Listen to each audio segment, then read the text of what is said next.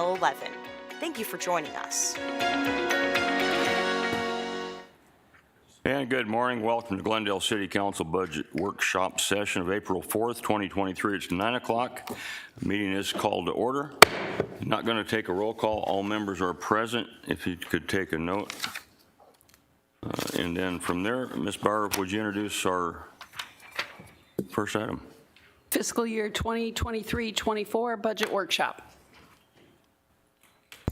Good morning, Mayor, members of the council. Our team is excited to be here this morning as we start working on our operating budget. And with this, I think opening comments will be by Levi to kind of walk you through what's in store for today.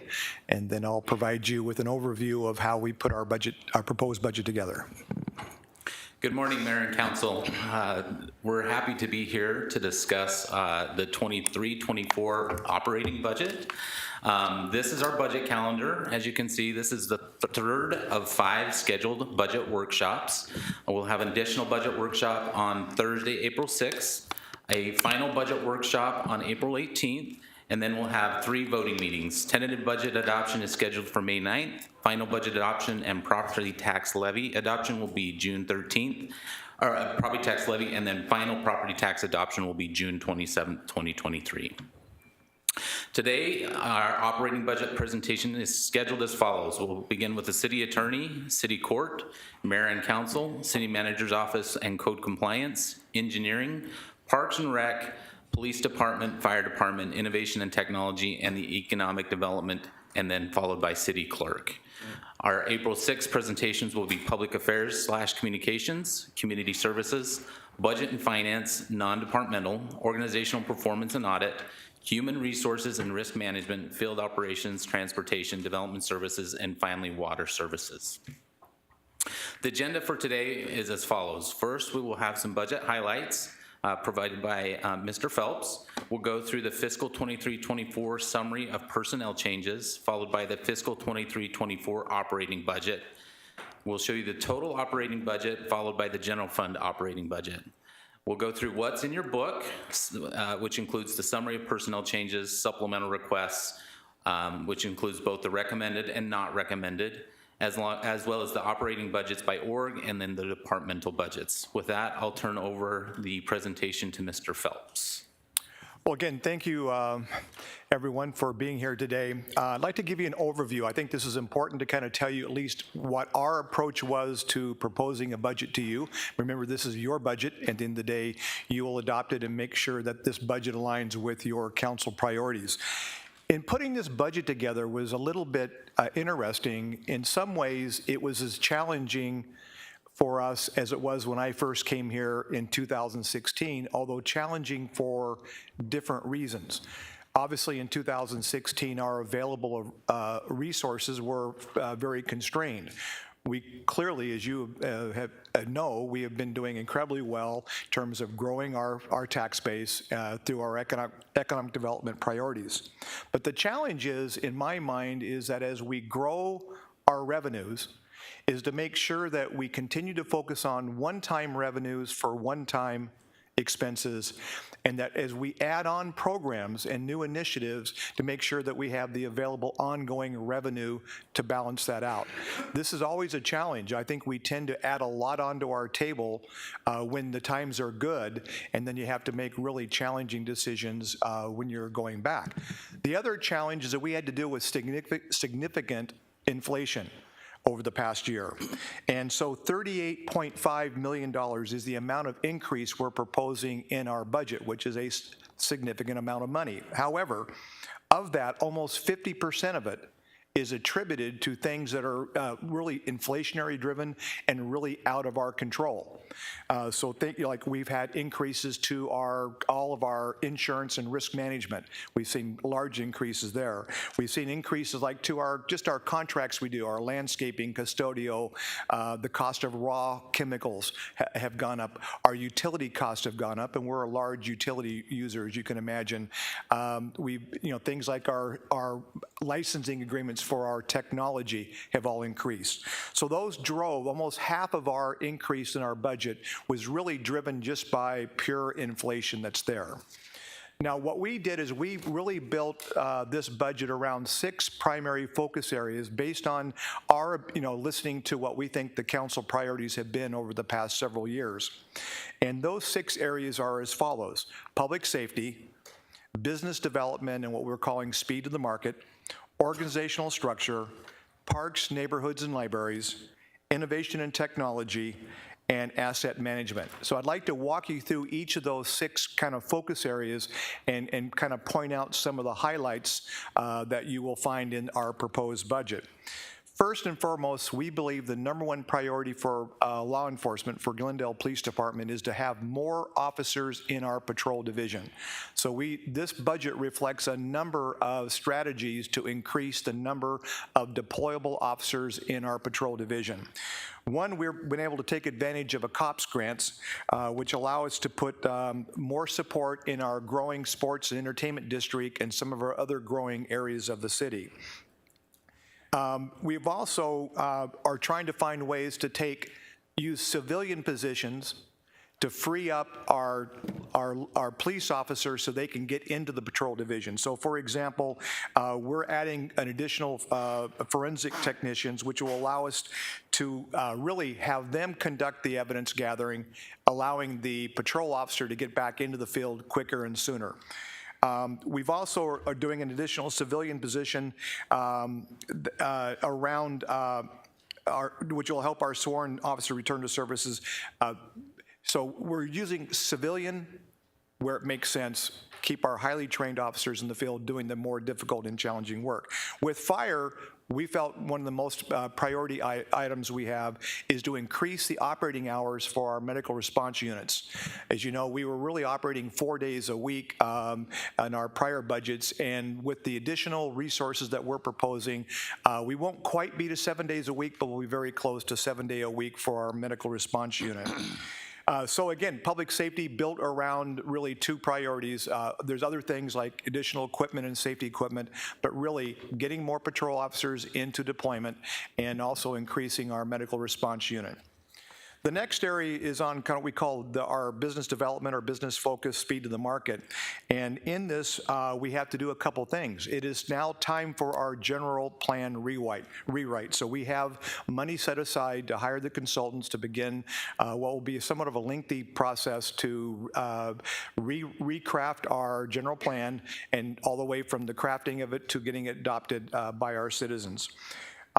We've also, as recommended by our auditor, we've got money in to do a fee study in our development services. And this is going to make sure that our fees that we collect are better aligned with what the cost is to process those licenses and fees, and to make sure that we're not overcharging or that we're undercharging. And so we're going to have a study take place this coming year, and that we think that aligns with the audit report, as I said earlier. We've also going to try to help by adding positions in the development services. We continue to stay incredibly busy, so we're adding some administrative support positions so that we can make our more of our highly skilled processors will be able to free up their time and really focus on their work. And we're also adding a development services representative, which will be in our one-stop shop, and will continue our goal of really providing really good customer service.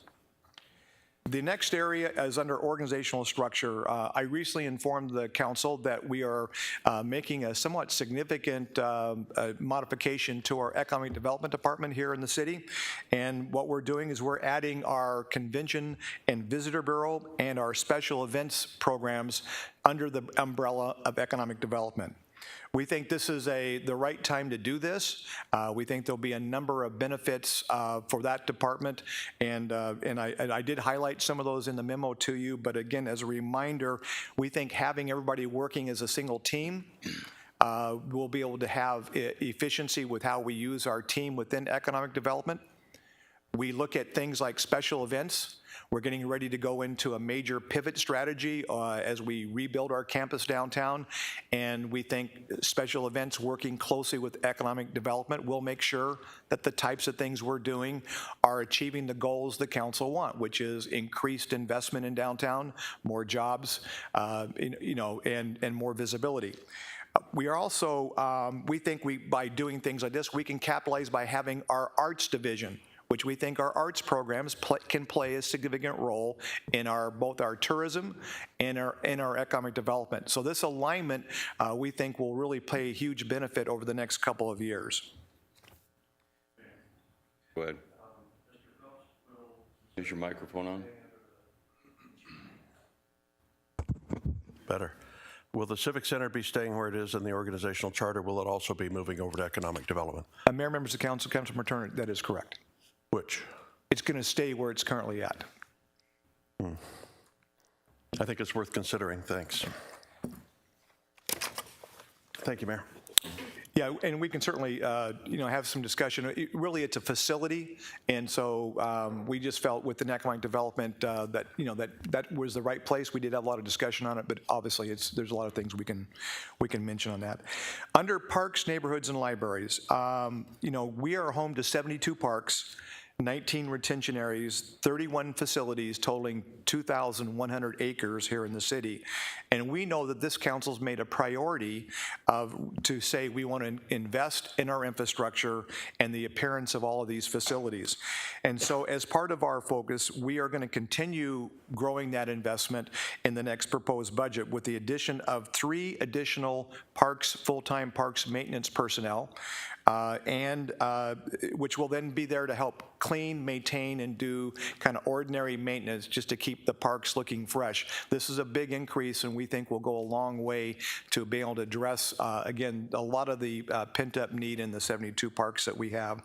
We're also providing additional support for arborist services. As you know, we hired an arborist 2 budgets ago, but we're still getting a lot of demand for looking at trees that are being stressed and that are dying. We believe adding more resources on the front end will help us address trees before they get to the point to where there's no return. And so this budget does reflect an increase in our arborist hours as well. Another part of our parks that we think are important is our irrigation. We've all known here in this room that we've had aging irrigation systems in many of our parks, and so our budget is recommending that we add 2 full-time parks irrigation specialists that will do nothing but maintain our irrigation, make improvements, make sure that that they're delivering the correct amount of water, that we minimize leaks, and this will have a side benefit of not only making our plants and our parks look better. It'll also help save water because we're continue to be one of the largest water users here in the city. We're also excited to launch a pilot program. Mr. Phelps. Excuse me, and I don't know where this is going to be in the presentation, but excuse me for interrupting, but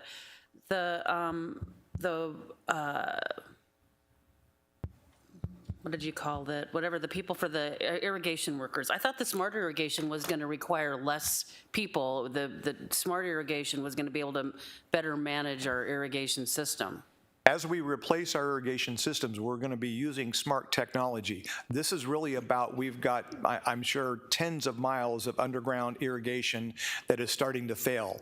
And so a lot of this is to be there making sure that the pipes need to be replaced, that kind of, but we'll use the newer technology, but we haven't upgraded to smart technology at every one of our parks or locations. So this is having additional workers that can focus on that type of work. Okay, thank you. Mr. Phelps, one real quick. When you say irrigation, you're talking about both irrigation, flood irrigation, and then the standard sprinkler systems, both? I believe it's primarily focused, I think, on irrigation, just traditional irrigation, correct? Yes, that's Yeah. correct. And Jim Burke will be able to expand on those when he does his presentation. Okay, so it's flood irrigation that we're talking about. No, No. it's sprinklers. Sprinklers, okay. Another thing we're excited about, we're proposing to launch a pilot program that would provide, based on a needs-based grants to homeowners to fund front yard improvements. We anticipate that this first year we would grant awards up to $5,000 per home, which would allow us to fund 25 home projects for front yard landscaping and improvements. And so we think this is something we want to see, and we know that aesthetics and neighborhood aesthetics have been a big priority for the council. We thought this would be a great pilot project to see how it would work, and so we're proposing that in our budget. And then finally, based on our feedback from our community, which is our community needs survey, we're proposing to increase all library operating hours by 6 additional hours. And this will allow our libraries to stay open later and to serve more residents. And then more importantly, this is designed to help us have the continued operating hours for all branches will be the same, which we haven't had the luxury of doing in the past. We have a question, I see? Yeah, Mayor, I did, the pilot program for front yard landscaping, I'm not familiar with that. Is that going to be part of somebody's budget presentation, or? Mayor, members of the council, I'm providing you an overview of kind of so you get an understanding of how we approach this, and then we have department presentations where you can ask and drill down into deeper questions, and they'll be better prepared to kind of walk you through the specifics of the proposal. This new program that we haven't heard about is going to be part of somebody's, like a supplemental request or something like that? Okay, thank you. Under innovation and technology, we're continuing to focus on being a data-driven organization, and we're continuing to invest in survey tools that will give the city council and our staff the ability to make better informed data-driven decisions. And so that's an investment of tools that are out there that we haven't had in the past, and this budget will reflect that. We're also recommending that we implement a cloud-based accounting permitting system. We're recommending we move everything to a cloud-based software, which will allow us to issue permits and process fee payments with a more robust state-of-the-art solution. It'll automate that somewhat and reduce down staff time. The next area I want to focus on is under asset management. And again, our priorities here is that we're going to add in an additional contract monitor. As we expand our maintenance program, we have more contracts that are doing that work. So this budget does have an increase for the contract monitor. We have an additional planner scheduler. Again, this came out of our audit recommendation. We were a little bit tight on that part of it. We are adding landfill operators as part of this, and we have we've increased the amount of money for our vehicle and equipment replacement to be more in line with inflation. So we always project out what our fleet replacement is, but we've seen significant inflation within vehicles, and so this has kind of readjusted our what we believe is needed to maintain the schedule that we're on. So with that, now I will turn over to, I believe, is it going to be Amy, or are you going to take it from here? Yes. Okay. Thank you, Mayor.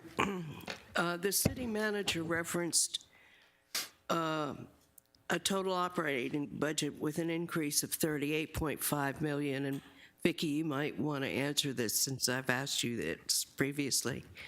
And I know the city's philosophy is one-time revenues are for one-time projects. Ongoing revenues are for ongoing projects. So explain to me where that $38 million comes from. How much of it is ongoing and how much of it is one time? Mayor, members of the council, I can answer the question about how much is ongoing and how much is one time in a minute. I need a chance to look that up. But what we do is we look at all the requests that come in from all of the departments. And remember in February, we did a 5-year forecast for the council. We take all of that information, we put it back into the 5-year forecast, and we make sure that over the next 5 years, this budget is affordable. That's what we mean on this slide when we say it's a balanced budget. And part of doing that is looking at how much of it is one-time capital that is needed, where we've identified one-time revenues for that, and how much of it is ongoing so that we don't inadvertently create a structural deficit down the line, as Mr. Phelps referred to, where we've added in too much and now it's not sustainable.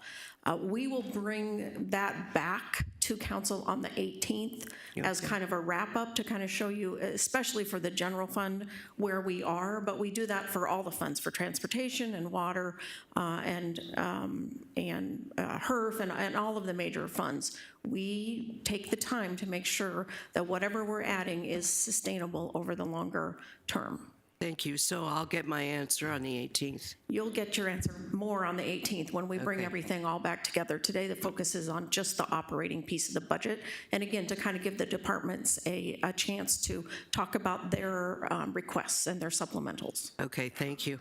Good. Go ahead. Thank you. For the city manager, and we won't get bogged down in just, I guess, if you going to have my answer in the presentation, just let me know. On the additional contract monitor, you said there was an increase in contracts. Do you have that information that demonstrates how many more contracts we have that justify a new position? If you don't have it today, can you get it for us? Okay, thank you. So, Mayor, members of the council, I guess I'll take this slide really quickly. So as I mentioned a moment ago, this is a balanced budget, and we did forecast it out for at least the next 5 years. In some cases, we forecast them even longer for things like transportation sales tax and that. It doesn't include any primary or secondary property tax increase. It has sufficient funding to pay our public safety in accordance with the already established memorandums of understanding, MOUs. So we built that into it. What the city manager is recommending right now is a 5% movement in all of the ranges of the jobs within the city. Now, I want to be very clear, that is not that everyone's going to get a 5% increase. We're not moving the people in the range, but we are seeing that our ranges are lower than some of our competitors. And so having those ranges expanded helps us with retaining current employees and also on the hiring side when we're making offers to potential new employees. The recommendation for salary increases is that we do an across-the-board 6.5% cost of living adjustment. That is for our regular employees that were not represented by MOUs. The MOU is already established. And then, as council has done in previous years, up to 2.5% performance pay. So depending on whether or not the individual has a meets requirements on their performance review or exceeds requirements, they could receive up to 2.5% of additional performance pay. And then we have funding in here. As you know, we implemented success factor awards, incentives for employees for excellence in service and innovation this year. We're still working through that and who will be receiving them, but we added the other success factors in as well. And then we do have a placeholder in here for a potential increase to standby pay. That's a placeholder until HR has time to do a study. There's some, again, market data showing us that other cities are paying higher standby pay, and so that's something that needs to be studied. It won't be implemented until HR makes a recommendation. And with that, I'm going to turn it over to Ms. Lindsay. Good morning, Mayor and Council. The first slide that I'm going to go through is the fiscal year 24 proposed FTE additions. There are 43 positions being proposed in the general fund, the first of which is in the city manager's office in the code compliance division.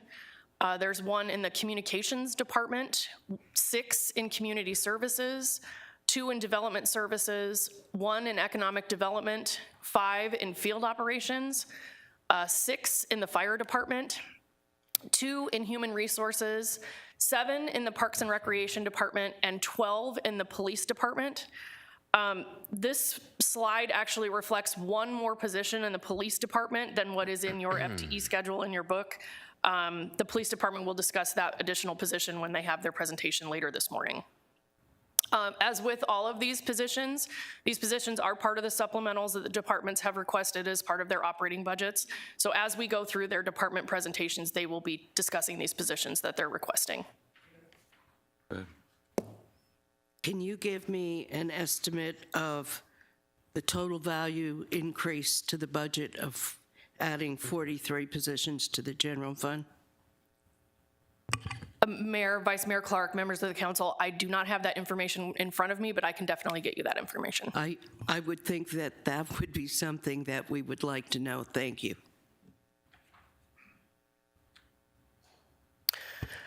There are 11.5 positions being proposed in the special revenue funds. 3 of those positions are in the Highway User Revenue Fund, or HERF as we commonly refer to it, and 8.5 positions are in transportation sales tax. The enterprise funds, we have 4 positions being proposed, 1 of which is in the housing division of community services, 2 are in the landfill division within field operations, 1 is in water services, and that particular position, they already have a temporary person in that position. They're converting temp pay to a full-time position, so there's no budget impact for that position. In the internal service funds, innovation and technology is requesting 5 positions, and the fleet division within field operations is requesting 1 position for a total of 6 positions in the internal service funds. So the total of all funds, the general fund is requesting 43 positions, enterprise funds 4 positions, the internal service funds 6, and special revenue funds 11.5 for a total of 64.5 positions. Mayor, Go ahead. thank you, Mayor, with the total increase, that will bring our employee total to what? What can we expect the new employee total to be? Mayor, members of the council, oh, sorry, I believe it's 2015, Yeah. and maybe 2015 and a half. Okay, thank you. Short person. Thank Mayor, Vice Mayor Clark, members of the council, Vicky's extremely close. It's 2000, yeah, no, she's right, 2015.25. Really short person. That's with the 6. Mayor, members of the council, Councilmember Tomachov, that's with the addition of the 64.5. The next slide that I'm going to walk council through is the fiscal year 23-24 operating budget by fund. The total fiscal year 23-24 operating budget as proposed is $585 million. The general fund makes up 48% of that at $278.7 million. Followed by the internal service funds at $121.4 million and 21% of the budget. The enterprise funds are 19% of the budget at $110.8 million. Special revenue funds 11% at $67.8 million, and the vehicle replacement fund is about 1% or $6.3 million.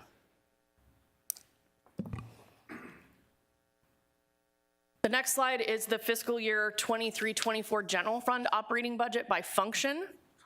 The total fiscal year 23-24 operating budget is general fund operating budget is $278.7 million.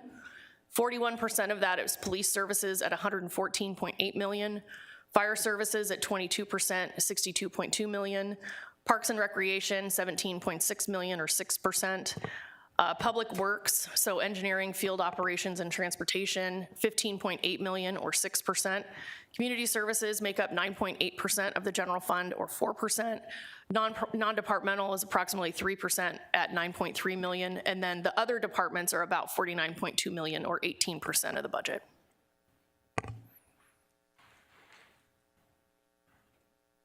And at this point, I'm going to walk council through what's in your binders before we get into the department presentations, just so everybody kind of understands what the information that you have in front of you. The first tab is your FTE schedule, which shows the changes in FTEs between fiscal year 23 adopted budget and the fiscal year 24 proposed budget. As council may recall, there was a workshop back in January where the misdemeanor repeat offender program and there was 3 park rangers that were proposed as part of a homelessness response program. Those were added to the budget in the current fiscal year. So as you go through this spreadsheet, it does show 10 positions being added in the current year, and that was a result of that workshop. Anything that's in the supplemental of fiscal year 24 column, those are where it's being proposed. There's either a reclassification of a position or a new position that's being added to the budget. Your next tab are the supplementals that are being recommended. The first portion of that part of your binder goes through the supplementals requested by fund.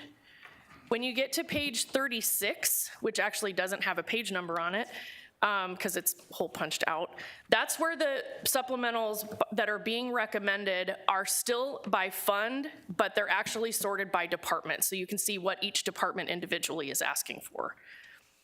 Your next tab are the supplementals that were requested by the departments that are not being recommended as part of the budget. The next tab behind that is the change report, which is an overview of what has changed between the fiscal year 23 adopted budget and the proposed budget for fiscal year 24. The next tab is the summary by fund, which basically is each org within the city, and it shows the adopted budget, the proposed budget, and the percentage change as well as the dollar amount change. And then it moves into each department's individual operating budget.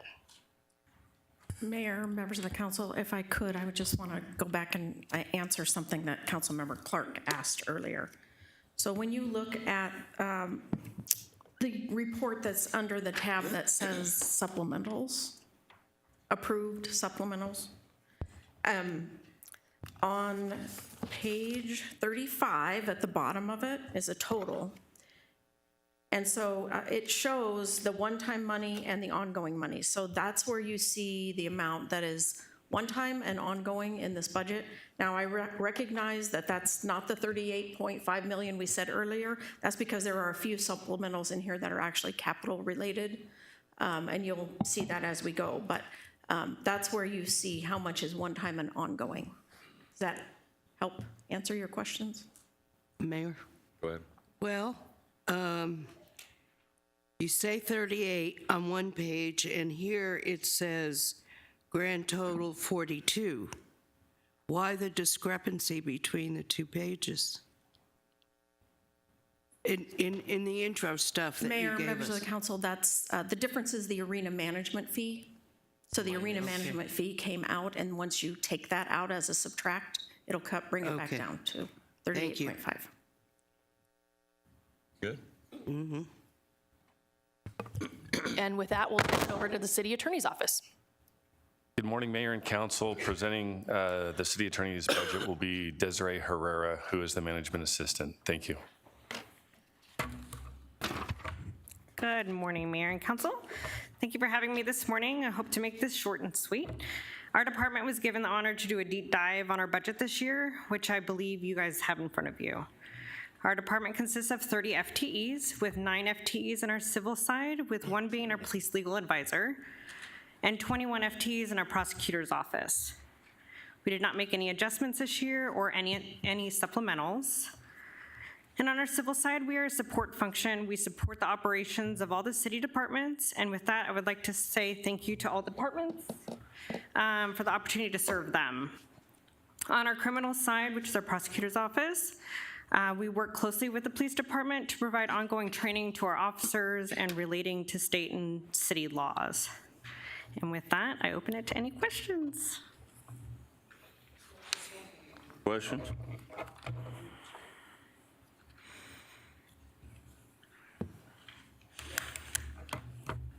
You have a question? Go ahead.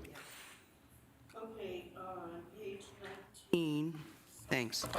On page 19, this year's buzz phrase for every department is optimize processes and services. So what does that mean exactly for the city attorney's office, optimizing processes and services? And I'm going to ask this of all of you. 19. What does this phrase mean, since you've all used it? Every department has used this particular phrase. So explain to me how it applies to your department. Mayor and Council, I'll answer that question. I think it's a forward-thinking statement that to the extent that there's opportunity for change and growth, that we're aware of it and that we'll be moving towards that. You'll recognize from a prosecutor standpoint is there's been significant changes in the operations of the police department with the software change, also with the court, and the prosecutor's office has supported that and moved forward with that in those changes. And that's, I think, the most important part of that statement, again, is the fact that we're forward-thinking, recognizing that change will occur and that we accept that change to better the operations. Okay, I'll take that for now. Okay. But also on page 19, under the second block of performance measures, number of criminal matters received by the office from July 1, 2022 to March 16, 2023. Police citations, 3,112. Police submittals, I'd like to know the difference between citations and submittals.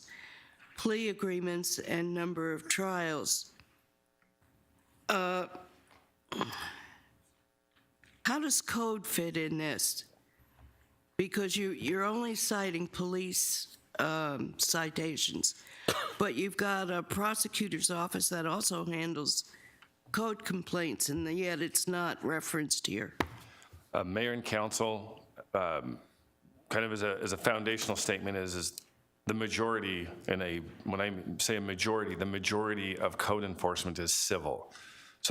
So only when it becomes criminal does the prosecutor's office get Wouldn't you involved. make reference to civil cases in here as well? We generally would capture them most likely in the police submittal area because that's a submittal that the prosecutor's office would work with them through that, because then again, it becomes a criminal matter. But Well, if you'd like, Excuse me, don't you think council would be interested in knowing on the civil side and code cases, how many are landing on the prosecutor's doorstep and how many are actually being adjudicated? if that's I don't want to assume, but if that's something you'd like us to add, we will add that. I think that And we that can- is a fair request. And we can provide that to you separately, noting though, the number of cases is in relation to the civil element of code enforcement versus the criminal aspect of really the prosecution of misdemeanors. So, but we can add that, and I can get that to you separately after this, outside of this presentation. And I will follow up with one other area that is not reflected in here anywhere. We have other types of lawsuits. As you know, when you send us notice of various kinds. The stats for those are not reflected on this page either. And I think that would be an important measurement that the council should know about as well. Understand, yeah, that's great. As you know, we do function and report to the council as those come in. If there's the desire to have a final report of that, we can provide that as well. Well, I think so. I think, for example, let's just say hypothetically, there were 10 cases this year, and you settled 9 of them, and only 1. That would be information I think council would like to know. So I guess what I'm asking for is a more complete picture of the activities that you conduct within your office.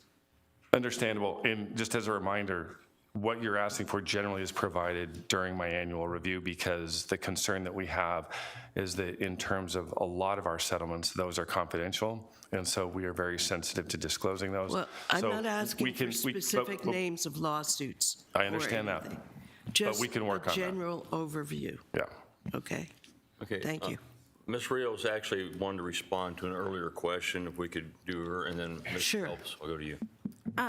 Mayor and council, I just wanted to point out, you will see on every single one of these groups of performance measures, probably something like optimized processes. To answer your question from earlier, Vice Mayor Clark. These are the objectives on the Tier 1 balanced scorecard. So we've asked the departments to put these measures and tie them to a strategic objective, so they're all labeled that way because they're part of the Tier 1 balanced scorecard. Okay, so if I look at the city attorneys, the initiative that fulfills the objective of optimizing processes and services, the initiative is to attend meetings and hearings as needed. That's it, correct? That's all I'm seeing. Yes, Mayor and Council, again, I can answer that Mr. question. Bailey can answer the question about his specific measures. I'm just saying why they're labeled the way they are, and you Okay. see optimized processes and services over and over and over, is because it's on the Tier 1 balanced scorecard. Well, just as a heads up, I guess I'm going to need some further information from various departments as to how their initiatives meet that blanket objective. And Mayor and Council, Bailey. we are a service function. We are an internal service function that meets the needs of our clients.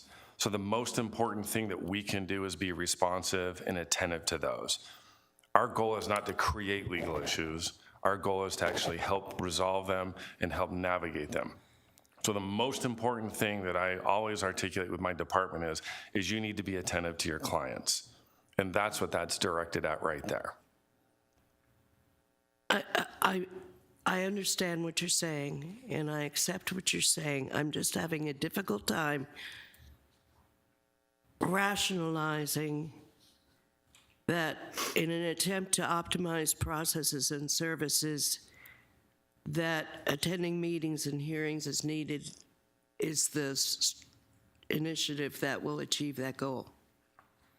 It's not If we need to it's not change your it, problem, it's my problem. no, and that's fine. If we need to change it, and the feedback is great, but that's the element, and we can, I mean, semantically change it, but that's the most important element that I can share with the council is that it's our responsiveness to the needs of our clients.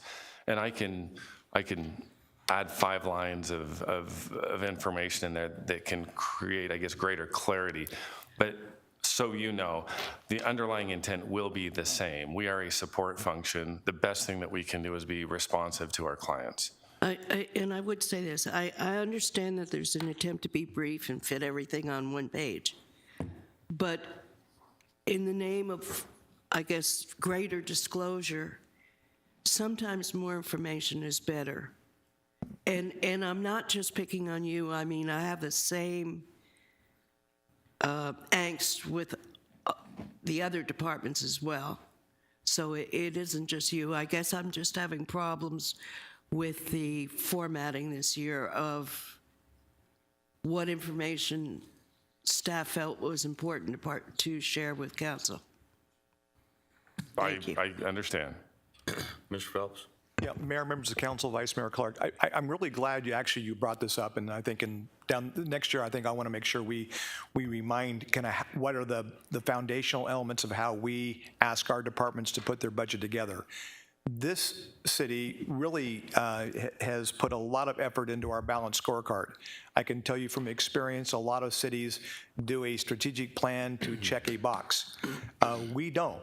Our balanced scorecard is really core to what we do, and we're now have progressed far enough through the work of the Department of Organization Performance that almost all of our departments have a second-tier scorecard. So let me kind of walk you through and give you some examples. This may help you out a little bit. So for example, and I think like with the city attorney's office, very easily, it's a little bit more difficult, one, because they are support services, but attending meetings as one of the strategic goals is important because the city attorney's office interfaces with so many of our departments. They may be meeting with economic development on a real estate transaction. They may be working with planning department regarding some type of a planning issue. So I think from a higher level, making sure that they're available and that they have resources available to attend all the meetings of all the things that are going on would be valuable. But let me point out 2. So if you go to innovation and technology, actually theirs is not optimized process and services. Theirs is to improve tools and technology and optimize processes. So then if you go down to the next strategic initiative, this is where it starts aligning with your budget. So what the initiative is under IT is they want to increase the level of service to provide a more efficient technology support. So that's why we're going to be seeing increased positions in areas where we're seeing slow response time, whether it be help desk or whether it be network support. This starts setting the framework for how they would then bring in their supplemental request. And then if you go all the way down to the measures, that's just how they're going to measure whether their initiatives are working. But let's take a look then at economic development. Their measure is to improve community experience. And then their initiative is they want to leverage industry resources to increase our visibility. So now it starts talking about, that visibility word is about marketing and how we promote economic development in the city. And then if you go down to the intended result, they want to increase the number of businesses and jobs in our community. So their request for resources aligns with this goal of trying to improve the community experience, which is in essence job-related and growth-related. So this is kind of, every one of these are kind of aligned down to here. And what we can, if you have during the individual presentations, you can continue to ask them kind of, maybe drill down deeper with their tier 2 scorecard. But that's how this budget was aligned, is we asked everybody to justify their requests for supplementals to show, is it consistent with your scorecard initiative that your department has agreed are the priorities for the department? Okay, if I could continue, Mayor? Just pushing the brake back for you, that's all. A couple of things. We, as a council, got a presentation on the balanced scorecard, a year or two ago? We did it in workshop, I think. And then we had one walk-around meeting where the two young ladies also fleshed out the balanced scorecard. But as for, I'm only going to speak for myself, but as for familiarity, that's hard for me to say, with the balanced scorecard, it isn't there. I don't remember any of that stuff and what it's supposed to mean. So that's one of the reasons why I think more explanation is better than less. Also, another point I want to make is that council is at a distinct disadvantage. Staff is immersed in budget most of the year. Department heads, budget and finance department, city manager's office, you all focus on budget periodically during the entire course of the year. Council gets one shot at it now in the spring. We're not as conversant with the budget as you all are. And it puts council at a distinct disadvantage sometimes. Again, that's why I think erring on the side of giving us more complete information is important. Thank you.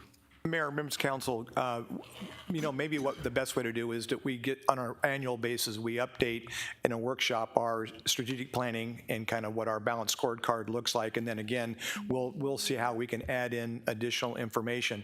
I will say that, and I know that Vicki or Amy kind of gave you what's in your binder. From 2016 to today, about the first 4 items were really kind of tools that the council asked for. For example, what are the approved, what's the not approved, what are ongoing, those are all requests by the council had made. The FTE count was a report that you asked to see. So again, whatever we can do to help, we know that, that this is a lot of information to assimilate and to make decisions on. So as we go through this process, we're always open to saying what other kinds of tools can you use, but we'll try to, to be honest, the balanced scorecard is it's very laborious to get into because we really push people to think about what they want to do. And I think sometimes maybe I assume that the council would not be highly interested in that. So I apologize for that. We'll get sure we get a workshop and we'll get our Department of Organization Performance to kind of walk through all the effort. Because we do it every month. We're working on this. If I could continue, Mayor, just for example, all of this stuff that we got last week, I spent the weekend going over. We're going to get another set for Thursday, and all we're going to have is tomorrow to review it. And that's what I'm saying, or trying to point out, is that we're under a disadvantage. We don't have the time and the resources necessarily to be as familiar with the budget as we should be or need to be. And that's why I make the request for as much information as possible. Mayor. Thank you. A question, but some comments for City Attorney's Office. I don't see a lot written on your performance. I do understand what you have here, but I want you to know that the integrity of your staff exemplifies your leadership and your professional standards have garnered the respect from the council. I know from this council member, but I've heard you speak to many of us. So I appreciate the work that you have completed for the city and for the citizens, and I know that you credit your staff, but they exemplify your leadership. Question for you: where do you have? I have a page open here. Where do you have your outside legal fees? Is that under professional services, or is that somewhere else?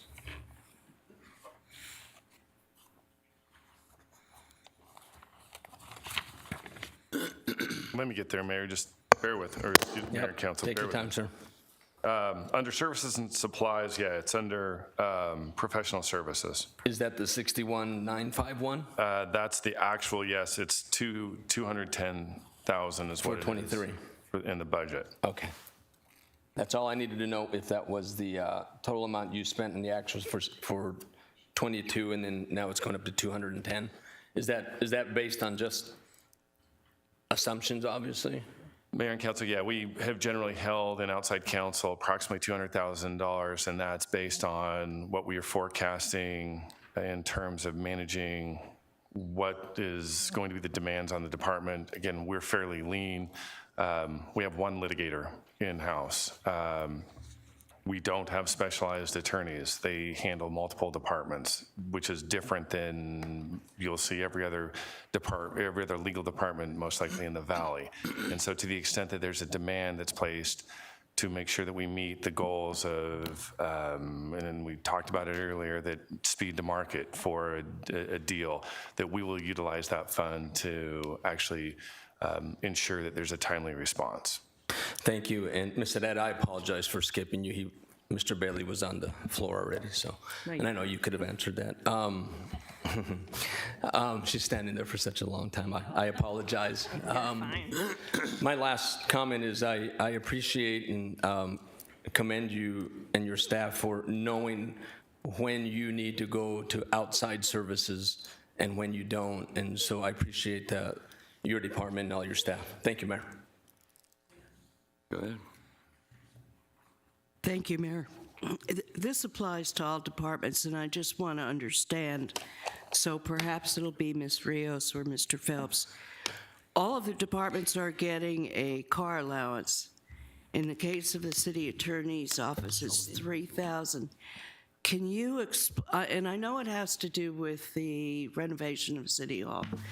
Can you explain the rationale behind granting this car allowance for every department, and what is the total figure increase in car allowance, and is it for just this year or next year as well? Thank you. Mayor, members of the council, thank you for the question, actually, because I was supposed to talk about that earlier and I forgot. In conjunction with the downtown campus reinvestment project, department heads are being moved all over to different places in the city. So for example, I'm just going to use my direct reports as an example. Farrell's will be downtown here. Jim Brown and Jim Burke and Levi will all be up at the Adult Center. I'm going to be at the Renaissance in the Media Center.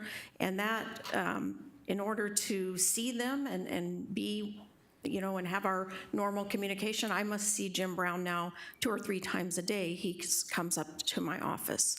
And so in consideration of the nature of us all being spread out, we are recommending or requesting a car allowance for directors and above, and we've also included them for a couple other people, specifically in facilities that are involved in that project that use their own cars to go back and forth between these various locations. It's only temporary for the duration of the project. It amounts in total to $60,000 per year, again, for just the next 2, and I think we've got it in for 2.5 years. And and it's $200 a month for the individual. So it's not a lot of money, but we think it's more efficient than having those same, and we know it's more efficient than having those same people do mileage reimbursements for all of these little trips around, because that's a lot of processing time for the staff. That amounts to more than it would be to just give them a car allowance for this time. Thank you. That was a great answer. Any other questions? Any other questions? Mayor. Mayor. Yeah, I also had questions, many of which have been answered, but also on the car allowance. Can we, going forward, designate temporary car allowance so that it doesn't get baked in, that 3 years from now, we're not still continuing a car allowance, at least without consideration and discussion? Thanks. Mayor, members of the council, it is in there as one-time money, and so it's actually almost the opposite. In order to get it back in next year, we'll have to have another supplemental to get it back in next year. Okay, thank you. Thank you, Mayor. Thank you. Thank you. All right, courts.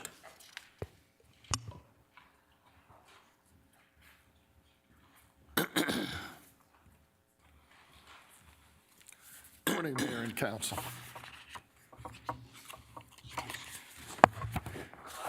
It's my privilege to present the proposed budget for the Glendale City Court for this next fiscal year. Our mission is to provide a forum for prompt, fair, just resolution of cases in a professional, efficient, and courteous manner. Our aim is to provide access to justice and to improve that from year to year. Our primary goal is to continuously provide excellent customer service while complying with the law, applicable rules, and all standards. We're trying to increase efficiency and practice economy every day. This year, we have a second goal, and that is to successfully navigate through a whole building renovation of the courthouse. We look forward to updating a 32-year-old courthouse, making it safer, more efficient, and more welcoming for customers and staff. We also look forward to adding technology to support virtual proceedings and to provide better service. Slides, please. With your permission, I'm going to take a minute to address the state of the court today, and then I'll specifically address the court's request for your approval of 4 budget supplementals. This year, we improved our case clearance rate, and we successfully dug out of the backlog that resulted from the operations during the pandemic, which were curtailed. We also continue to work on changing the culture of the court, emphasizing leadership, teamwork, professionalism, and attention to detail. Slides, please. I'd like to focus now on our accomplishments and where we're going to head in this next fiscal year. We've been working with Glendale Police to implement e-citations using GPD's Motorola platform. This is to more seamlessly receive and file citations so that we could more efficiently open cases. We also improved our court security with the installation of an enhanced camera system and also the addition of bulletproof glass, that through a grant. Further, after establishing a Glendale Veterans Treatment Court in November of '21, with your support, we expanded into a West Valley Regional Veterans Court in January of this year. We invited every municipality, 10, in the West Valley to join us. And to date, 3 have signed IGAs, and 1 is expected to be added to the list later this month. Our business is access to justice. It's moving cases. And I stand by the balanced scorecard. It's an excellent management tool, and it's something that we support because we want to be part of the system established for the entire city. But I understand the court may have specific details that you would be interested in, and I'm going to share some of those with you now. Our business is moving cases. I'd like to talk about the clearance rate for the year 2022. That'll give you some idea of what we do. This is incomplete data for 2022, but to give you some sense, civil penalty cases, very few filed, 4, but 100% clearance rate. Civil traffic, 8,309 filed. We cleared 8,062. The clearance rate is over 97%.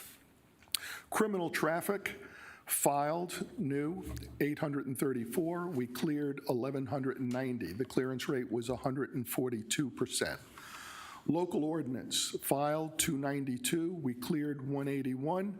The clearance rate is a low 62%. And you might want to know why. The answer is the focus there is not a speedy resolution of the case, but getting compliance. So we'll give people additional time to work with code compliance, remediate the problem that resulted in the citation. It takes longer to do that, and that's why the clearance rate is lower. Miscellaneous cases, again, small numbers. There were 8 filed. There were 41 cleared. A clearance rate of over 500%.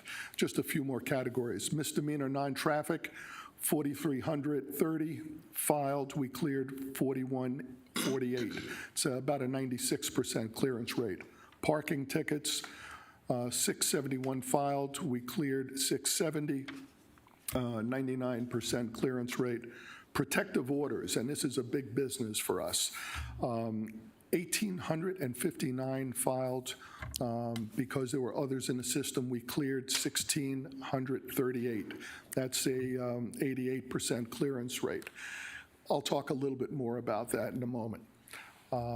Special warrants filed 119, and we cleared 119. The total filings over 16,000, 16,426, and we cleared 16,053. Overall clearance rate of about 97.73%. The clearance rates in most of the categories that I mentioned to you are up from the preceding year. The filings in general were down last year as compared to the preceding year, but up from the year before that. So there's no consistency, and I'm not going to guess at why those numbers go up and down, but we deal with the filings that do come into the court. Let me now address 4 supplementals.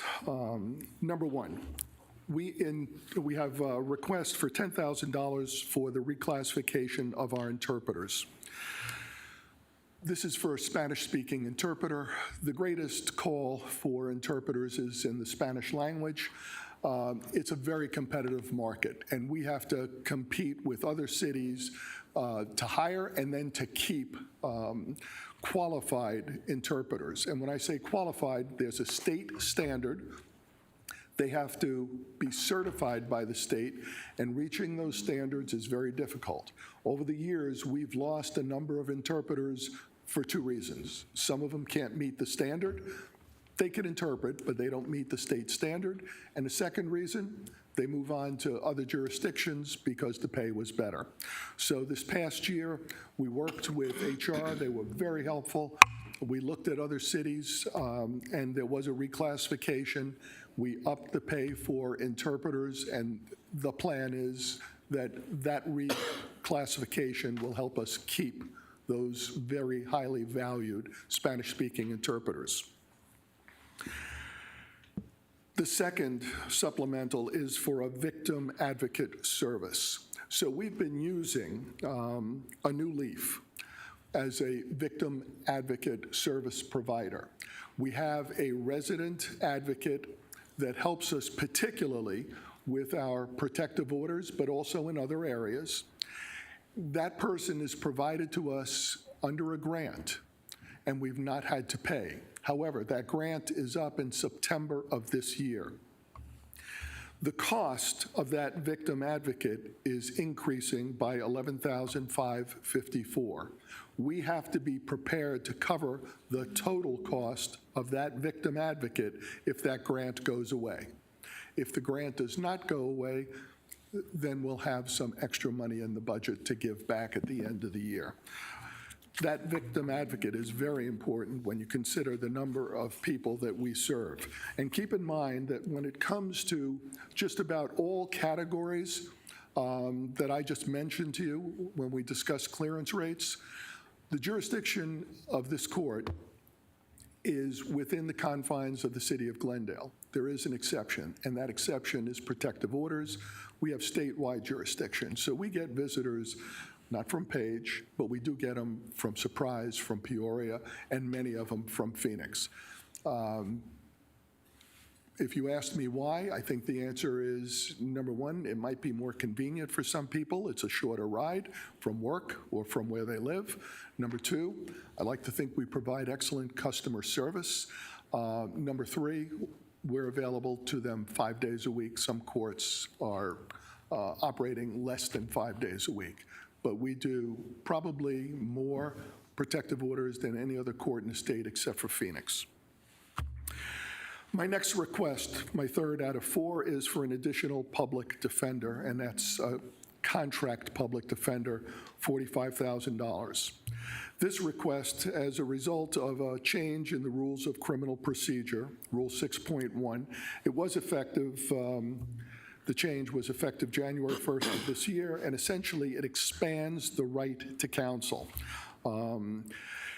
It requires the appointment of an attorney when a defendant is held on bond at the initial appearance. So we can't go on using advisory counsel in those cases. That's going to have to be limited.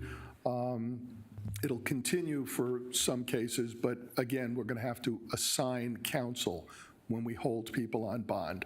So in order to comply with the rule change, we're going to need an additional public defender. The benefit of that is, number one, we're going to provide counsel as required by the law and by rules. But number two, we're going to move our cases more efficiently.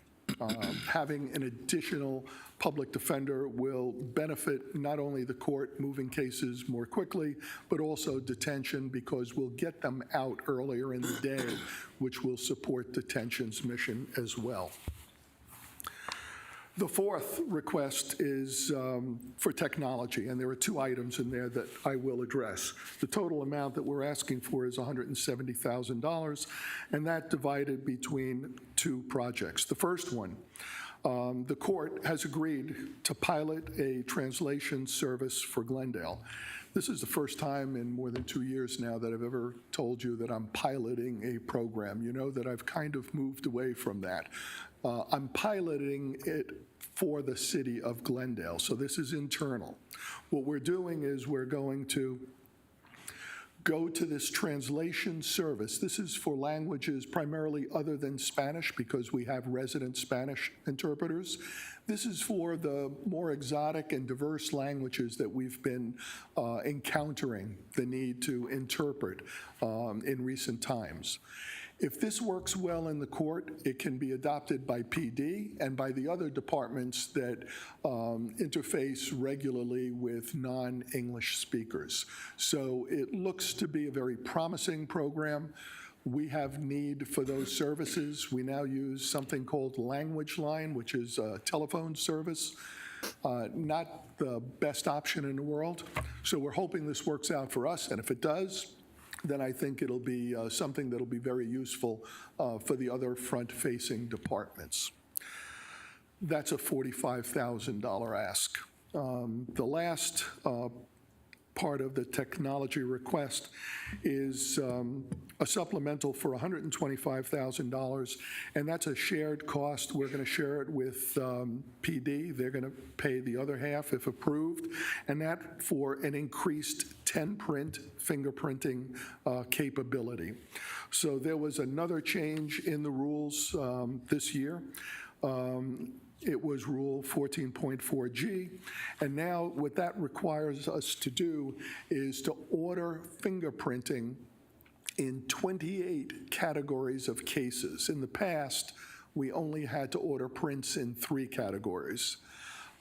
Because we're going to have to print more defendants in more cases, we need more capability.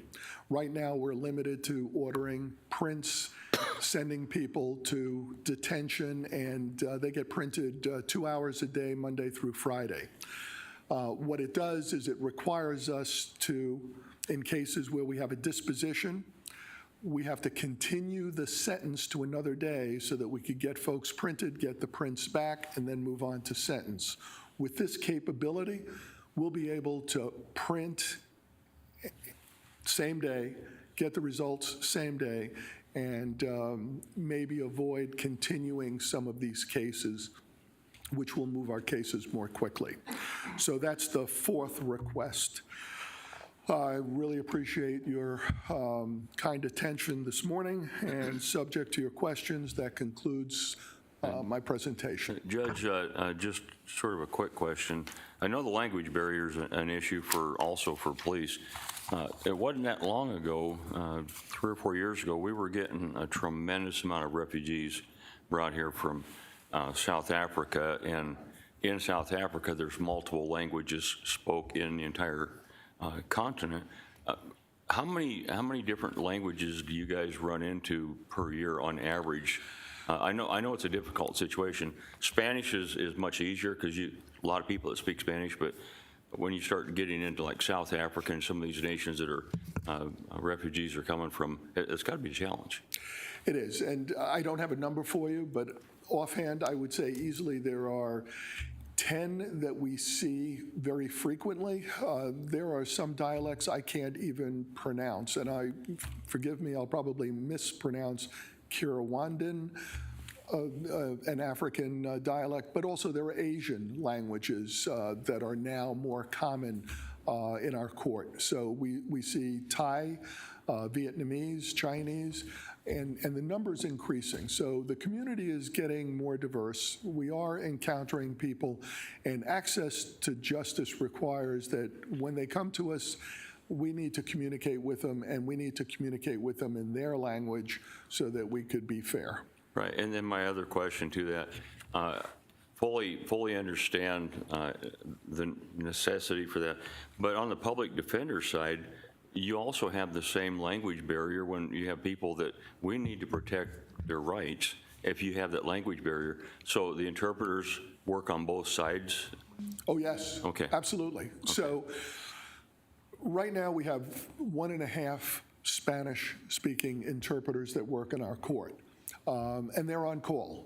So when we need them in a courtroom, they'll come in. When an attorney needs to speak to a client, particularly our court appointeds, we send an interpreter to meeting rooms where they could meet with their attorney and interpret the conversation. So yes, we provide it to both sides in order to be fair. Okay, and then my last comment, real proud of you and the entire courts, how they've been handling this Veterans Court.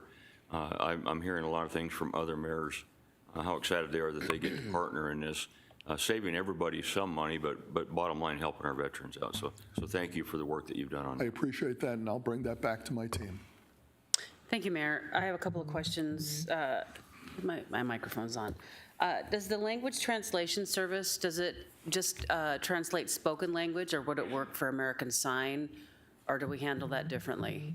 Mayor and council, we do handle it differently, and we do have an agreement with a sign interpreter, and also we have an agreement with someone who provides interpretation for people who don't know how to sign. So what we do is this individual, like an old court reporter, old-time court reporter, not an old one, excuse me, actually keyboards the conversation so that the individual could read it on a screen. So that helps our hearing impaired that don't sign. So yes, we provide those services as well. Okay, thank you. Yeah, the old TTY that they used to use before everybody could text, and I have a deaf family member, so I know how you used to have to be able to communicate on the phone. You'd had to type it in, and yeah, it was really complicated. And then the fingerprinting. And so all of these additional, we're going to have a lot more fingerprints that we're going to be processing, which is more work, but it also, those will go into the national database. Yes. And they may be able to help. I mean, I know you see, now they're solving, cases by familial DNA. So I think there's also another benefit to us being, even though it's more work, being able to solve crimes across the country by relating the DNA just to a familial relationship. So I think that's great. That is helpful, Mayor and council member. But beyond that, it also helps us identify repeat offenders. And the way the system will work is fingerprints will be taken, they'll be sent to DPS, which provides the service for the entire state. They'll check the prints and then send back a report. And this is all going to be done through technology, so almost instantly. Thank you. Yes, ma'am. Oh, go ahead. Thank you, Mayor. I think you've met and provided answers to my question regarding optimizing processes and services by explaining your pilot program, your fingerprinting. So you've met that standard for optimization. But I do have questions about 2 pages, 26 and 27.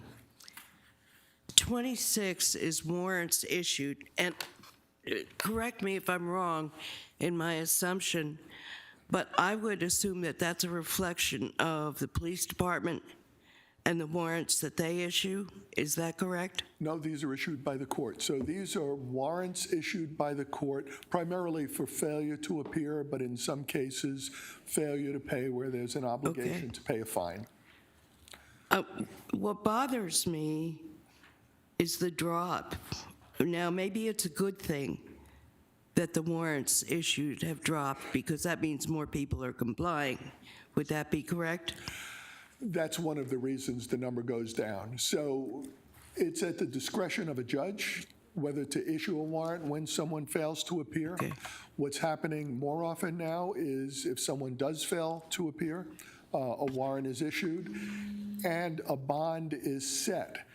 When that person is arrested on the warrant, they're incarcerated until they make the bond. Okay. I think that may have had some effect on reducing the numbers of failures to appear. So that explains it, and those are actually good numbers rather than bad numbers.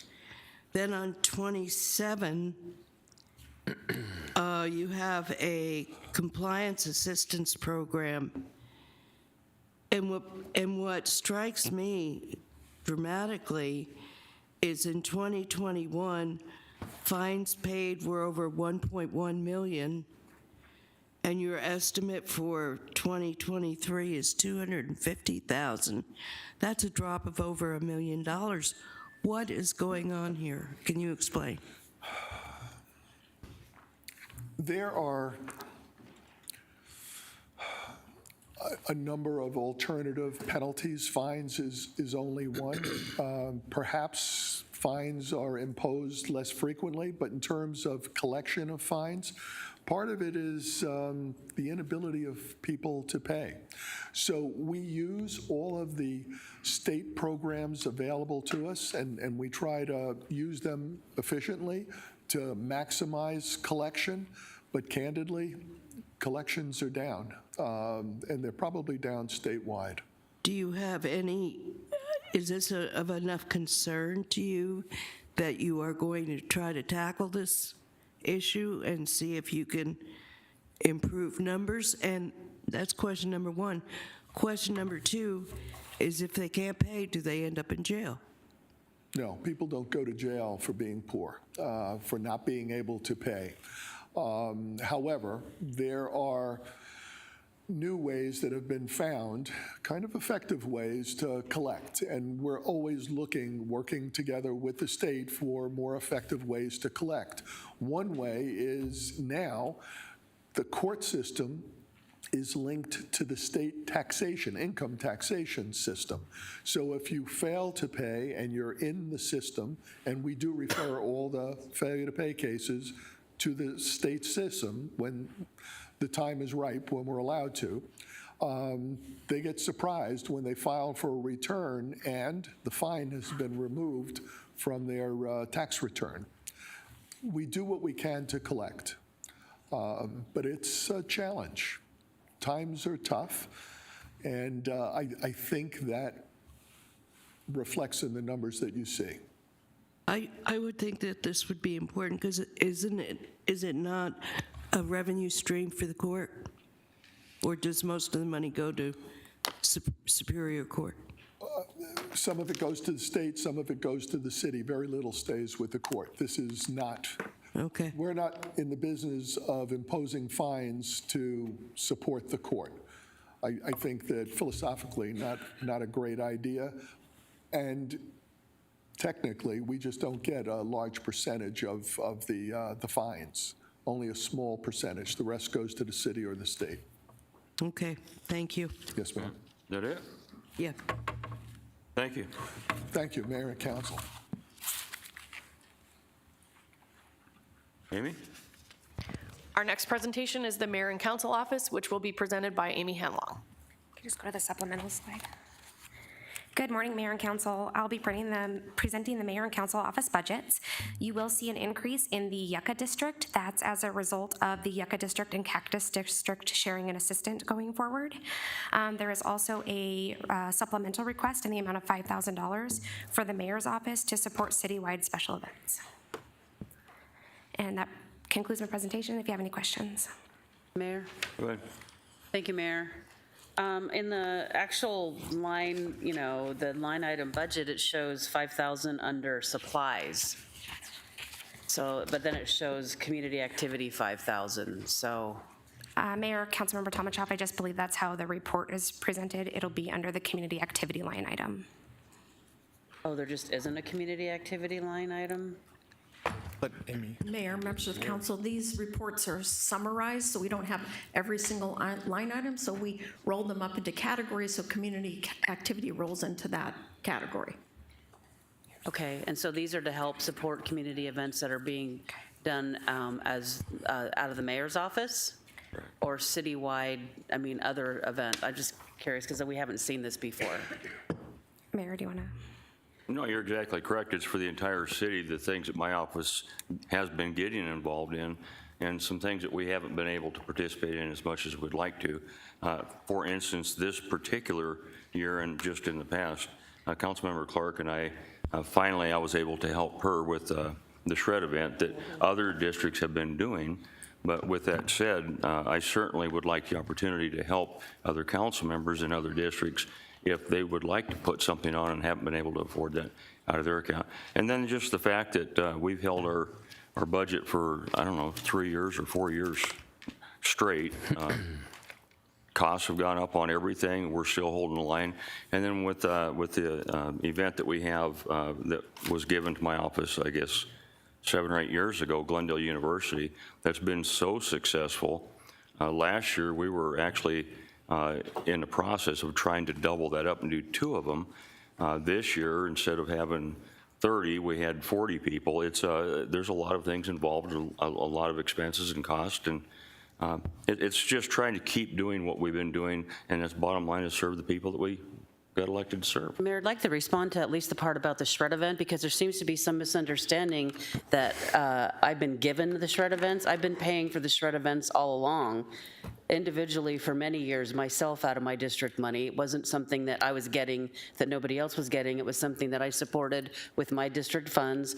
And then more recently, Councilmember Melner and I decided to partner together and share the cost. But it wasn't anything that I was being given, or well, that's how it was presented, is that it was something that the north part of the city was getting, but it was something that residents in my district had asked for, and something that I used district funds to pay for, and the police department to get volunteers to help run the event. But it was never anything that I was getting that somebody else was getting. It was something that I dedicated the use of some of my district funds to use. And then I just also wanted to clarify. Let me respond to that first. Okay. I don't think there's anybody on this board or this council that believes that you were given anything. Everybody knows what you were doing was a great idea. Everybody knows that. And other councils would like the same opportunity, but budgets are different. And so, I commend you for what you've been able to pull off. I mean, your citizens love it. Are you willing to partner with other council members to share the cost of a shred event in another part of the city? I Okay, just said that. wonderful. And then the other thing I wanted to know was, I know that more recently, there's been an ask to donate to MIAC to use the MIAC students.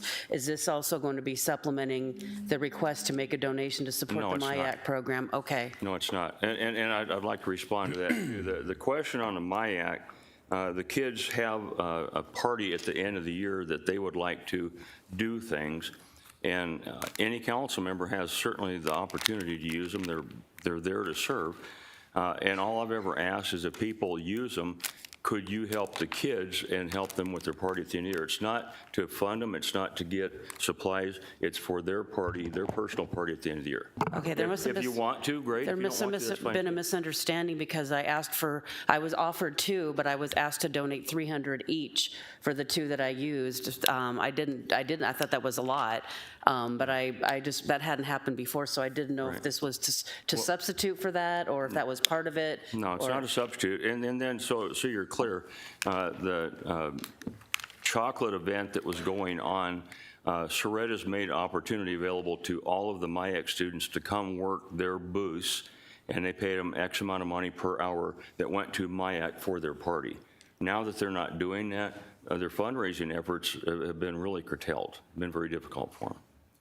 So that was the ask. I wasn't aware that MIAC wasn't allowed to participate in the chocolate affair anymore. Okay, again, Soretta's has not made it available as they Okay. used to. Okay, I So- wasn't aware of that. Well, So, okay, like I said, I just wanted to understand what this was for, and then it was listed as 2 different things, community events and supplies, so I wasn't sure which it was, so thank you. Mayor. go ahead. Amy, what was the dollar amount that's going to the mayor's office, total amount? 5,000. 5,000. So I'm a little confused too. Some questions have been answered. I've held some events in the district where I fund them out of 2 ways, private dollars and then from my budget. So the question is, on any events that I'm having, I don't know why, but is the mayor's office now a resource for council members to go to for events that we're hosting, or just the mayor's office? Yeah, let me answer that question. Councilmember Aldama, it's no different than the flagpoles.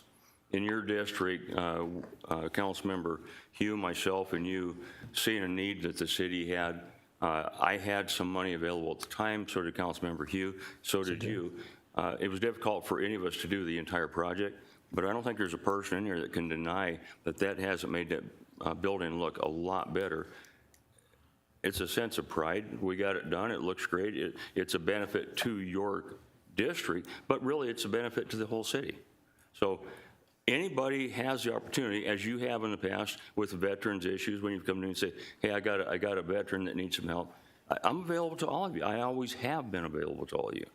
Thank you, Mayor. No, that was a great install of flagpoles that the 3 of us did. I'm not denying that. My question is, if your office is now a resource for council members for dollars for events that we have, I don't understand why those dollars aren't just left in special events where we can go and get them rather than have to go through the mayor. Yeah. And again, my answer to you is, right now, with the things that I've tried to do, working with all of you that have asked for help or have accepted help, if I have resources available when we get really close to the end of our fiscal year, I have no problem helping. But again, my first and foremost priority is running the office, getting the supplies we need, providing all the services that we have done for an awful long time, and I think my office does an incredible job. With the costs that have gone up, with the budget that we've stayed with for several years, this is very minimal for what we get done. Thank you, Mayor. If I continue, yeah, $5,000 is not a lot of money. We're talking about 5,000. It's 5,000 citizens' money. What I don't want to create, and that's not what anyone is implying, but I would not want to create where a fund is created in the mayor's office that council members have to go through for events. I understand what the mayor's saying. You have an event, you want me to help? I've got a budget to help if he so pleases to help.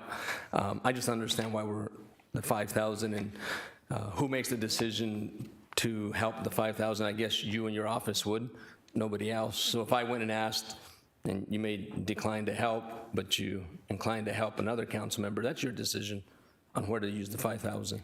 I've denied nobody when they've. I'm not saying you have. If I've It's an had funds exemplar. available. As an example. And so, again, using you as an example, twice you and I was able to work together in a very recent past to help your district. If we have funds available when we get to the very end of the budget year and somebody wanting to get something accomplished, if we can help, I have no problem doing that. I think I've proven that in 10 years. So the answer is the 5,000 goes into the mayor's budget. It's to his discretion how to use the additional supplementary 5,000, correct? No, that's Okay. correct. yeah. That was the question. Thank you, Mayor.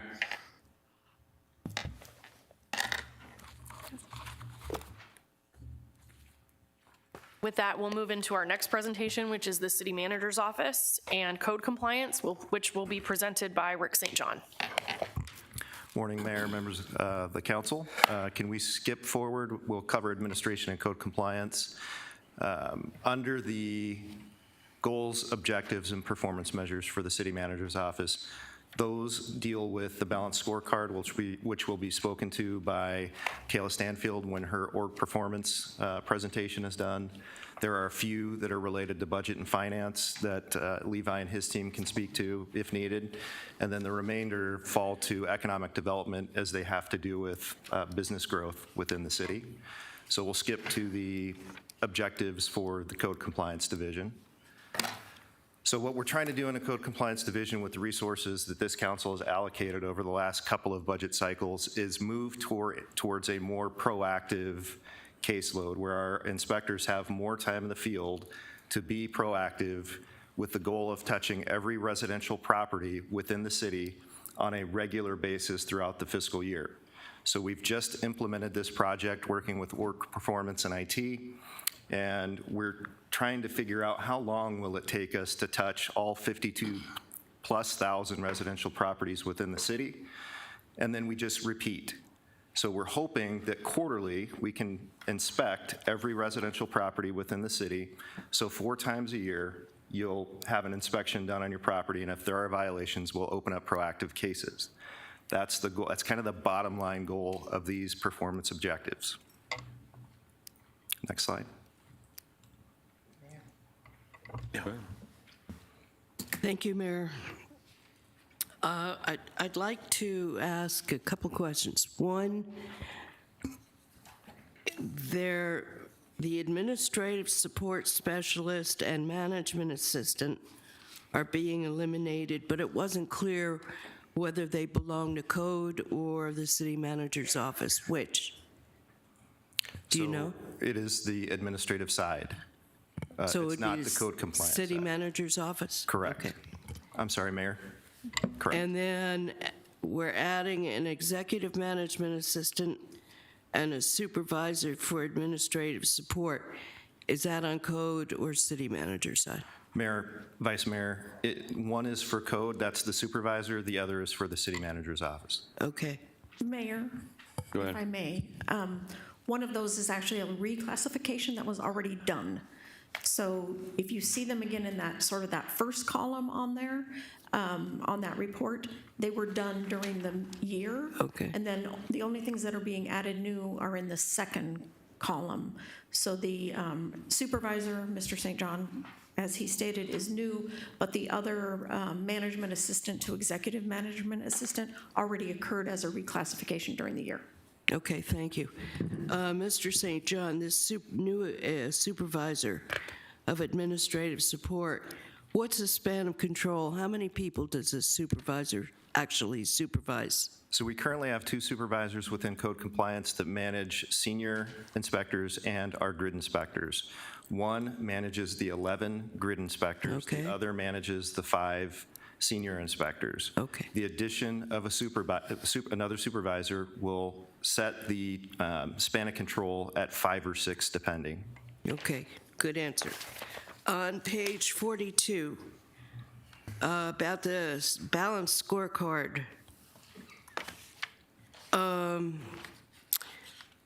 performance measures, employees trained on balanced scorecard, 2021-20, 2022-24, 2023-9, target for 2024 is 10.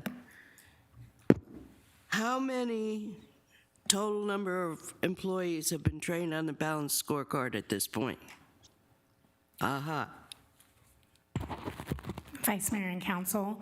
So when we started with our contract, we started it with 20 employees for each of those fiscal years that you see listed there. And so it's a continual process that we want to keep doing. So we're going to make sure that 10, at least a minimum of 10 are done each year. So as of right now, we have 44 that have been done, and then we have 9 that are currently in training that'll be finished at the end of this week. Okay, you have 40 that have completed the training, and did I hear you say 900? 9. 9. Yes, 9 are in training currently right now. Okay. Out of 1,200 employees? So you're talking about 40 people who have been trained on balance. Sure, Vice Mayor and Council. So within each of those departments, we've identified those that are overseeing like the data portion of their, that might identify data into their roles. So we wanted to make sure that when we started it, that there were at least 2, a minimum of 2 in each of those departments, that someone would be trained and they would be the lead on that. So we've got like 28 departments, right? Somewhere in that. So we've identified 19 that are actively working on a Tier 2 balanced scorecard. Okay, all right. So at some point, you will have touched all 28 departments?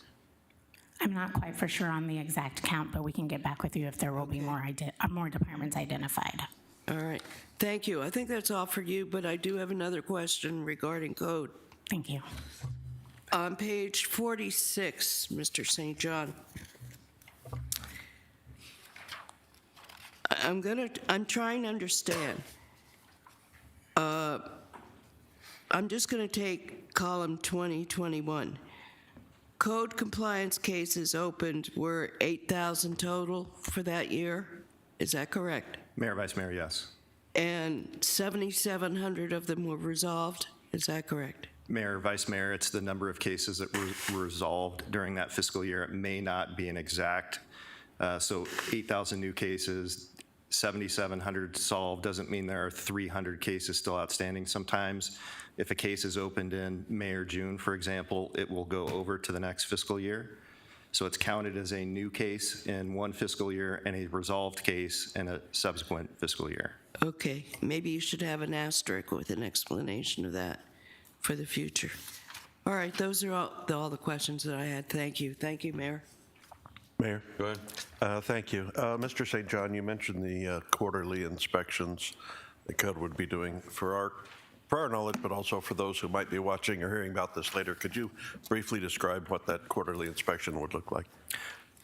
Mayor, Councilmember Turner, essentially what the inspector will do in their grid, they'll divide into subgrids, and in those subgrids, they will choose streets or roadways to work on a particular day. As they maneuver down that street or roadway, they'll be looking at all the residences that exist on that roadway for violations, such as high grass and weeds, items stored in public view, illegal front yard parking, things of that nature. When they see a violation, they will serve a notice of violation to the person managing that property or living on that property, and then move on to the next inspection, thereby opening a case on that property. And we will track all the inspections that are done, whether or not they result in a case being opened. Okay. And that'll be done through our GIS support through IT and org performance. Mayor, Mr. St. John, so these are, so when you said served notice on the responsible party, would that be something they do in person or through the mail? Mayor, Councilmember Turner, oftentimes we try to make contact at the door. Sometimes people aren't home, so we have to leave a notice on the door and send a notice through the mail, but we do try to make public contact. Okay. Thank you. Mayor? Go ahead. Thank you, Mayor. Mr. St. John, so I'm looking on slide 47 and the number of cases open proactively for 2021. Actual was 55%, and then it went to 60%. And I know we increased the number of staffing by, I think, more than 5%. So could you explain, I guess maybe I expected a little bit bigger of a bump there.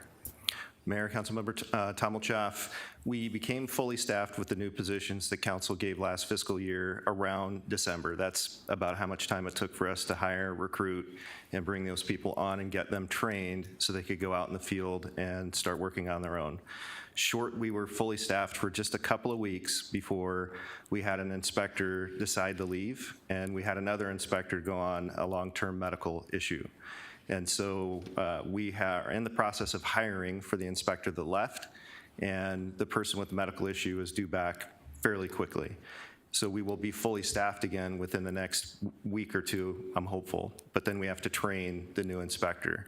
So our target for FY24 is really where we should be looking, and 70% I think is a low number for what we can expect. I would anticipate that it'll be higher than that because of the program, the new program that I just mentioned.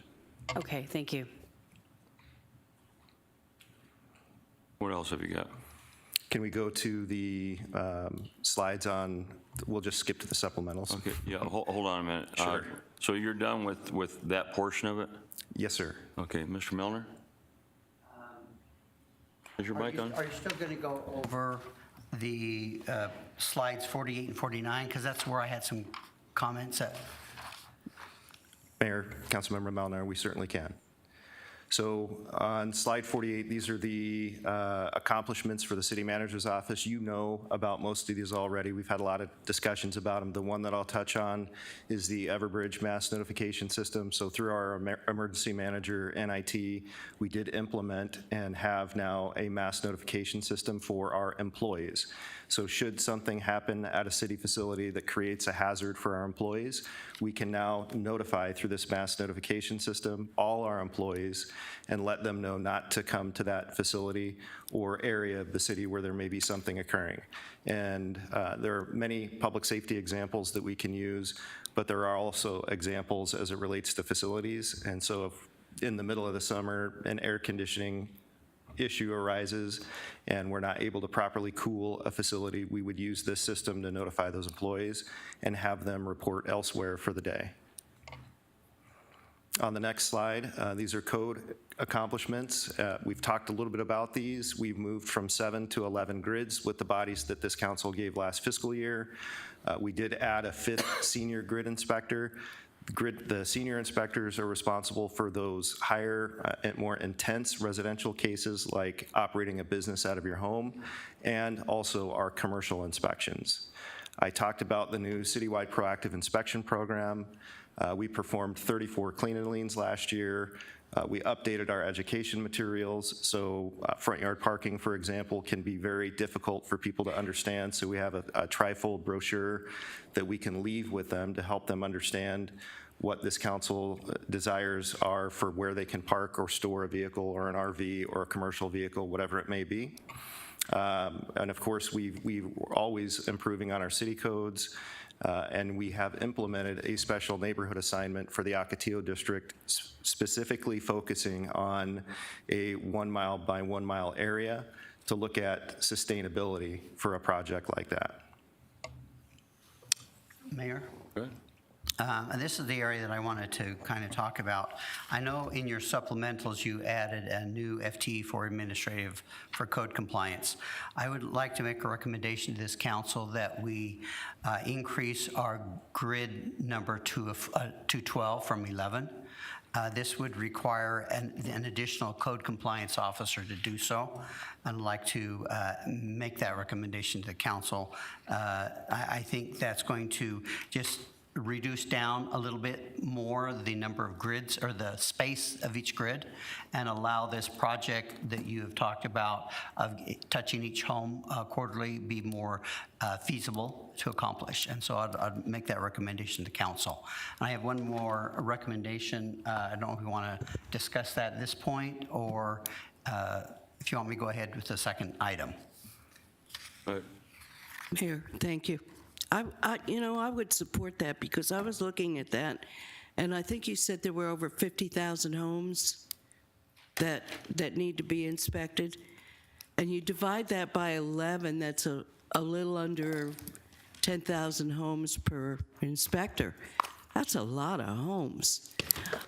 So I think increasing even by one more than one would be better, but I'll settle for one if council will support that.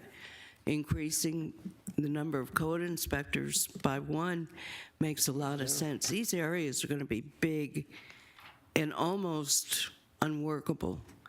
So I would support that.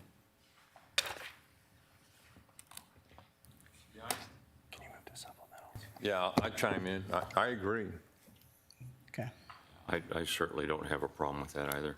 I guess, is there a consensus on additional person with rest? I'd like to know, I support that too, but I'd like to know what the intern for is, if the intern was going to be doing inspections, or what was the position of the intern going to be used for? So Mayor, Councilmember Tom Malchoff, the intern is a separate position. That's a Marvin Andrews Fellow that'll be assigned through the city manager's office, working with other departments, Okay. development services, budget and finance for the next school year. So we'll get 20 hours a week out of that fellow starting in August, going through May. And so we do pay an hourly wage to our interns? Mayor, Councilmember Tom Malchoff, my understanding is that through this Marvin Andrews Fellowship Program, they are paid, yes. Okay, thank you. Then I would support the. What? You? Councilmember Turner, you mean? Correct. Thank you. Thank you, Mayor. Well, I'm a little reluctant to throw out budget changes like this. I mean, staff came to us with a recommendation now. We've been growing our code enforcement department pretty steadily since I and the rest of us got on the council. So, you know, if one more code enforcement officer and one more code grid is good, why not? Let's add two. That would be even better, wouldn't it? So why don't we do that? The point being, Mr. St. John is steeped in this issue, and unless Mr. St. John had requested an additional one that wasn't in the supplemental, you know, that was a requested supplemental but not recommended by the manager, then I'm happy to go with that recommendation. It's a matter of looking at the big picture. And that doesn't mean I don't support code enforcement. Not that I think, you know, there's plenty of work out there to be done, but we just increased it. Let's see how this works. Let's use these new strategies. In other words, we're just, you know, throwing money out there because we think that it, you know, might make a difference. And I think the difference to be made is not necessarily more personnel. It's better strategies, better supervision, and better communication with our residents. Thank you. Councilmember Aldama. Thank you, Mayor. Mr. St. John, I had asked for a councilmember item of interest that you brought back and received consensus from the council to pursue more data. How will this new position that the council is asking for help the issue that we discovered on the inequitable reporting in multiple districts that results in blight? So how is that position going to help that? Mayor, Councilmember Aldama, the big issue with any enforcement, whether it's code enforcement or police enforcement, whatever it may be, when the inspector or the officer is in the area, people comply. As soon as the inspector or officer leave the area, within a period of time, we find that people go back to living the way that they're accustomed to living, and they go back into violation. So the more time that an inspector can stay in an area and maintain a presence in that area, we'll better be able to control the blight issues. So by adding another inspector, for example, we'll be able to shrink the grids, particularly the grids that have the highest rates of neighborhoods that have the highest rates of violations. We'll be able to keep an inspector in there for longer periods of time, hopefully in perpetuity. They're always just in there. And so they're visible, they're seen by the residents, they develop a relationship with those that want compliance, and they develop even a stronger relationship with those that are routinely out of compliance, hopefully getting them into compliance. That would be the objective. Mayor, I don't think you answered the question exactly, but let me ask you this just further. I agree with Councilmember Turner on his comments, and I'll comment about that in a minute, but do we have a code enforcement rover, if you will, that is not assigned an area, a grid that just can go from Ocotillo to Yucca District if they need it for 30 days or so? Do we have a rover assigned? Mayor, Councilmember Aldama, we have a part-time inspector that we do at times move around, yes. would it not make sense if we approve this additional FTE to do that on a full-time basis rather than a part-time? Mayor, Councilmember Aldama, are you asking, should we create a full-time position rather than put them in a grid, leave them in a roving position? Yes. That is certainly something that we could explore. I could support the additional, and again, I want to be clear, I'm very hard fast in supporting code in the entire city. And if we give you consensus for that, I think that can solve a lot of issues. And matter of fact, it can solve the councilmember item of interest that I brought to you and your team. But Councilmember Turner is correct to some extent that you and the city manager didn't have an intent to bring forth an additional position, so you really didn't plan on it. Of course you'll take it, and we'll take it too, and so will the citizens, but there's cost to that. I can support it if staff's gonna look at having a permanent full-time rover. I think that's what the city needs. I think, for example, Councilmember Malnar had an issue last year and the year before. I think that rover could have helped there. So I can support it and give my consensus if we're at least gonna look at that. I think that can solve a lot of issues. Thank you. Thank you, Mayor. Now that I think about it, so are you down at the moment 2 code inspectors? You said you lost 1 to a medical issue and 1 moved on to somewhere else.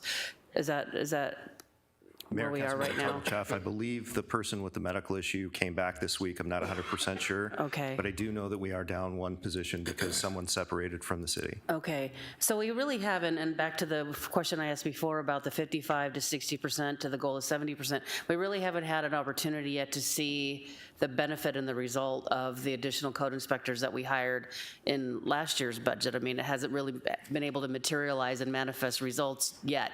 So we don't know what the benefit's gonna be, and I think maybe we should see what the results of that. I know for me anyway, the reason I was so quick to agree to it is because I honestly get embarrassed by getting these repeated emails from people with chickens walking around in the front yard across the street, and it seems like it's an unsolvable issue, which is mystifying to me, that we're not able to resolve some of these issues for some of these residents.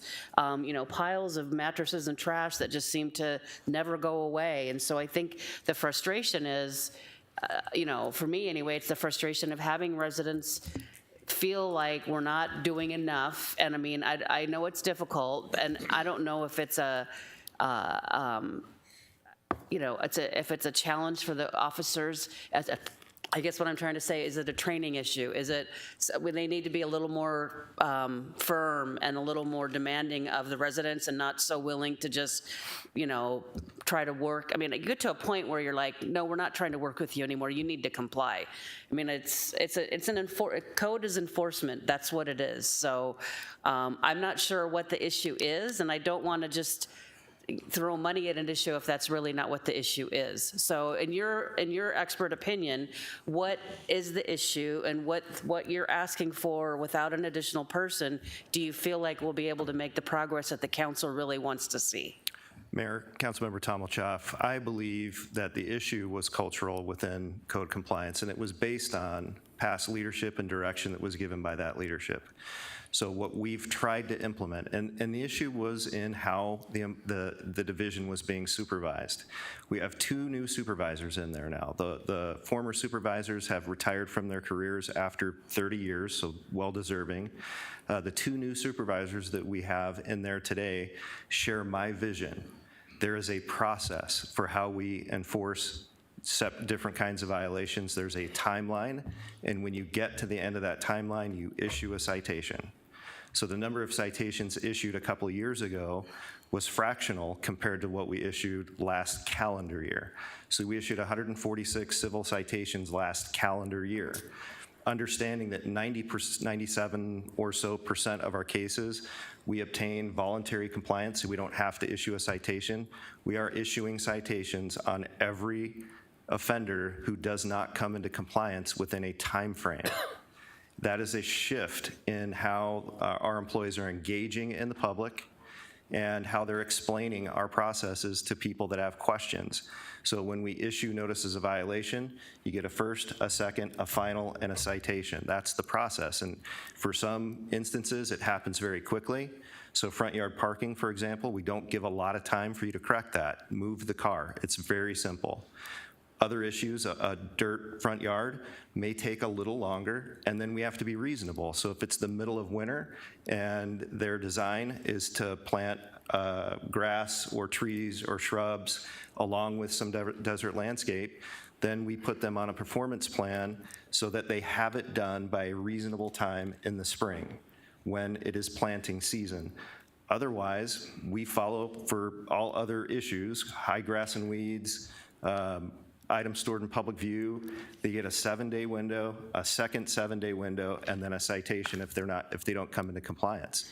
And looking at our market cities, particularly here in the West Valley, we have the shortest time frame to get to a citation. Other cities give a lot more time to their residents to come into compliance. We have found that there's been a culture here in our city and with some of our staff that needs to be reversed, and so we're being very strict in how we manage that. Our process is very short. We get to a citation very quickly. The citation is issued. And I believe that's the fix moving forward, is to maintain that course. Okay, Mayor, so you're the director, and you believe that what you have will be able to actually achieve the results that everybody's expecting in code. Mayor, members of the council, Councilmember Tomalchoff, we are going to, at our best ability, meet the expectations. I would love to stand here and promise you that we're going to meet every one of your expectations, but I know that's not what you meant. Well, I'm asking, sometimes money's not the answer, and that's what I'm trying to determine is if you feel like what you have is what you need, then I don't, then the money could maybe be more well utilized in more front yard landscaping grants or something like that we could really kind of move the ball there instead of more code compliance officers, because sometimes the issue is people don't have the means to actually do what needs to be done. So that's kind of what I'm trying to determine is that if we're going to spend the money, are we going to spend it on the right thing? Mayor, Councilmember Tomalchoff, prior to the recession, we had 12 grids and 4 senior inspectors within code compliance. We currently have 11 grids and 5 senior inspectors. So our staffing numbers look about the same as pre-recession, and we are implementing programs that we believe are going to accomplish the council's goals as it pertains to code compliance. The additional supervisor is the request that we brought forward. If we move to 12 grids, it would certainly help us get to your expectations sooner, if that answers the question. Okay, it does. Thank you. Mayor? Yeah, go ahead. Just in response to my request, I appreciate the council's comments on it. Again, what I really want to do is I want to see us move to 12 grids. I believe making the grid smaller is going to make everything more efficient, more effective, and it will accomplish things more quickly. I've been very patient as we've moved through this process over the last 4 or 5 years, as this has been one of my elements of concern within the city. And I believe we've made great progress, and I've seen great progress since we've added last year. We added the additional code compliance, and we added 2 more than what you requested last year. And you were very receptive of that, and you took that on. This year, I'm asking for an additional grid to make these grids smaller throughout the entire city. I don't necessarily think we need a rover necessarily added on as this position, but rather make it a regular grid inspector with the continued use of a rover. As you mentioned, you have a part-time individual that can do that rover position when necessary. So I would ask the council just move forward to accomplish this goal of really making Glendale one of the better looking cities in the valley, in the West Valley especially, because we are out there reminding people to take care of their properties. Yeah. Go ahead. Thank you, Mayor. I agree with the comments of Councilmember Malnar and associate myself with him because I think Glendale is in a unique position that many people don't often think about. When you think of Surprise and Peoria, Goodyear, some of the cities that surround us, they are all newer cities with newer housing stock that is not nearly as old as some of the portions of Glendale. When I think of portions of Glendale, my old neighborhood, the O'Neill Ranch area, was annexed into the city in the 60s. That's, what, 40, 50, 60 years ago. It's an old neighborhood that needs help. A lot of neighborhoods in our surrounding cities are not that old and are newer and brighter and look better. So I think we have an uphill battle on our hands. And anything that helps code to fulfill its mission, I support. And obviously, smaller grids is in support of that mission. And as for being reluctant for this council to ask for anything, exactly what are we asking for? An employee, one FTE, running at, I don't know, I'm going to guess, say 75, 80,000 a year.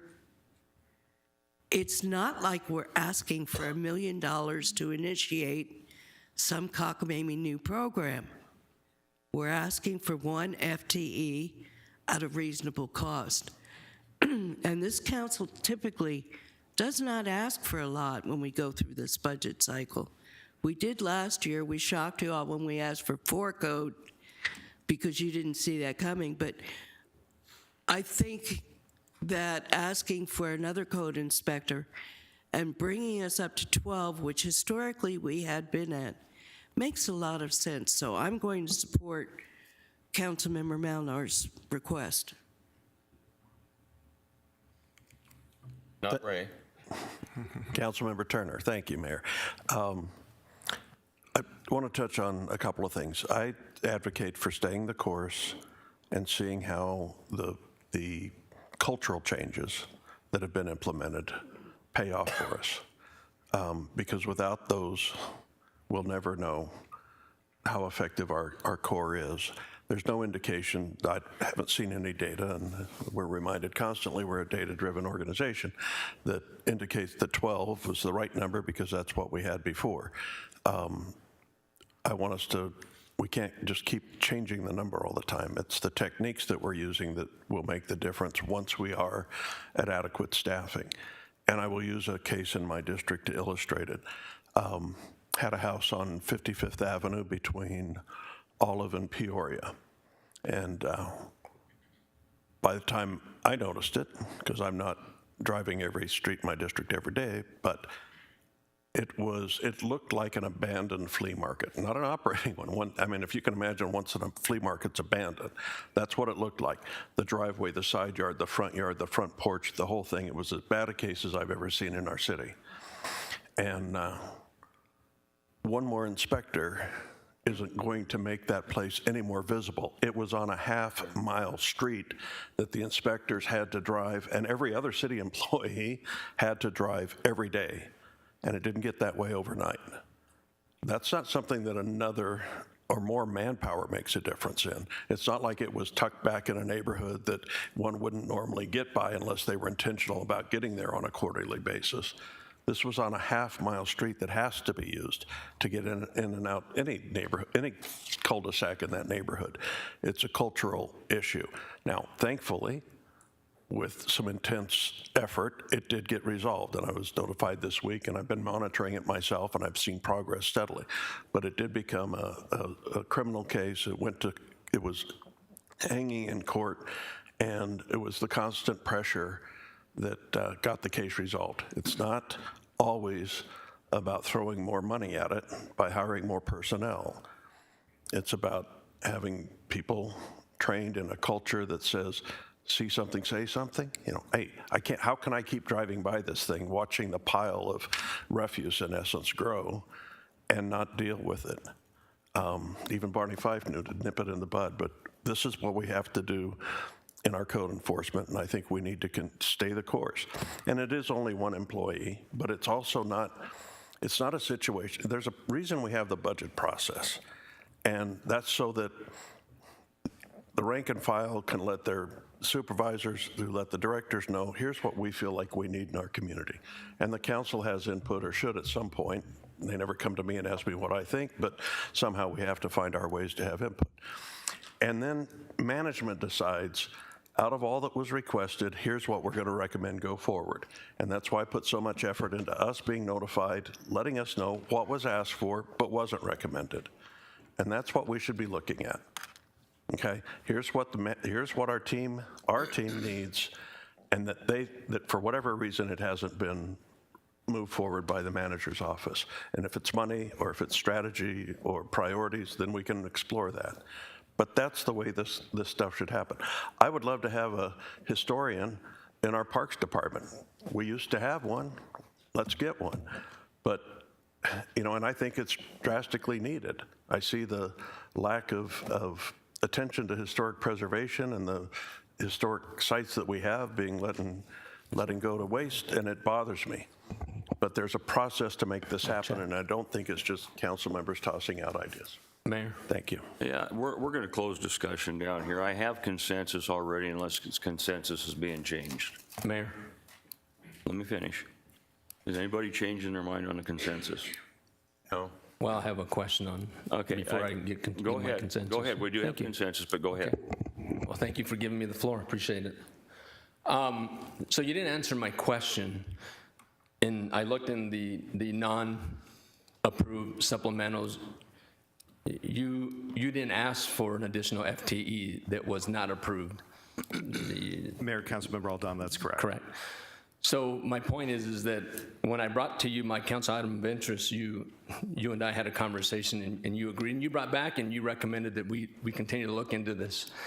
So my question was, will this FTE help you reach that goal that we talked about? And you said yes, but I'm concerned because you didn't even request it. It wasn't requested and not approved by the city manager. It was just simply not requested. It sounded like maybe you weren't at the point that you needed a position to help reach that goal, or you just didn't think we needed it. So that's where my concern lies, that we have an issue we discovered, but you didn't necessarily think an FTE would help that. Mayor, Councilmember Aldama, the process for implementing or for putting in for supplementals was before you and I had ended, before you and I had the conversation. But the code official, Mr. Bowling, and I have constant communication about how we can better serve. Meeting your expectations of the community, we made the decision to bring forward a supervisor this budget cycle and allow our programming to be implemented and to see where that took us so that we could then, in the future, should there be a need for future requests, we would have the data to support that off our current programming.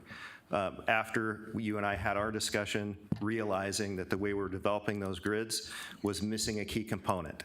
And that key component, as you touched on, was underreporting in certain areas of our city, mostly in the Ocotillo district, that we needed to use that information to help us align our grids in a way that makes better sense and better serves. So if we do that using 11 grids, grid sizes are going to be a certain size. If we had 12 grids, we could shrink those grid sizes. That's necessarily true, if that makes sense. That makes sense, and that answers my question a little clearer. But I just want citizens to know that when there's a lack of reporting in any district, just happens to be the Ocotillo district that I represent, the city has a responsibility. And that's called being proactive. And in the reports I get, I do see that there's proactive activity from our code inspectors. But we needed to, and we're working on it right now, to realize that there is a responsibility that the city has to be more proactive. And we know there's a lack of reporting is an increase of blight. But if you feel this position is going to help that, I'm really glad that it'll do that. And I hope we can continue to work with each other and find out how soon we reach that goal. Mayor, could I just point out, if I could, that the difference between last year and this year is there were 2 additional code inspectors requested that were not. They showed up in the supplementals not granted, and this year that's not the case. So I just wanted to point out that that's what the difference is. Thank you. All right. Were you finished? Mayor, just one more, and that's the animal removal contract. County Animal Rabies Control is now charging cities for housing animals. There's an offset for the revenue that's generated from licensing fees. We anticipate that Glendale's responsibility for payment to the county will be neighborhood of $21,000 to $22,000 a year. That's reflected in the supplemental that's listed in the number 2 spot on the page. And with that, I'll answer any additional questions you may have. Mayor? Go ahead. I just wanted to, last year, I requested an additional amount of money for the feral cat program, and that's within the budget of code compliance, or within I guess the professional services category. And I just want to give a report. I said I'd come back and give you a report on what has happened. So I got a report from the Animal Defense League of Arizona, who is a recipient of that $20,000 that we budgeted last year. And so far, of the 9 months out of the 12, so far, they have taken care of 730 cats. And as you recall, last year, I gave a report that showed how many cats are the result of a pair of cats, that it can turn into thousands of cats within a very, very short period of time. And so this spade and neuter program is working very well in the city of Glendale. One thing that I want to report, give some compliments to the city. They were contacted by a social service facility here in Glendale. They were able to help them get the cats taken care of. And the comment was that the team and support from the city of Glendale made a huge difference on their agency campus. Also, I wanted to recognize Midwestern University.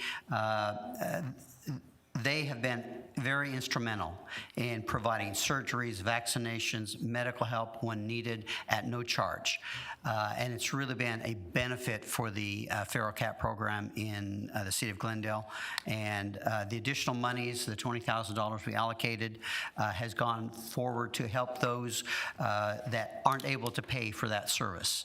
You know, we do ask for citizens to pay for the service if they can, but this $20,000 came into play many times when there were just a large colonies of cats that needed to be taken care of, and there wasn't enough sufficient services or sufficient monies to pay for it. However, what has happened is that there's been a significant increase. We can't take all of our cats to Midwestern. They have free service. And so that we have a lot of clinics around the valley who help coordinate that with the Animal Defense League. And as a result, the cost for spade and neuter has gone up quite a bit.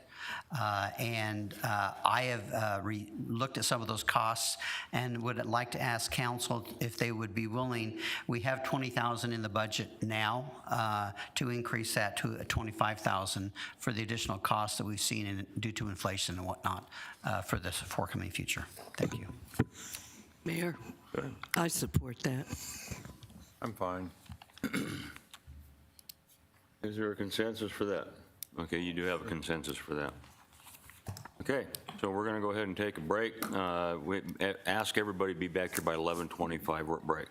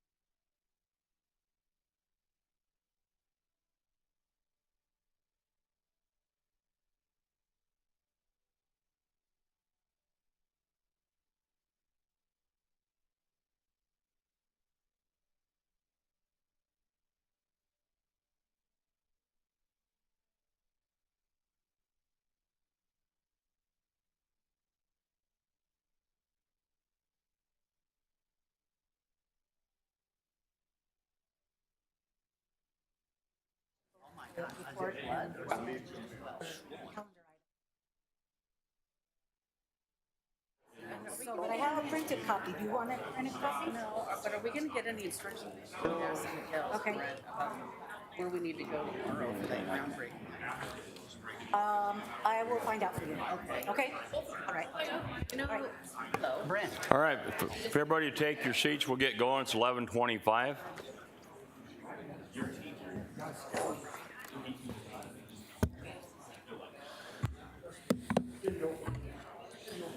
Brent? I'm good. Well, I'm fine. Don't worry about it. Go have lunch. Mr. Phelps? Julie? Welcome back. Our next presentation will be by Engineering Department, and our Director of Engineering, Don Bessler, will lead the presentation. Don?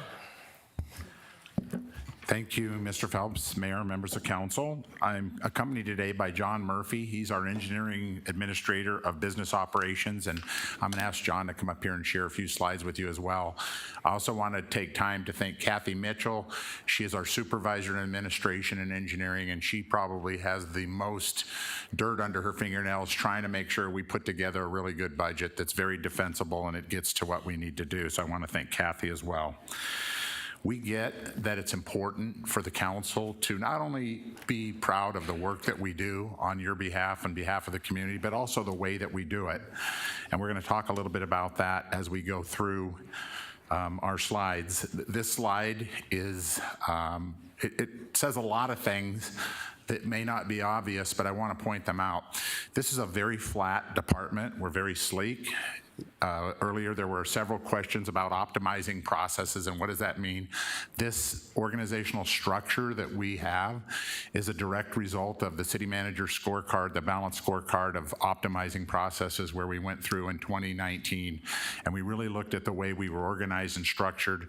We flattened the organization to drive work closest to the people that are responsible for doing the work so that they were empowered to make good, important decisions that need to be made.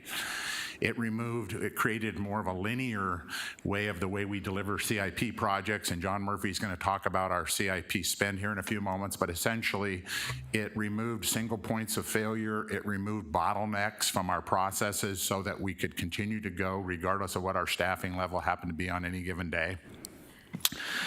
And it made sure that we distributed the workload evenly. We think differently. I'm going to share with you under some of our accomplishments that we've won a number of innovation awards for things that seem as simple as building a street.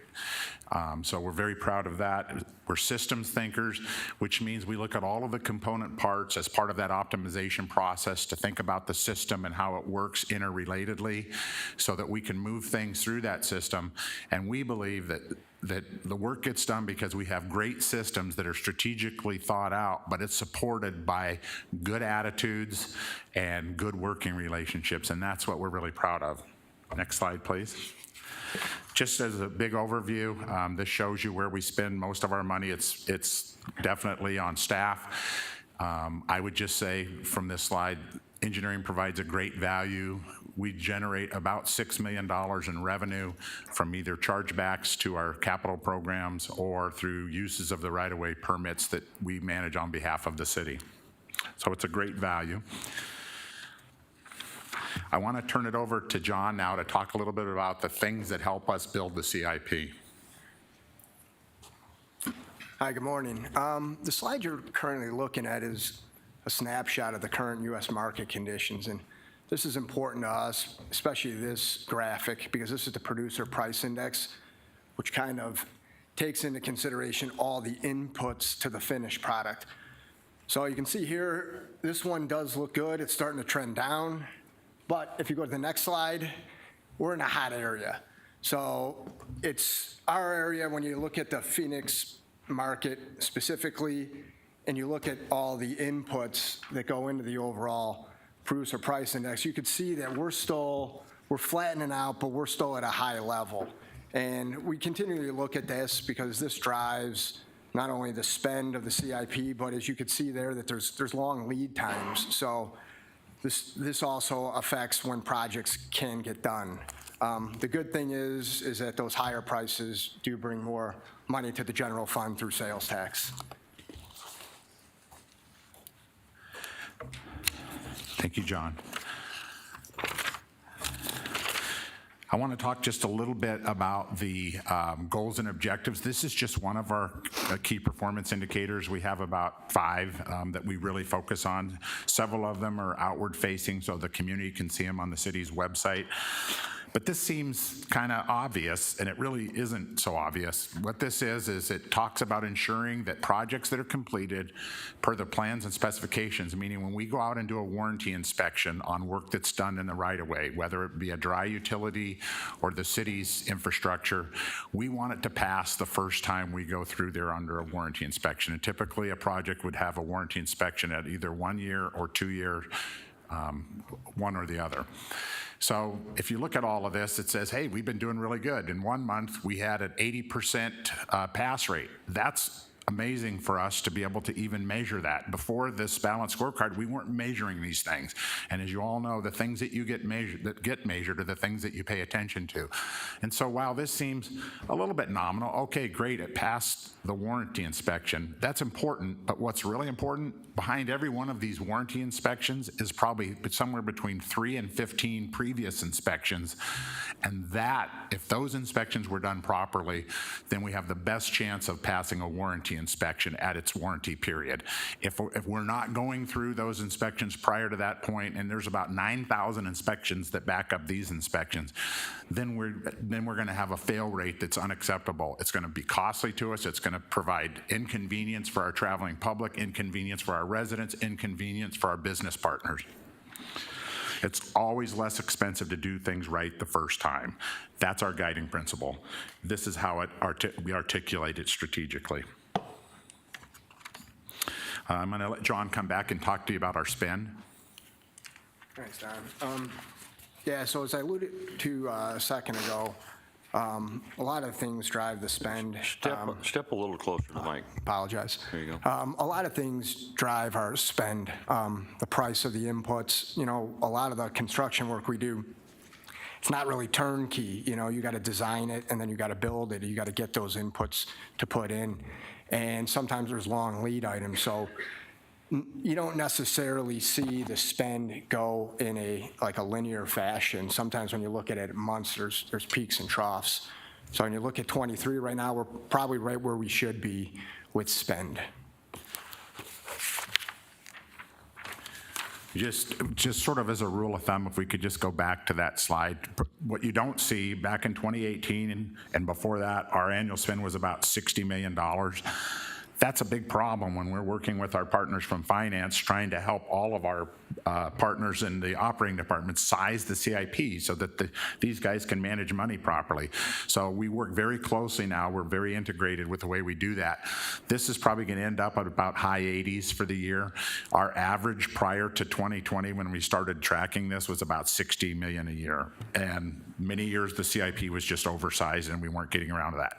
A rule of thumb for you to remember, or for anybody to remember, when you have a project, it has a life. And there's lots of different kinds of projects, but let's say a project is 24 months, 28 months long. About half that time, if it's any kind of a complex project at all, is going to be during design. And during that half of the project's life, you're going to only spend 25% of the money.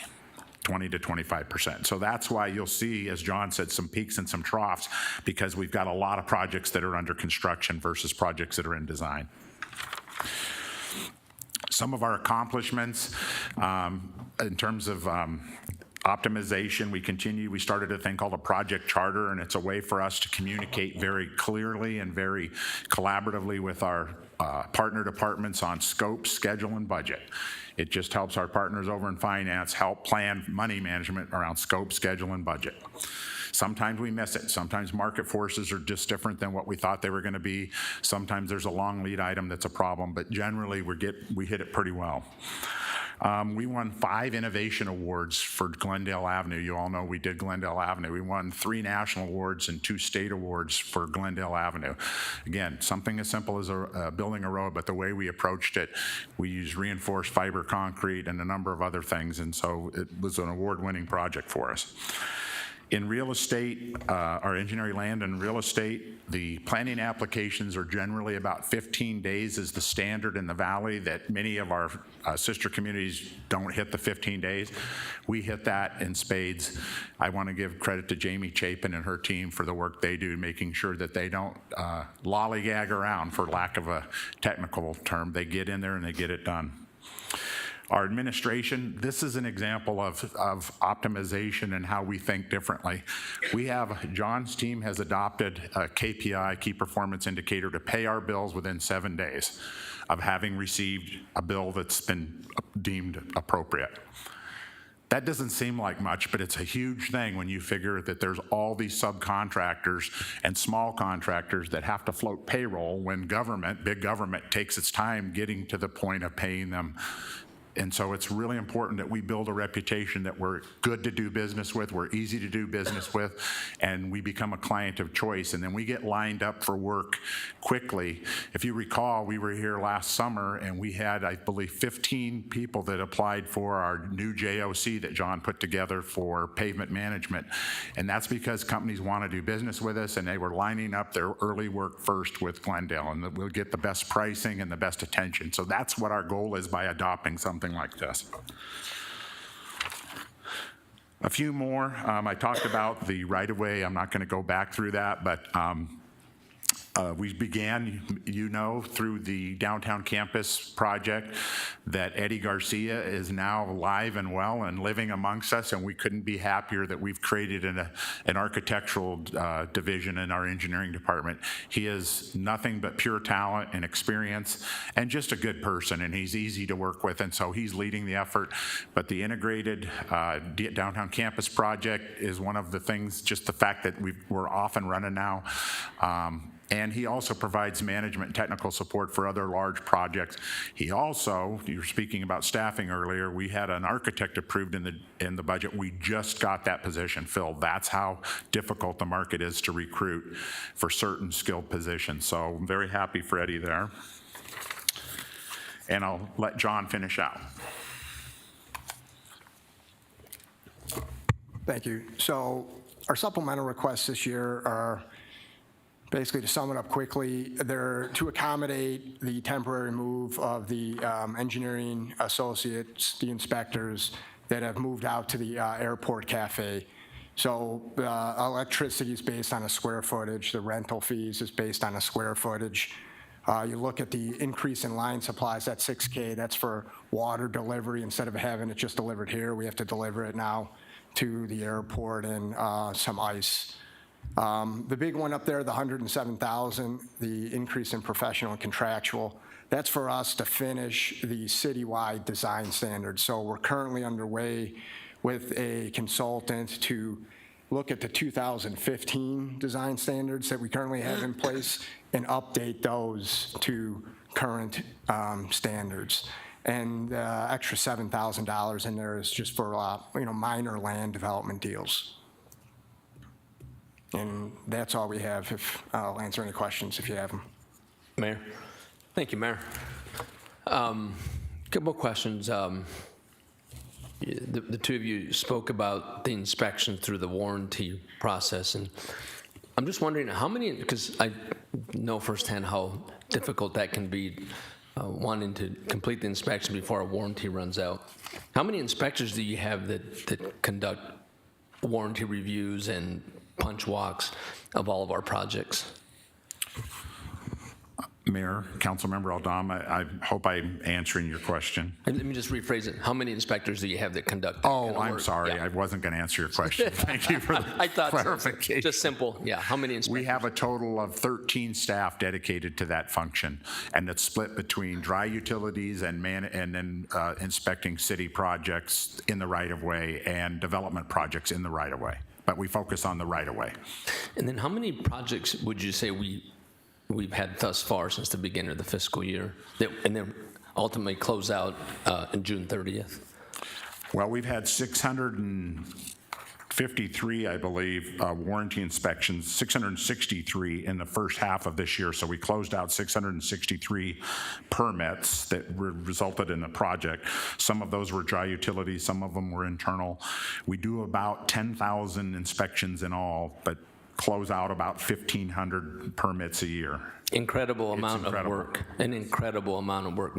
Don't have a hat on, but my hat's off to you. It's an incredible amount of work. Our citizens are proud of that. JOC, or job order contracting, do you use other methods or just JOC? And so those who are watching, explain what the JOC is. But I'm just interested to know, do we do other methods like just low bid or invitation for bid or anything other than JOCs? Mayor, council member, I really want John to answer this, but before he does, I want to give him credit. If you recall, there's different delivery methods. There's design bid build, which would be typically referred to as low bid. We do about 50% of our work there. We do some CMARs and we do JOCs.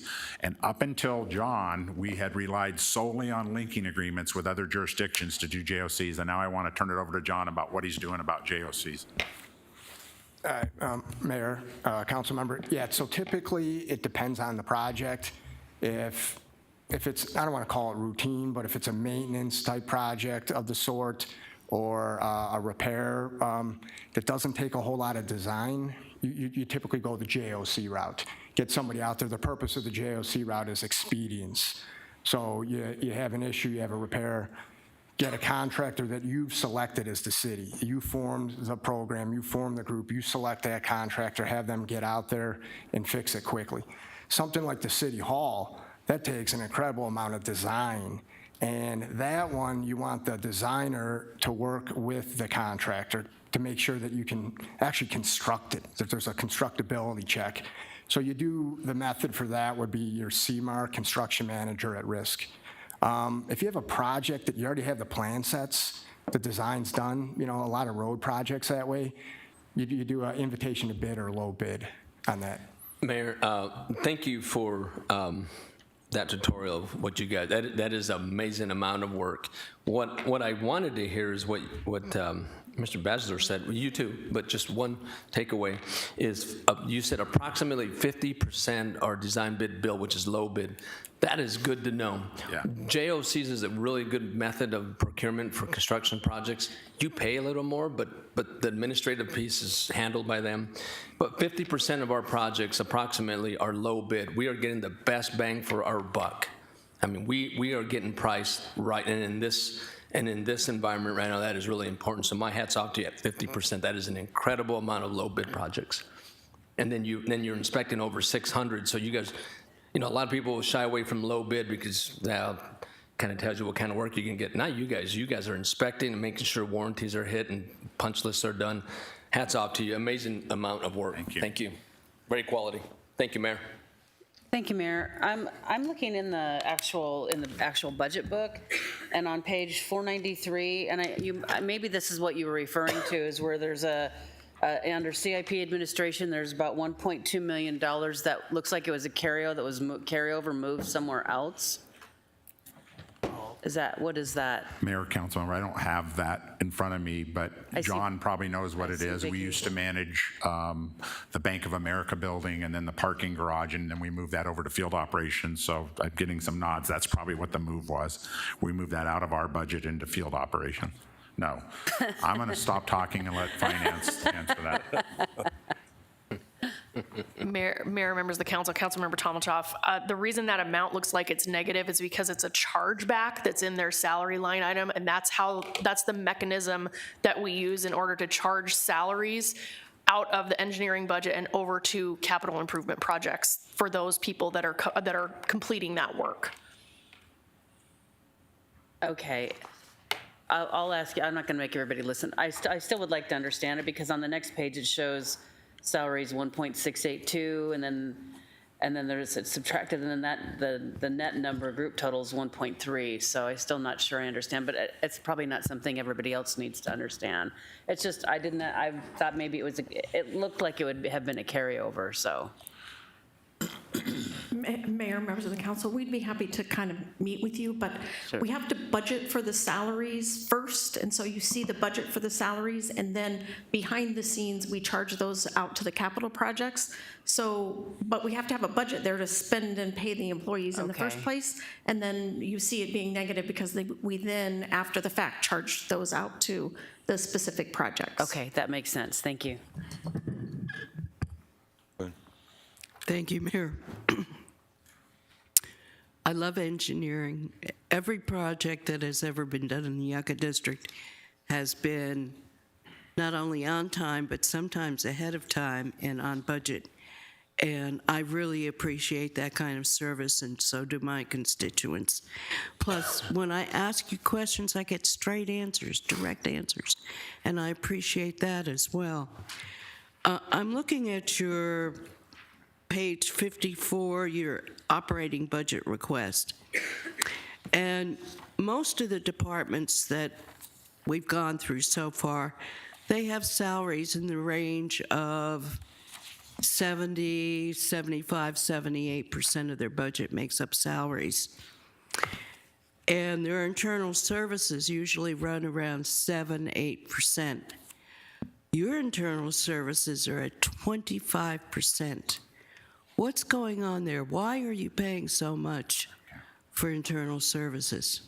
Not knowing 100%, but it probably has to do with the fact that it's the right-of-way inspectors, the 13 of them, are under a different risk category. And so when you compare them to the whole, because they're out driving a car, they're on a busy street checking stuff, they're on construction sites, they have probably a different amount set aside for them for risk management. But you don't know for sure. Wow. That's a guess. It's a guess. I don't know. Maybe Ms. Rios can answer that. Mayor. Why their internal service premiums, I mean, it's 25% of their budget, $871,000.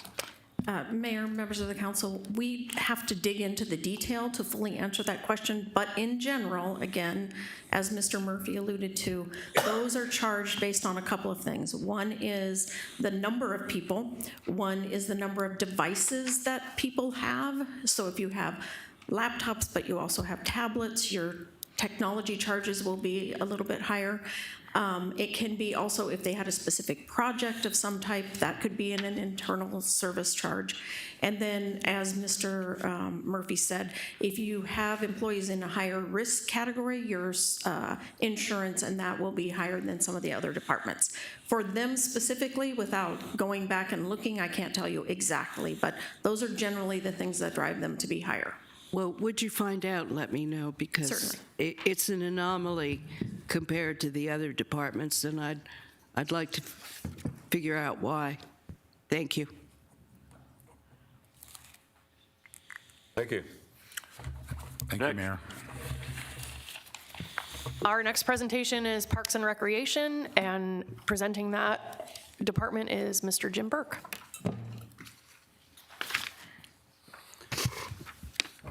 Good morning, Mayor and Council.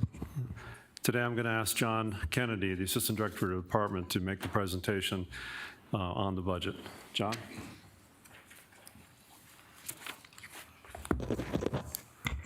Thank you, Mr. Burke, and good morning, Mayor and Council. Happy to be here this morning.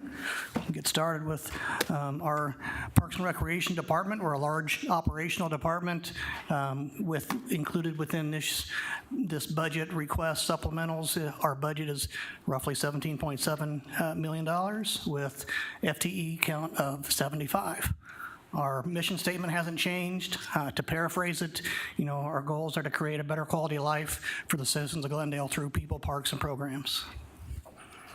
Our operating budget comprised of 55% of it is salary and staffing, with 37% in the operating expenses, so the various projects and things that we do within house, and the remaining 8% is our internal charges. Moving into our performance measures, Our optimization of processes and services really focus on improving the customer service experience. We continually look at ways to improve our service delivery and our programs. An example of that was this fiscal year, the department was recognized by our state association for partnering with an outside group to provide programming in the virtual world to help as we come out of the pandemic. So there's just one example of how we look to improve our service delivery each year. This particular chart shows we are rebounding from some of the pandemic numbers. You're seeing the number of community volunteer hours increase, and with thanks to this mayor and council, the cost per acre of park maintenance is improving and helping us address and provide the best ongoing maintenance for our facilities. Next slide. Our next performance measure area, the top 4 areas there, again, a continuation of consistently reviewing our processes, looking at things from a customer's point of view. So our top 4 areas here on this particular slide, again, you're seeing a rebound from COVID, so our numbers are improving in Ramada reservation hours, the number of ball field reservation hours, and various increases in attendance at our programs and events throughout our department. So now with that, we'll move into some fiscal year 23 accomplishments. In our Parks Division partnered with our Recreation Division and our friends with the Fiesta Bowl Charities for the project that you're probably familiar with, just recently completed at O'Neill Park, where the project included 2 new playgrounds, a new basketball court, and the new turf that was just christened here last week. So there were almost 200 volunteers that helped pull this project off to enhance O'Neill Park. Another major accomplishment in our parks area, we've installed 16 new playgrounds within parks of our city, of our capital improvement program, so a great enhancement to those individual park areas. And on a staffing note, our parks maintenance staff has received additional trainings in several areas of park maintenance, from sustainable landscaping, playground inspections, tree trimming, irrigation, and so on. In our recreation area, our recreation staff continued the theme of professional development. We had 14 staff members participate in the 13-week AGTS, which is Arizona Governmental Training Services Supervisors Academy. Not only recreation staff, but we also had park maintenance staff that went through this academy as well to further develop our leaders within our department.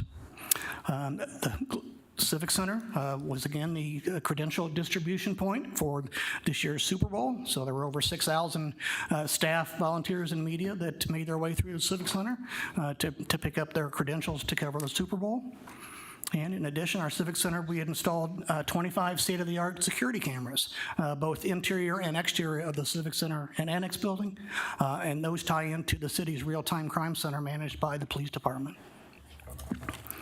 So with that, we'll move on to our fiscal year 24 supplemental requests.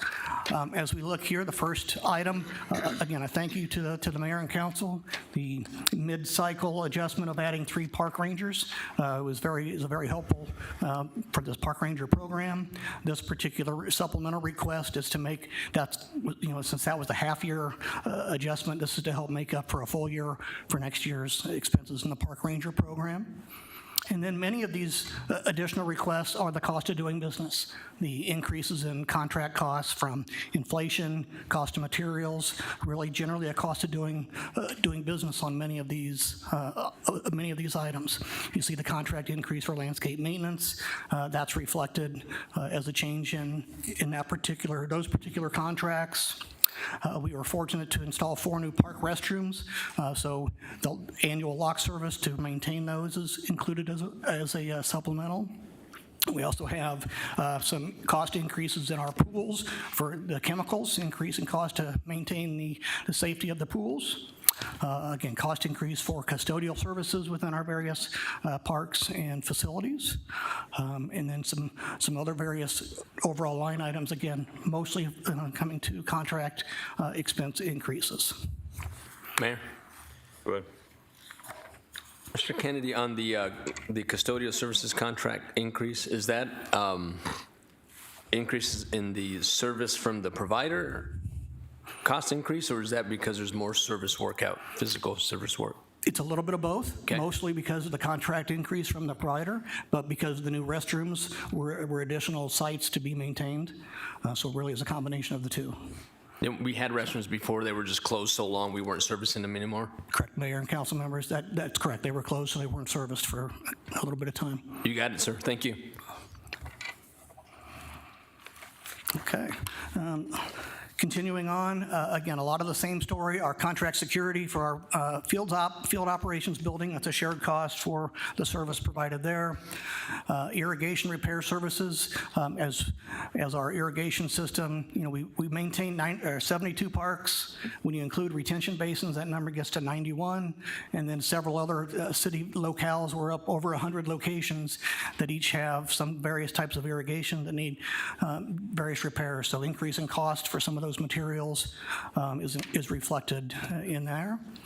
We are switching out to a new flood irrigation service, so that a new contractor coming on board to maintain the flood irrigation of our various flood irrigated parks. Again, Parks Lake Management Services, the cost increased coming from the contract. Utility location services is to make sure that we have funds available to do blue stake measurements for the various in-park projects that we do. Increase in costs for the next couple of items, the park dust control at Thunderbird Conservation Park. We also have an increase in our arborist services, partially from cost increase from the contractor, but also increases in the number of Glendale 1 requests. So it's up to us to try to address those as expediently as possible. As your trees age, make sure that we're maintaining them as best as possible. Mayor. Mr. Kennedy, at the beginning of our meeting, the city manager made mention that there were some FTEs, and I don't exactly know how many, of arborists. With those additional arborists, do we still need the arborist service from a contractor? Sounds like it's... Yeah, Mayor and Council. So the increase here that we're asking for is with our arborist service. The increase in FTEs that I'll get to on the next slide has more to do with service workers and irrigation workers, not strictly arborists. So this is to increase our contract with our contracted arborist. Okay, just wanted to clarify. Thank you for letting me know that you're going to speak about that. And then to the city manager, what Mr. Kennedy is going to explain, is that what you were referring to at the beginning of the meeting? Just want to make sure I'm hearing the same thing. Mayor, members of the council, Councilor Maldonado, yes, it's an increase to the existing arborist contract that we've had. If you recall, they did an inventory, for example, last year, and been doing work. We want to be able to have them be able to respond to more activities of the parks as requested. I'll wait for your presentation. Thank you. Okay, the final item on this particular slide is the $19,000 for recreation booking software. We're in the middle of an RFP for renewing our registration and reservation software, which is, again, part of our optimization of processes, balanced scorecard approach. So here, this particular slide here, our new FTEs I'll highlight. The first one, as mentioned earlier, is a contract monitor for park maintenance. Again, it's simple, does exactly what it says. It will help us monitor the various contracts that we have within our landscape, our trees, our lake management, things of that nature. And will help, improve our processes and our end deliverables. Another FTE request is the recreation coordinator in youth and teen. This is to address new recreation programming as spelled out in our disparity report within our Parks and Recreation Master Plan. Continuing down the list, increase in uniforms, again, with some of the price increases and some of the FTE position requests would drive that. Again, the SRP, the Saguaro Ranch Rose Garden, replacement of roses and supplies as costs continue to go up. The next couple of line items have to do with our sports programming, whether it's equipment like soccer goals or services of lining the fields on the weekends for the use of tournaments and other user groups that utilize those facilities. We have some additional funds in here for backflow repairs, both replacement and services, that helps with our ongoing cost to maintain our parks. We're seeing an increase in our solid waste costs due to cleaning up some encampments and other areas within our system. Again, another cost here that ties into our park rangers that we are allocated with. And then the last FTE on this particular slide, we're asking for 2 service workers for irrigation. Again, as far as these particular positions, they help with maintaining the irrigation system. So repairs as they go down, ensuring that they're operating at the ideal time to help us in compliant with our drought management plan, to be very useful with the water that we use, to have various irrigation systems. Mayor? Go ahead. Under weekend field lining services, is that by any chance lining services for fields at Saguaro Ranch? And are they lining fields that generate revenue, so there's a difference here? Mayor and council members, yes, the fields that we line are what we would call our allocated fields that are pay-to-play fields. Okay, so how much, so you're asking for an increase to cover that, but we get revenue back, so does it just negate that increase? I mean, are we making money, I guess, from the fees to the adult leagues? Mayor, members of the council, there's not a direct increase to the fee that we're charging or anything like that due to this field lining, but there is a cost to line the fields on the weekends, and if we didn't do that, then we would likely lose revenue because we don't have fields that people could use that were lined. I understand, but if there's a fee to use the field, I would think we're making money that would cover this and not have to come out of the general fund. Mayor, members of the council, again, anything that we spend, even if we have revenue coming in, we have to budget for it. Okay, fair enough. Thank you. Well, Mayor, if I may, so then do you know what the revenue, you probably don't have it today, but do you have the revenues made from those fees? Mayor, members of the council, we have that forecasted in the general fund. I don't know that number at the moment, but yes, we have the revenues included in the general fund. Could you break out, not today, but break out what those revenues are that we're gaining from the fees on the adult fields, those adult leagues, or? Yes. Okay, thank you. Okay, thank you. And our final slide, next slide, please. We have an additional request for 3 service workers in our park maintenance division. We have 3 operational zones, and this will help us continue to complete the essential functions of park maintenance, making sure the parks are clean, green, and safe is our motto. And this will help us with one additional service worker per operational zone. And with that, I'd be glad to answer any additional questions. Mayor. Thank you, Mayor. I'm very pleased to see the focus on maintenance, on the park service workers, on irrigation specialists. These are long overdue, so I think that will go a long way to making our parks look better. So I'm very pleased with that. And this is not a shot at you, but I guess a shot at the city, okay? On page 67, and it's not a shot at Foothills either, Councilmember Tomachop. This is not a shot at Foothills. But you will note that the number of people who attended Foothills Recreation and Aquatic Center events and programs is 138,000. My only comment is this. I am so glad those 138,000 people got a chance to participate at Foothills. What about all the other people in the rest of the city who don't have access to Foothills? Why is the city not being more creative and finding locations or coming up with a way to offer programming in other parts of the city? It's long overdue. Every time I get that recreation booklet, I go through it, and nearly 90% of all the programs offered are up at Foothills. Very rarely do you see something offered in South or Central Glendale. It's really disheartening. So thank you for the work that you do, and I appreciate it.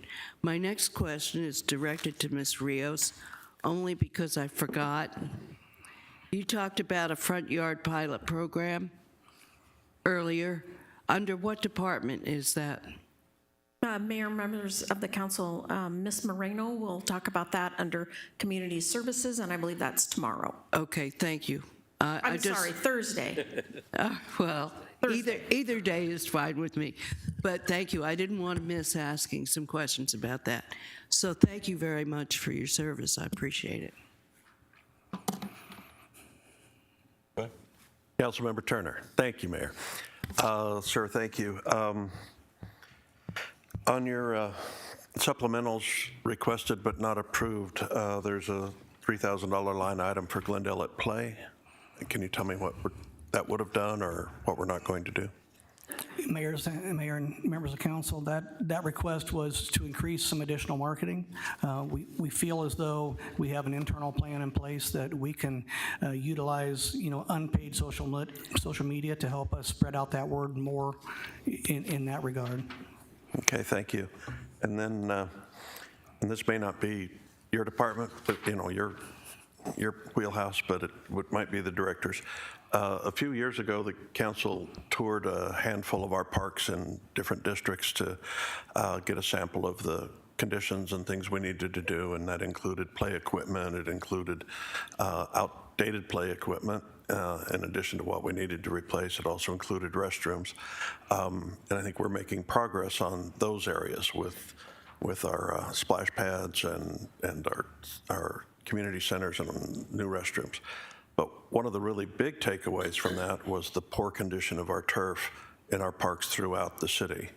And I've yet to see anything come forward to address that, and I don't see it in the supplementals. So is it happening? Is it integrated into the budget? Because I see, though many of our parks look green, the green is really weeds. And I think the weed problem is growing, and it's going to be like our pavement management problem. The longer you let it continue, the more and more expensive it's going to get to take care of. Thank you, Councilman Mayor, members of the council. I'll give you a two-part answer for that. One is operationally, we're working very diligently to try to get back to basic functions. Our new superintendent is doing annual calendar planning, monthly calendar planning, and then weekly task planning, and hold the staff accountable to the work they're supposed to be doing. That work has faded in the last decade or so we're getting back to that to hold people accountable and get the improvement with the resources we have. The second is in our capital improvement program, we have some irrigation repair and replacement for a handful of parks. That'll be major reconstruction of those systems so that we can get more efficient watering done, and you'll start seeing improvements. Because of the age of the system, we need to do that probably for all the parks over time, but that is not going to happen in any one fiscal year or even any one 5-year program. It's going to be a long-term thing. On the playgrounds, I think we're making great progress. John mentioned we did 16 park sites. A number of those park sites have two playgrounds at each, so it's really closer to 30 total playgrounds that we're improving. We have 100 in the system, so in this first year and a half, we've accomplished about a third. We'll be continuing to knock that down as we go. If I could, then specifically about the grass and the weed issue, is just improving our sprinkler system going to help take care of that problem, or do we need to address it with a target? It will help it to some degree by improving the irrigation systems, of course.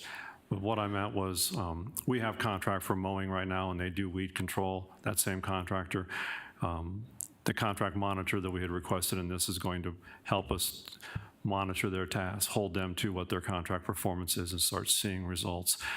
Sometimes we get reports they did this work, but when we ask, we have no verification that it's happened because we don't have anybody assigned to be out there to say, did you go to these 5 parks today and did you spray pre-emergent? Do we see the dye on the ground? Do we see the weed die back a week later?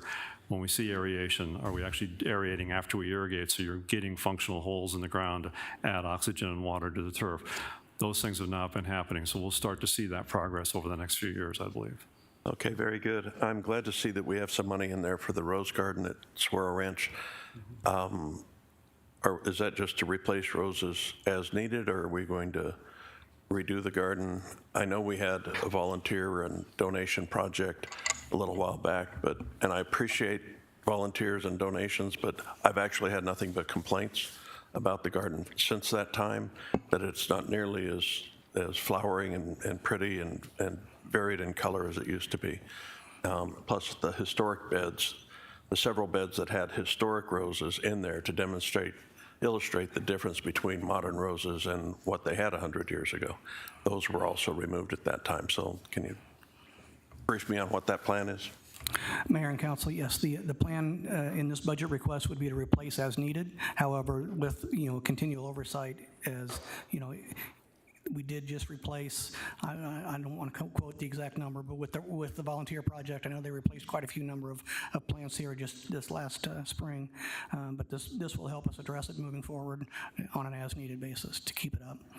Okay, I know that with the original master plan for the park that we did have a rose consultant come in and design the rose beds and the varieties and the whole routine, and all of that seems to have been lost when there was the major turnover in roses and all of that. But I think, again, that's why I think we need to have, somebody with a history background on staff and that understands our historic sites and can make sure that we're doing what we need to maintain historical accuracy as much as possible.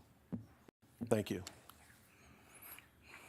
Thank you, Mayor. I've got a couple of questions. So I'm in the budget book on page 351, and I just want to see how these relate to your additional FTEs and your supplementals. So Parks Maintenance shows a $1.6 million increase, change in percent from budget baseline on the second line on page 351. Is that due to the additional full-time service workers? Are we going to be doing, I'm just curious, are we going to be doing more maintenance? I think I understand that most of our city parks are is it a class 3, level 3, whatever, there's different levels of city parks, and they get mowed and trimmed, is it every 3 weeks? Am I right or wrong about that? Mayor and council members, there is a various, different modes that the parks get. There is a different time frame depending on which mode it is. That is correct. Your question regarding the overall increase in park maintenance, about a little over 600,000 of that is the staffing salary increases plus the new FTEs, and then another large chunk of that is the increase in contract costs, along with the water utility line, where we are making up for water rate increases. So that makes up the majority of the $1.6 million increase. Very good. Okay, on the next page, I see, because I know we have your parks maintenance contract, the landscape that do a lot of the parks maintenance. I see that that's showing on page 353 a $330,000 increase. So is that, I'm just curious, are we going to be trying to get out to the parks a little more frequently and do a little more upkeep? Is that what this additional funding is for? Mayor and council members, the additional funding is for the contract increase from those service providers.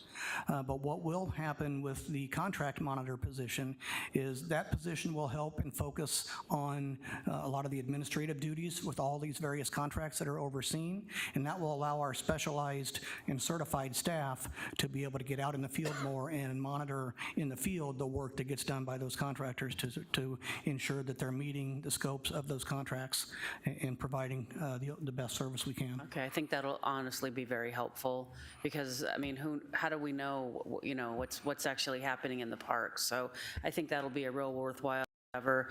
And then my last question is the FTE irrigation people.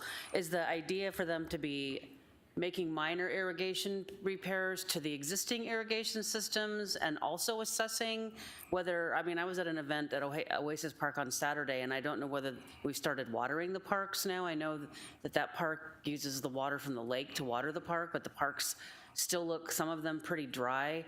So is that gonna, and I don't know whether we've started watering because it's warmed up now, the Bermuda will grow. But is it like a multifunction thing that we're expecting these irrigation workers to do, or just focus on making irrigation repairs? So Mayor and council member, their main focus would be to make repairs as needed, as we do have the aging infrastructure that need repairs, but their expectation and through training, they will know how to assess situations and identify problem areas and to help us become more proactive versus reactive in the irrigation systems. I think that's a good idea too, because you can identify areas where you can see that there's a problem here. We're not getting enough water on either the landscape drip or the sprinklers on the park. So I'm looking forward to some, much better looking parks this time next year. Thank you. Thank you.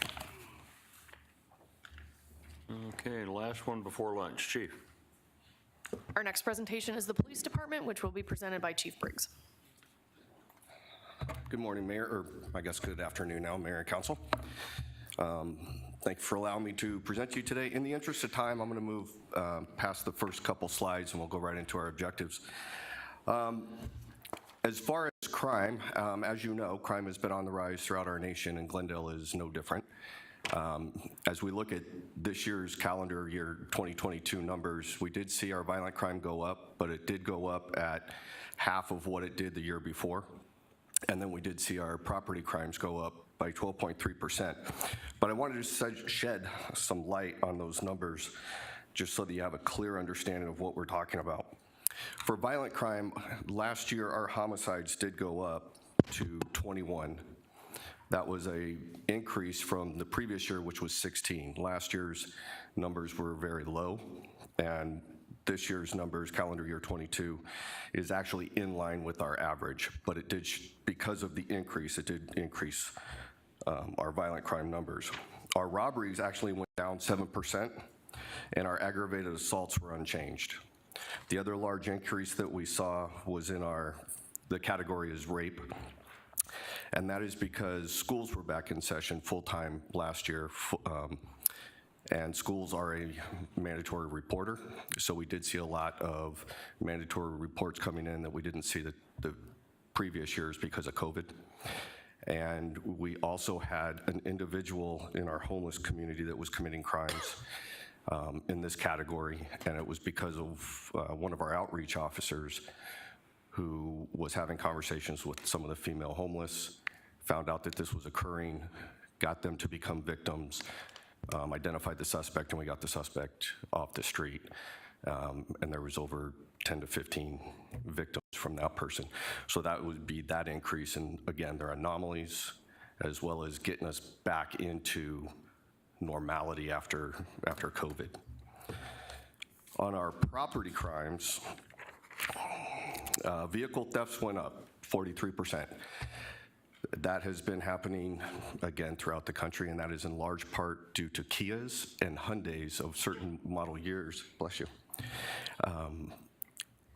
There are TikTok and social media videos that show you how to very easily steal these vehicles, and we have seen a large increase in those vehicles being stolen in our city, just like the rest of the valley and the country. Our larcenies also went up. That was 10%. Larcenies are shoplifting, vehicle burglaries, theft from vehicles, and auto parts, catalytic converters being taken from vehicles. We know that catalytic converter thefts are a national thing, and again, we're no different. So we are seeing that trend, and that went up. Our burglaries, however, our residential burglaries and our fenced commercial yard burglaries, were actually down 5%, and our arsons in the same category, they were down 15%. So the numbers are what they are when you group them together, but I want to give you some clarity on those numbers because we are making some good strides in what we're doing out there on the street, but we are also following the national trends, and it's indicative of the numbers that I've thrown out to you and some of the causes that I've given you today. Cleared arrests and submittals are in line, but also our crimes cleared, both property and violent crimes. We saw an increase in the clearance of those cases, even though we had an increase in crime overall. Next. These are our response times. Now, what we're reporting here is fiscal year. So as you recall, last year and the year before that, we had a very big problem with vacancies. This is still reflecting the vacancy issues that we had as it related to answering our calls for service, responding to our calls for service, both on the street and in our comm center. I think that's it. We can move. This is our training slide. Shows the amount of policies and internal investigations that we've done on our employees for accountability purposes. The real thing of note in here is that due to our vacancies and forced overtime last fiscal year, we did have to cancel one of our training evolutions. We do a trimester training. We did have to cancel one just because we couldn't staff the work groups and do the training. So that's indicative of that, but we are back into our regular trimester training evolutions as part of our advanced officer training. We had a lot of accomplishments this year.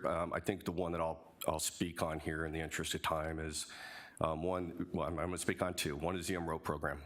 We know that that's a priority for the council. It's also a priority for our department. We're really excited about this. We have already stood up the sworn side of it. We're working with the courts and the prosecutors on the services as well as the enhanced prosecution if need be. So we thank you for that. We're still working on hiring the 2 civilians. The other thing of note is, again, recruitment and retention is very big in law enforcement right now. That's actually everywhere, but especially in our industry.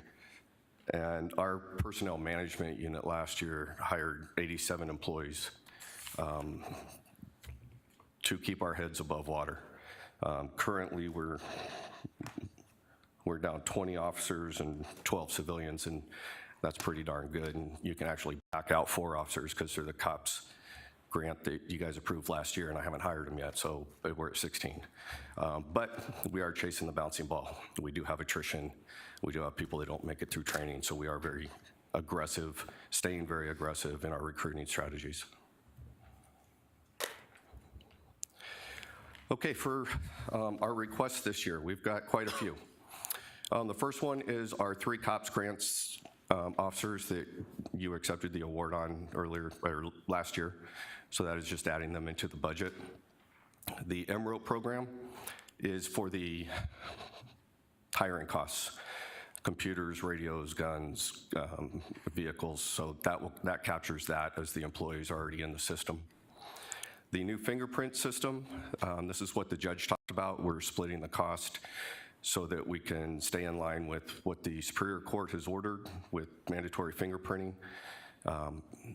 And we're able to do that in the courthouse with the officers that work in the courthouse, and it doesn't become a burden on the police department with our normal services. So it's good cooperative program there. Police record technician, this is a great increase. This was done in conjunction with our Human Resources Department. They did a study on what our record technicians do, compared it to the market, and they recommended this upgrade. So that's what that's covering. Video and editing equipment. This is going to be for our editor and videographer full-time position that will be on the next slide. We are highly engaged in trying to get our message out. We use video for our critical incidents. We want to start using more video to get information out to the public, where it's not just about an officer-involved shooting, but it could be another critical incident to the community. For example, the Westgate shooting. We would have loved to have been able to put something together on that in a timely manner. And we've been really fortunate to be able to work with Channel 11 and their staff, but they're very busy. They're doing great things over there. So this is going to allow us to kind of in-house start putting together our own messaging, even respond to some scenes and put out video press conferences, not press conferences, press releases, adding technology to the press release so we can get that out to the media while we're on scene. The grappler devices for patrol, these are devices that go on the front of a patrol car, and it is used if someone is trying to escape or we believe they're going to try and escape or flee us. They've proven throughout the valley to be very useful. We're asking for 2, one for the north side, one for the south side. And we'll see how they go and if we need to add more in the future. The less lethal FN 303 replacement, these are at end of life. We're asking for money to replace half of them, and then we'll replace another half next year. These are pepper ball guns that are less lethal. They can be shot at a person, they could be shot into a vehicle, into a house, just to provide irritant to people that we're trying to get to comply with us. The Justice Track software is our forensics unit software that is used to track our evidence that we take out of property and process the evidence. When we're done processing the evidence, it has to go back to property, or it might go down to DPS for further analysis. So this makes sure that we have good, solid information on where the property's at and chain of command, or chain of control. Our software maintenance increase, this is for the software that we have. It's not uncommon every year for our maintenance contracts to go up by 10% because of inflation. This is to cover that anticipated cost. Patrol rifle optic upgrade, this is like the 303. Our optics on our patrol rifles are nearing end of life, so we'd like to replace half of them this year, or replacing half next year. Gray key licensing, this is a system that our computer forensics uses when they're doing investigations on iOS devices. It is something that we got in a grant 3 years ago. We're losing the grant, so this is to keep this very important piece of investigation software within the department. The police department line supplies, this is to give $10,000 additional to Foothills Gateway and our investigations bureau. Day-to-day needs such as paperwork, cones, flares, all of that has been going up. We've all been dealing with inflation, and these numbers haven't moved in probably 10 years. So this is to give them what they need just to maintain their day-to-day business at their different centers. Regional wireless cooperative increase, there's $10,000 for that. That's just an increase in fees with our radio system. This one's pretty exciting, the ground-based aircraft detection system. We have a drone as a first responder program. You can imagine it is like Glendale having a helicopter, but without a pilot, and we fly it out of our real-time crime center. The FAA laws state that you have to have physical line of sight. So when we launch our helicopter, we have to put someone up on the roof so that we have line of sight. What this system does, both hardware and software, is it's a smart system that can detect up to 40 miles out, I believe it's 40 miles out, of any incoming aircraft, large birds, power poles, stuff like that, to ensure that we don't have some type of incident with our drone. We're working with our lobbyists in Washington, D.C. and some other groups to get the FAA to allow this instead of that person on the roof that's doing nothing more than standing there watching the drone, because we're piloting it from the real-time crime center. And one agency last month actually got permission to do this. So even if we don't get permission to do it, it's still safer than someone's eyes up there, because it's a 360 view of the area, and it'll be very safe for our drone as a first responder program. Next is the MCSO jail maintenance. We've seen rate increases for per diem and booking with the Maricopa County Jail System. In addition to that, we've also seen a lot of hard work by our courts. They are holding people accountable, and when they hold people accountable, if it requires holding them for a warrant on bond or in sentencing, if anything that's a misdemeanor, the city has to pay for at the jail. We're seeing our bookings go up. So this is to capture that.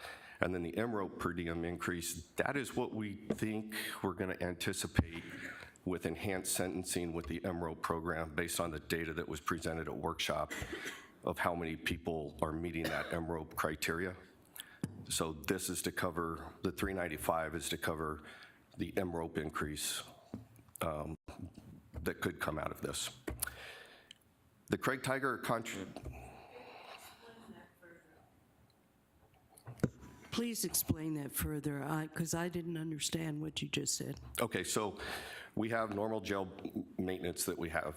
We call it jail maintenance. It's how we pay for the bookings at county. That's the 1.3 million. With MROPE, if somebody goes into our MROPE system, they refuse services or they don't complete services, then we will work closely with the prosecutor's office to ask for enhanced sentencing. If we ask for enhanced sentencing and they get held or convicted and told that they have to serve 30 days or a year, whatever the judge decides, this is what we're looking at as a possible cost estimate for those MROPE. It's our cost. Wait a minute, we send somebody to jail and we have to pay to send them to jail now? Yes, Mayor, Councilmember Clark, or Vice Mayor Clark, we've always done that.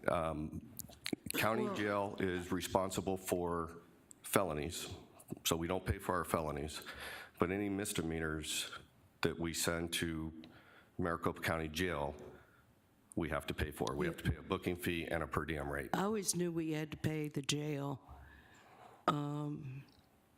but I find it amazing that we have to pay for the privilege of throwing someone in jail. That's all I'll say. Thank you. The Craig Tiger Act, I can't really speak to this because it wasn't something we put in, but I'll say this. The Craig Tiger Act is where officers, and I believe it's going to become dispatchers, and that might be why this is in here. Mayor, members of the council, I can actually answer that one. This is related to a request by Human Resources to increase the contract to deal with both officers and members of the police department. You'll also see the same supplemental in the fire department for mental health services after incidents that they respond to. So we're seeing an increase in use of that particular contract, and this is the police department's portion of that increase. Is that in reference to PSPRS? He's coming up. Mayor, members of the council, it's related to post-traumatic stress, so mental health resources for people in public safety. Mayor, to your question, it's not related to it could be, but it's not related to the PSPRS board and the disability cases that we see coming through there. This is back to what was said earlier. We have an EAP contract, and I've had to come to the council twice to increase that contract because much of that is because of the cases that we have that are PD related, that are related to PTSD. And because of the Craig Tiger Act, we are required to see those cases, to fund as many as come through. So that's why we've had those increases. Well, the Craig Tiger Act, if that's successful, then we don't have to deal with it with PSPRS. That's correct. Yeah, yes. okay, excellent. All right. Thank you, Jim. Next is the MROP shopping cart removal contract. This is based on the ordinance that council passed that allows us to take shopping carts that belong to shopping centers but are being used in a manner that wasn't authorized. We can take them over to the city shop, and we have a contractor that will come and pick them up from us when we get to a certain number or a certain period of time in the month. Next. Mayor? Go ahead. On this shopping cart contract, is there any cost recovery from the shopping centers on this? I'm going to have Mr. St. John come down for that, but there is some fines that the shopping centers would have to pay if they're not in compliance, but I don't know that there's necessarily cost recovery for what activity we do with collecting the carts. Excuse me. Mayor, Councilmember Turner, there's no direct cost recovery from the individual retail establishments that utilize carts. Under our new ordinance, they are required to either have a contract with a cart retrieval service or install anti-theft devices on their carts. This cart retrieval service that we have contracted with is very similar to what retail establishments would contract with. It's similar service provider, if you will. And what they do for the city is any carts they're seeing that are not marked. So they're plain, they don't have any markings on them. We collect them, remove them from our streets, and take them over to the city shop, the warehouse, and periodically that retrieval service will come out and collect those carts from us. We don't know how much the city will end up paying at the end of a fiscal year. The city of Phoenix, for example, has a similar contract with the same cart retrieval service. They paid a little over $21,000 last year as an entire city. So we believe that this is more than enough to cover that cost and may even be reduced. We may even be able to reduce it as time goes on because more and more retail establishments will become more diligent and we'll see less unmarked in our streets. So if I understand this, so for the carts that are unlabeled, we pay somebody to take them and they get the cart too? Mayor, Councilmember Turner, I believe there is a contractual, within the contract with the cart retrieval service, and maybe Mr. Gibson can speak to it a little bit. He helped with that contract. There is a revenue offset, so we're paying the actual, less than the actual cost for what they're doing for us. They're getting that revenue offset either by scrapping or rehabbing the cart and reselling. Okay. And I understand how we have to budget for the cost, even though there may be a recovery that would come in elsewhere. But I don't know, maybe I'm an outlier, but I would say let's use Glendale Works and throw them in a truck and take them over to the scrapyard ourselves and turn them in. Yeah. Keep it to a minimum. Thank you.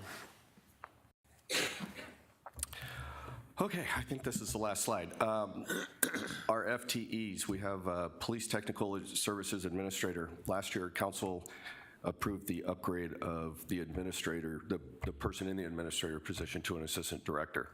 What we're asking for now is to put that administrator back in so that we have proper chain of command and reasonableness within that bureau for workload. The civilian patrol scheduler, for decades, we've had a sworn officer doing our scheduling. We do have a software system that we purchased several years ago. It's time to get that officer back out onto the street. This is something that can be done by a civilian, and this way we can put the officer where they belong, either investigating crimes or responding to crimes. The real-time crime specialist, this is a civilian position. It's another step on our road to having 24/7 coverage in our real-time crime center. Again, civilian, we have several officers in there and some civilians, and we're trying to balance that in our staffing models. The civilian videographer editor, I've already touched on that. That is so that we can do our do some videos in-house, our critical incident videos in a more timely manner, and really start pushing out even more videos through our social media and also with the media through the press releases. Then there's a video editor social media. The video editing part on this, we have a half-time position right now. This contract, we're asking to make it full-time.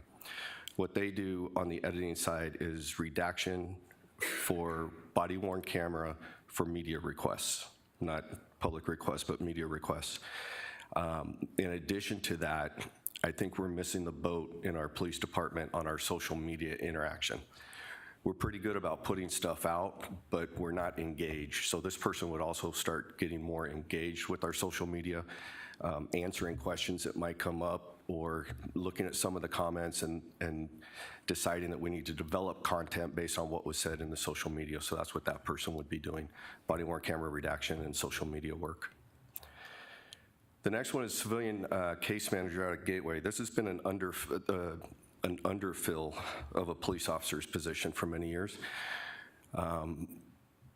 It is currently staffed by a civilian. What we're asking for is the position so that the officer position can then be moved back into the right column of sworn first civilian. Conference room technology update. Our main conference room at our headquarters, it's been in bad shape. We've been putting some things together to get it somewhat usable, but we can't even teleconference in there. So that's what this is for, is just to get us to today's minimum technology so that we can operate in our conference room and do some teleconferencing. I think I skipped one. No, not yet. So forensics technicians. Go ahead. We currently have 6 and a supervisor forensic scientists. They're the ones that do analysis on all of our evidence that we bring in that requires analysis. So it could be fingerprints, DNA collection, serology pulling. But they are also responsible for going out on major crime scenes and collecting evidence. And what happens with that is it's a push-pull. If they're out on a scene, then they're not processing evidence. If they're processing evidence, then they're not able to go out on a scene. So this is the beginning of a build-up with forensics technicians that will be out on the road, and they'll be available to go on the call-outs, whether it's a homicide or shooting, a large-scale scene that requires specialized training to collect evidence. But when they're not doing that, they're going to be trained on taking police reports and collecting evidence for calls that traditionally an officer would go on. So a burglary from a residence, a burglary from a vehicle, where the suspect is gone, there is no threat. These employees can go there, they can take the report, they can dust for prints, they can take the fingerprints, and that is making us more efficient with our patrol officers to be able to stay available for priority calls or proactive activity, whether it be problem solving, traffic enforcement. So that is the theory behind this. We are behind in our forensics scientists area, and this is going to be a big help to us because then they can focus on their scientist duties, and we'll have people out there to respond to the calls. The overtime increase for the stadium, we're seeing a lot more events at the stadium, and then we also have MOU increases, so this is to cover what we feel is anticipated events. And Fiesta Bowl is the same thing. It's the MOU cost going up. It's just to cover what we have to staff at Fiesta Bowls. The citywide standby pay increase, that's the placeholder that Vicki talked about earlier. It is just a placeholder while Human Resources researches it.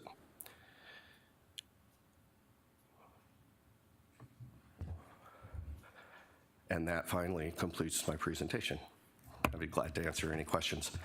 Thank you, Mayor. I'm going to make some comments, and if you wish to comment on what I say, that's fine. If you don't, I'll understand. I'm a law enforcement mom. My son's a retired police officer. And I look at the numbers. It seems to me the police department's basic core function is either to prevent crime or to arrest the bad guys when they commit crime. And that's what the general civilian population thinks is the core mission of the police department. So I look at the stats on page 78, and I see UCR Part 1 crimes are up by about 1,000 between 2021 and 2022, which are the figures that are available. Violent crime is up about 100, but property crime is up about 1,000. Crimes cleared, Part 1 crimes cleared. Total is 14%. Violent crimes, 25% of violent crimes are cleared. Property crimes, it's even worse, 13%. Then I look at the next page, 79. Traffic collisions with the injuries are up. DUI arrests are down. Not much, but they're down. Officer-initiated call volume is down by about 10,000. Traffic stops are down by about 5,000. Yet these are the core functions of the police department. DUI stops, traffic stops. That's in terms of crime prevention. Clearing crimes. When you have a rate of 25% on total on clearing crimes, that's not very acceptable in my book. I love all MROP and all these exotic programs that the police department is initiating. I love the drone program. There are a lot of wonderful things about the police department, but I want to know how you're going to address basic crimes and crime prevention and dropping those figures that the average person who's affected by these crimes wants to see. Thank you. All right, I'm going to answer. Your police department is out there working every single day, answering the calls, investigating the calls, or the detectives are investigating the cases to give you that clearance rate. There are a lot of crimes that go without clearance, especially property, because someone breaks into a car and they steal a purse or they break a window and you just don't have information to be able to clear it. What your police department has done is we've become on the leading edge of technology with our real-time crime center, and we know that that is in fact assisting us in solving crimes. I've stated, and you all know this all too well, the state of law enforcement in this country and the negative narrative that was out there, which is switching. We are seeing the paradigm change.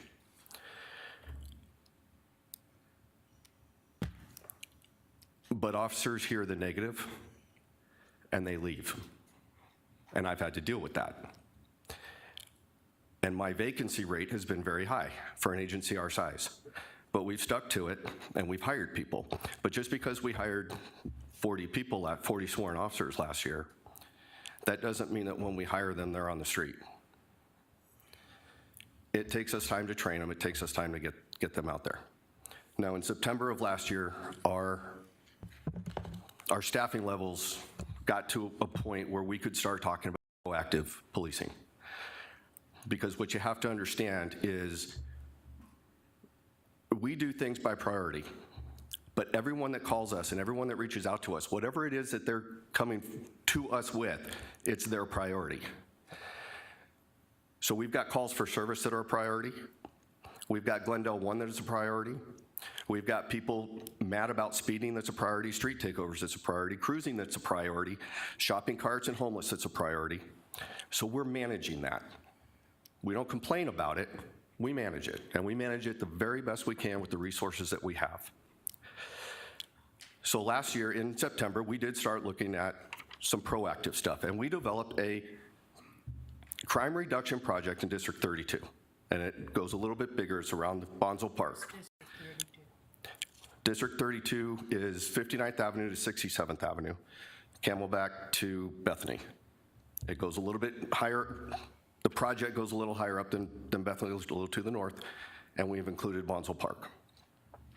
This is a department problem-solving effort that we put together. So it's Gateway, it's Foothills, it's traffic, it's special operations, and it's investigations. So a 6-month look, which includes a month that we weren't even in there, we have seen an 11% decrease in our arrests. They went through the roof because we were in there, but that shows that we're making a difference. Calls for service have gone down.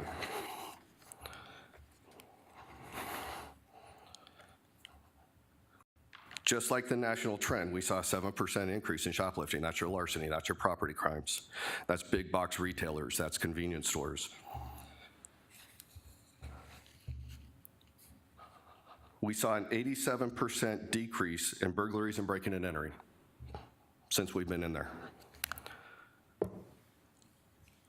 12% increase in aggravated assaults, 0% increase in vehicle thefts, 0 change in homicides, thank goodness, 72% decrease in theft from motor vehicles, a 50% decrease in theft from motor vehicles and parts from motor vehicles. That's in 5 months. And that's because we now have some of the bodies to be able to do this. And it's because of the council, it's because of what you've given us, and it's because of the retention bonus, not the retention bonuses, the recruitment bonuses that have assisted us. But Vice Mayor Clark, We're not shirking our responsibilities. The men and women of your police department, both sworn and civilian, are out there doing it. They're doing it in a city where their community loves them, but in a country where there's some negative going on, and we have to battle that with morale. And they're also doing it shorthanded. We're coming out of that. We're getting better as far as staffing goes. But the men and women of your police department are dedicated to reducing crime. They're dedicated to preventing crime. I promise you that. The numbers are what the numbers are. I don't apologize for the numbers because I can't apologize for them because there's reasons why this is happening, not excuses. But if I thought that your police department wasn't doing its job, I assure you, I would be taking care of business. Mayor, may I respond? I'm not implying that you're not doing your job. And I'm not implying that any officer is shirking their responsibility. I think if anything, I'm expressing a frustration, a general frustration of the populace, that we don't visibly see the crime reductions. Now, what you're doing in District 32 is great. I applaud you.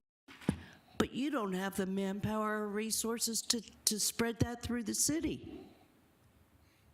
So while you're doing well in District 32, there are many other districts who would benefit from the same kind of service, but we don't have the manpower and resources to do that. So that presents a problem as well. I'm not trying to denigrate the police department. As I said before, I love the police department and have been very supportive, as has this entire council, of the police department, and we've tried to give you every resource that we can that's a reasonable cost for us, for the city. So I'm not trying to give you a hard time. What I'm expressing is the frustration that the general populace feels, in that they never see the numbers, the perception is they never see the numbers go down. All they read about is the convenience store on the corner that was robbed again. You know what I mean? That kind of thing. So again, it was not meant to be accusatory so much as maybe more focus, asking for more focus on the bread and butter responsibilities and duties of the police department. I don't know if that's the answer. And I know the city manager is dying to go after me for what I said, and that's fine. But it's just a general sense of frustration, and it's not meant to be personal. It's not meant to denigrate the police department. Really, that is not my intent. It's just an expression of discontent. Thank you. So, Mayor, Vice Mayor, and members of the council, I think this is an important topic. I know that Chief Briggs and his department want to be more proactive. And I want to go back then to what I said at the beginning, is that when you look at the strategy we built this budget on, it was all about really putting more officers into patrol, because that's really where you're able to start making a difference. To Chief's credit, if you look through what's happening here, even though the department is growing, you're not seeing new requests for senior level command positions and administration positions. Everything is really designed to bring and to put more people into active patrol where they can get more proactive on it. And so the combination of the efforts they've had of increasing the rate of backfilling, that's starting to show a difference. And then with these new positions, assuming the budget gets passed, I know the chief is very much in their department wants to get on the front end of this and not having to only be in a reactive position. But I just want to say, normally, in my experience in municipal government, whenever I see a lot of requests addressed in a police budget, it's very much, can oftentimes be very balanced or very weighted towards non-deployment types of position. That is not the case here. This is all about getting people there. So I think I don't think you should be apologetic. I think the frustration that all of us have about the crime numbers are there. I don't want to say trust us, but I will say we are starting to get a handle on it. I have a lot of confidence in our department on it. And I think hopefully this time next year when we're having this discussion, we'll start seeing the results of that. Mayor, if I might, I would simply say I'll feel better when I see the number of traffic stops go up, the number of DUI arrests go up, because those are core problems. DUIs often end up in accidents that we then have to deal with down the road. So I think when I see those bread and butter things like DUIs and traffic stops increase, then I'll feel a lot better. Thank you. Thank you, Mayor. I just want to say first, your response shows what a good leader you are and why our numbers are improving in our police department. Chief Briggs, I couldn't be prouder of the Glendale Police Department. I know we all know how difficult policing is and how difficult recruiting is, and you've been pretty successful in recruiting in a really difficult environment, and that speaks a lot about you and how you run the police department. So I really appreciate, the difficult situation you're in. And I mean, speeding is, I know, one of the most difficult, racing, all of those things, because if you can't catch the person while they're doing it, it's really, really a difficult thing to police. I think there's some other things we can do that we can talk about later about, just the red light running, and there's a lot of things that are happening that are, maybe we could do some more enforcement. But I wanted to ask you about the drone, and I see that you didn't, the only thing that was on the supplementals not recommended was the drone equipment maintenance funding, and I just wanted to understand how that relates to the, let me find it here, the other drone issue that you talked about, the wireless, the ground-based aircraft detection. Are those things related, or what was the $50,000 that you asked for the drone, the RTC drone equipment maintenance funding for? Mayor, Councilmember Tomashoff, the $50,000 is maintenance on the drones. It's repairing propellers, it's battery replacement, because batteries can die, as we know, and they can get to end of life. We've been using some grant funding to cover that. We have some funding in the police department. We can take it another year. That's not a problem. It will not affect the other system that we're asking for. Okay, I think drones are, it's an incredible public safety device to, you can, and I know, a helicopter is way more expensive to operate. I just think drones are really, really the future in public safety. The other thing I wanted to ask you about was the, and I just totally lost my train of thought. Let me go scroll through here again. The standby pay increase. I'm not sure I understood what that was. Mayor, council members, again, we put a placeholder in for a standby pay increase. Standby pay has been $2 an hour for 20 years or more, and it hasn't been looked at to see, is that a reasonable amount? We're not going to implement it. HR is going to do that study. The reason you see it here is because every department that has people who do standby has a little piece of that standby pay increase. Okay. So it's essentially a placeholder at the moment, or? Correct. It's just a placeholder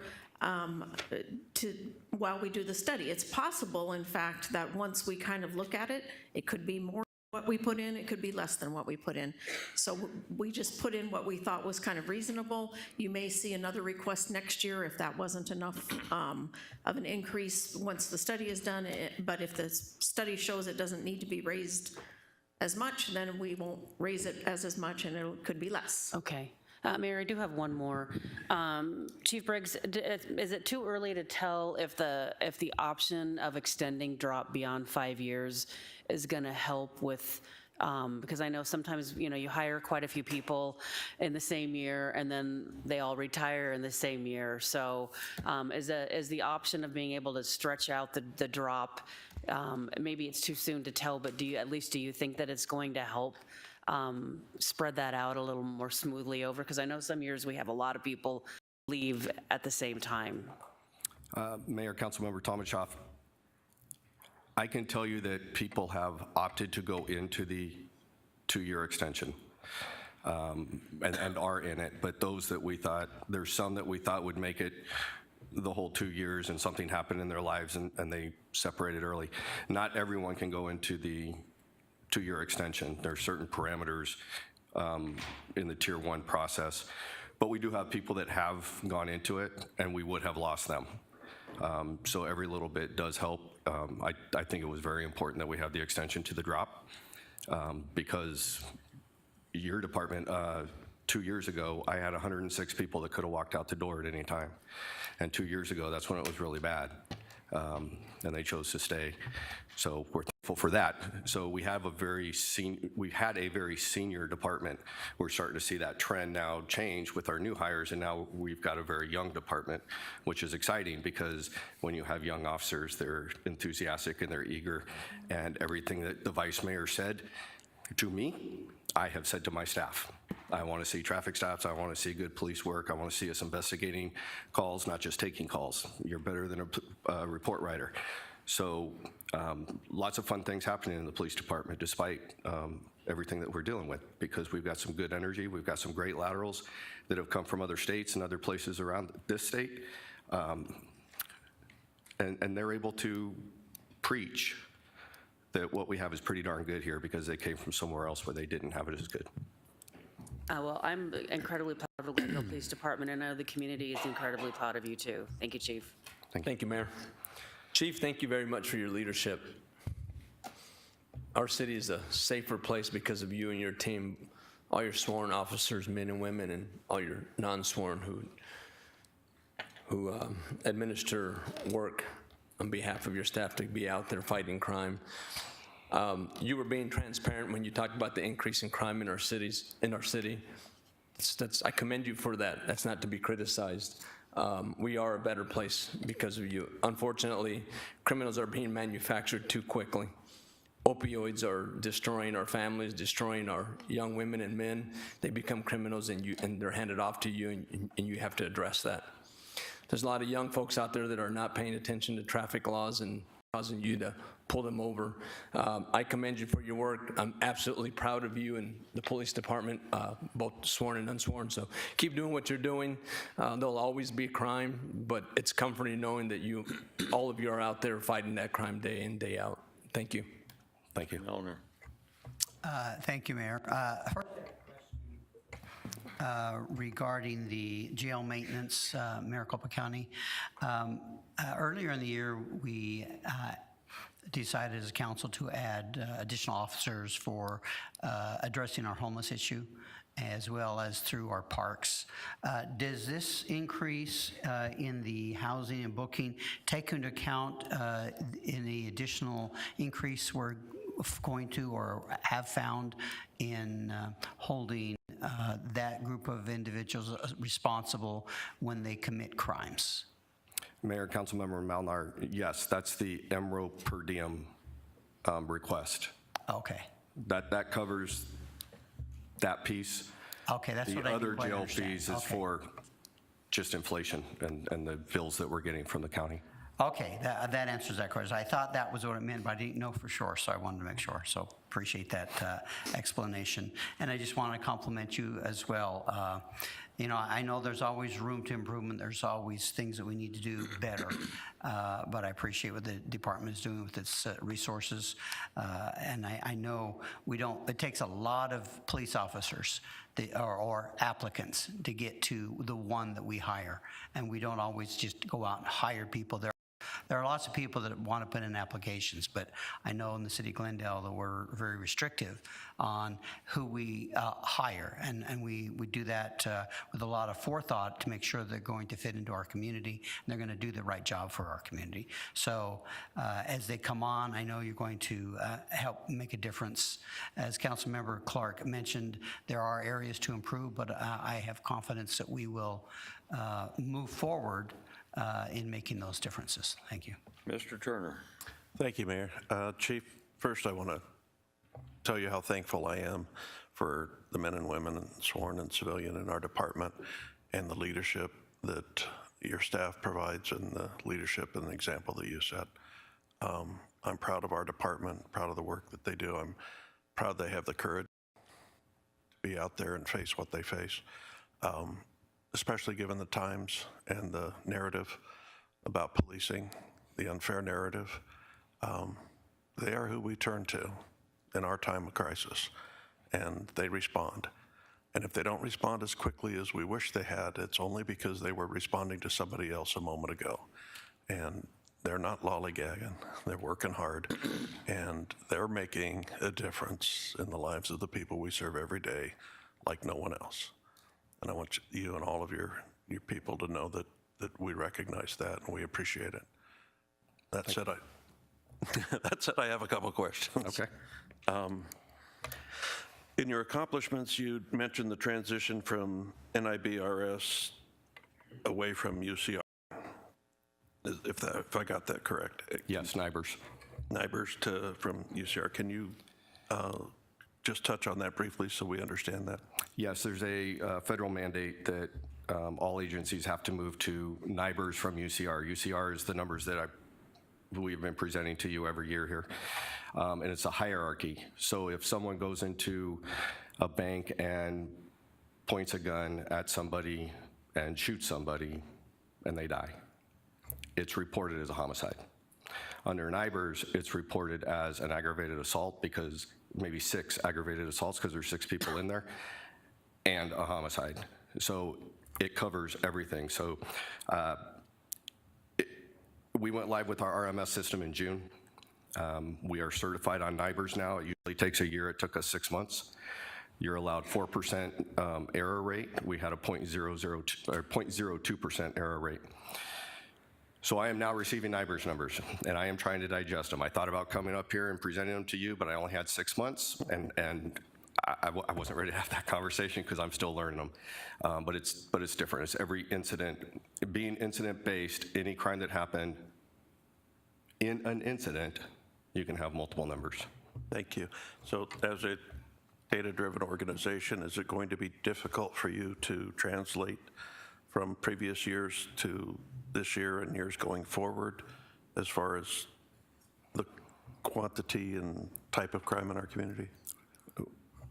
Mayor, Councilmember Turner, we're going to try to give you both if we can, because it's not a matter of pushing a button and this information comes out. There's a lot of work that goes into it.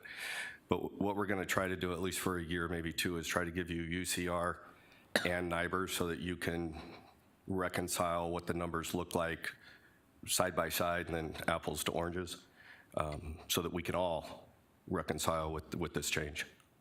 Okay, very good. Thank you. On page 79, in goals and objectives, priority 1 call and priority 2 call times, the ones that are our ability to meet them within the standard time, running in the 70% range for priority 1 calls and the 40% range for priority 2. And I understand this is a simple question to a complex issue, but would you please share with us, not necessarily here at the mic, but share with us what your target would be, what you would try to get these numbers to, and if there's a national standard or whatever, so we have a context around which to look at this? Yes, so it's 90% of the time we want to be arriving within 5 minutes. Again, keep in mind that these are fiscal year numbers. So with our increased staffing and patrol, we are doing better here. Our average is under 5 minutes right around 5 minutes for priority ones. Priority twos are more difficult to reach, but we're getting there. So the target for priority one is 90%, and is that the same for priority two, or? Yes. Yes, okay. They're both crimes in progress. I want to compliment you on the project you've undertaken, and I think what you called District 32, was it? That really is putting the effort where the problem is, and spreading police resources evenly throughout the community may sound fair, but it doesn't make sense, and to apply the resources in the areas that are dealing with the issues most directly really is the best way to serve our population and to help to minimize and also equalize the crime level across the city, because we're all equally entitled to a safe community. The challenges are just different in different neighborhoods, so I applaud you for that focus. And I did want to note too that except for a couple small ones, all of the supplementals that you've asked for have been recommended by the manager, and it appears would probably, based on what I've heard today, would be approved by the council, and that's just another sign to you and your people, all our officers and all of our staff, civilian staff too, that we support you. Thank you. We support you. Thank you. Thank you. We know that. Chief, I got a couple things, and then we're going to go to lunch. The first thing I really, really like is the fact that you recognize, and now we're actually in a position where we can start hiring civilians to do a lot of the things that officers have been doing that ties them up. Some people don't know, I used to reserve for DPS before I became mayor of Glendale, and my job was basically doing just that, doing the things that could free officers up so they could go out and do their job. And I could sit there and either wait for the tow truck or, do the reports or that type of stuff. And it was a huge difference for DPS. Our areas used to be 40, 50 miles long. Our beat was huge. And I couldn't imagine if the reserves weren't out there doing what we were doing, how they were going to manage. I do a lot of ride-alongs with you folks. You know that better than anybody. And it just amazes me that there's times where they're so backlogged, and we get out to a site and we're maybe sitting at an accident waiting for Phoenix to show up, and Phoenix is telling us they're an hour and a half out. And meanwhile, we got somebody sitting there from Glendale tied up on what should be Phoenix picking up.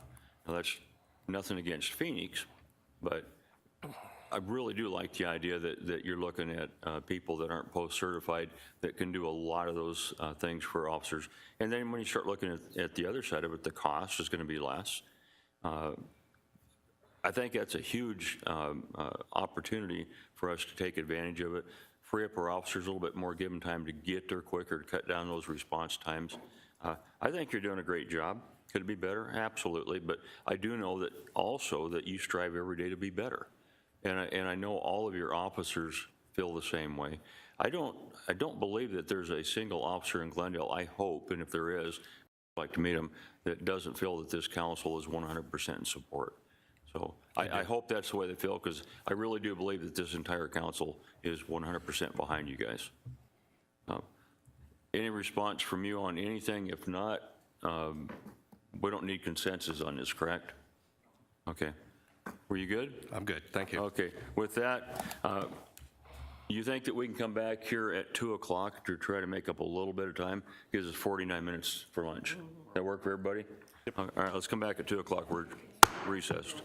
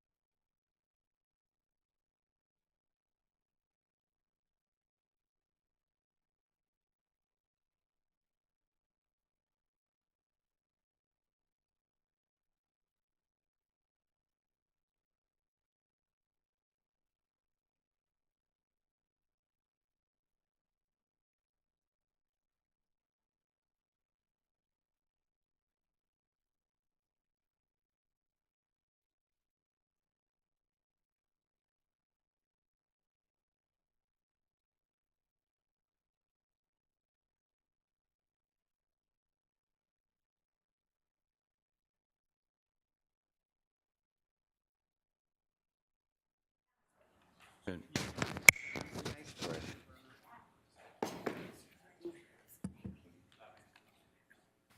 All right, it's 2 o'clock. Let's go ahead and get started after lunch break. We go ahead and introduce our next item.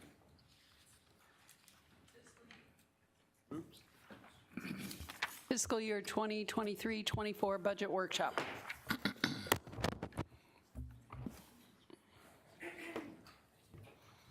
You can go to the next slide.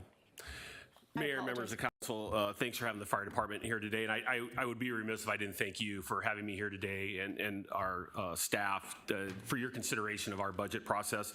Thanks to Assistant City Manager Vicki and your team has been help as I'm new to this process and making sure my team has supported me, my assistant chiefs, and we have Liz Cortez, our fire administration supervisor here. So thank you for that. As we look at our organization and our close to $70 million budget, of those 303 employees, I'd like you to know that about 88%, or 265 of those members are sworn, and we have 38 civilian staff. But I do want you to know that out of that 265, 245 of those members are assigned into 52 field operations out there serving in those essential functions of the fire service. Next slide, please. As you see up here, is similar to the rest of the presentations you've seen today. 80% of our budget is in salaries, as you can imagine. Close to that 6.8 million is our day-to-day operational expenses, and then about the 7.6 is our load-in from the internal services charged by the budget office. Next slide, please. Goals, objectives, and performance measures, and hopefully our workshop on March 14th gave you a little bit better insight into my methodology. But as we look at our balanced scorecard and we looked at that optimized process and services, what a lot of these performance measures and what we're looking at is to help right-size our operation, where our assets are located, how do we improve our performance metrics. So as we talked about during that workshop, specifically in response time at the 90th percentile, we think there's an opportunity to put a focus on our turnout times, really that human factor of getting to the truck faster, putting that install on our employees where you can really improve our response times is hustling to the truck. As you look down the bottom, when we last at our March 14th workshop, we talked about the automatic aid, give-get. We've already made some changes to some attributes assigned to our assets, specifically the command vehicles, to help keep our command officers in town more often, have them responding to our incidents more often, and we took a deep dive after our last conversation to see how we could make some changes right away. We've already implemented those changes. Next, please. This is our training. As you, again, at the workshop, you heard me talk about Center for Public Safety Excellence, Insurance Services Office, ISO, National Fire Protection Association. So you see, obviously, the training is an important part of the fire department and our functionality. As we come out of the pandemic and had more training, the access to get out to our folks, we're meeting and exceeding what the target is for performance metrics in our training. Our recruit firefighters that we train, there is a standard to State Fire Marshal Firefighter 1 and 2. We are 100% compliant. And then our training compliance is job performance requirement recommendations that come out of NFPA 1001, 1021 for our specific ranks. We meet and exceed, and all of our programs are geared to meet those recommendations. Next, please. I'd like to take this opportunity to really give public praise to Dr. Boberg, who's our community education specialist.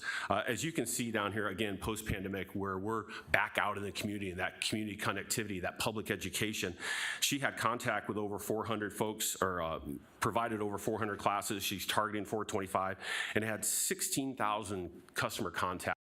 More often, you're going to see that in the classroom and really get into the elementary and secondary education. And we also have a Fire Pals program. One of our firefighters is retiring in the next month who is a lead on that. And we're really going to make sure we continue to prop up that program and make sure we're in the classrooms and providing that community education message. Prevention services, I can tell you what, Assistant Chief Benson's leading that in our professional services, and Fire Marshal Chuck Jenkins really is the face to the business community for the fire department. And as you see, again, coming out of the pandemic, and what you'll see in our targets estimate and target 24 is as development has really pushed, our inspections have kind of slowed down because we've been more in plan review and construction inspections.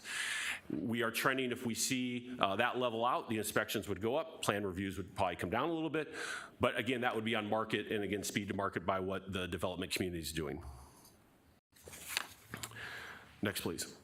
So at the accomplishments, I tell you what, the next couple slides I'll tell you right now are very programmatic accomplishments, but I would be remiss if I didn't share with you my observations of the men and women of the City of Glendale Fire Department. You have a passionately proud group of men and women that serve you in this community. They are fiercely loyal to the City of Glendale, and where it has manifested itself is in service. I know there's this old urban legend of the Care Bears that was the Glendale Fire Department. It is alive and well. The men and women that are out on those trucks running those calls truly care about these citizens, and they've chosen this life of service through sacrifice. So to kind of tag on to my partner, Police Chief Briggs, you have a fire department that cares about your community, has chosen a life of service through sacrifice, and I'm proud to be their fire chief. But to get into some of the specific accomplishments, I want to talk about Director Wojtanko and her team, Darren Franks and Craig Croner. The infrastructure, the buildings, the apparatus, and the equipment is the lifeblood of the fire department. And since my arrival her team has been amazing. You can look on here about how we're trying to get better equipment in the stations. We're on the CIP for some remodels, some new designs. We're working with Eddie Garcia. So we are intimately involved with with her team and what is the lifeblood of the fire department. Next slide, please. Obviously, the Super Bowl and the public safety section of your city had a lot to do with that. Emergency Manager Munson and all of the police team, I think, all know how well that went off and the support of all the city departments. But we were intimately involved in that and again, out on the center stage and putting Glendale center stage for the world to see. Next slide, please. At the Glendale Regional Public Safety Training Center, the Grip Stick, in the last year, we trained over 160 firefighters, not just the City of Glendale firefighters, but the region, from the East Valley to the West Valley. We are the home station for 160 firefighters getting trained for all of our partners here in the region. I think that's something to be proud of. And lastly, in the crisis response manager, Lynette Pompa, we had over 15,000 hours of volunteer service on our crisis response, which really are responding to those high-risk, low-frequency types to kind of stabilize family and get them back to a state of normalcy. Next slide, please. Supplementals. So here we go. Kind of go at these, and I'll go through them, and please, at your discretion. IT projects, we are in the process of collapsing underperforming software platforms responsible for a records management system that help us with our National Fire Incident Reporting System and National EMS Information System. They are underperforming. We're moving to a new product called ImageTrend, which is contemporary for the region and is a best practice here in the region, which is going to, again, help with our reporting and also our data collection. Next item, fire MOU leap year, memo of understanding. That's our MOU with our labor group. There is a leap year provision in that MOU. We've identified February 29th from a procedural process, working with payroll and how we're going to do that. So the $130,000 is to meet that MOU requirement. Computer-aided dispatch fees, that's our relationship. Phoenix Regional Dispatch Center and the intergovernmental agreement you signed in December. They charge about $26 per call, so if there's an increase in here, that is, again, commensurate to an increase in call volume with the City of Glendale. Medical direction, administration, and online service. We have a chief medical officer, Dr. Gamer. He also serves Surprise and Phoenix. And his group, he has a doctor's group, a physician group. We're going to expand their services that we get direct access to his physician group. So when our folks are out delivering the service in our ALS care, advanced life support care, when they call in for medical direction, they can call directly into a doctor. The system today, when you call into our base hospital for medical control, you may get a nurse, you may get a PA, which are very capable of providing that service, but there's an increase to the service to our citizens. Automatic external defibrillators, AEDs. This is kind of an administrative move, mechanical move, that we have a contract for all the AEDs throughout the city buildings that falls in the fire department. We support the purchase of those through the process, but the contract to maintain those pieces of equipment is through a contract. Craig Tiger contract increase, that's Arizona legislation, House Bill 2502. I know you heard about it with PD. This has to do with the number of appointments you get through EAP and then the number of days off for post-traumatic stress disorder that is identified through CARE. Again, this is a mechanical administrative move inside the budget process. Fire turnouts, that's the personal protective equipment that you see our men and women wear in fires. This is a catch-up. There's a reality, even in the short time I've been here, that the amount of attrition we have, whether it's scheduled or unscheduled, has outpaced our ability to take delivery of this personal protective equipment. So we're behind. So we asked to put this in there to get caught up.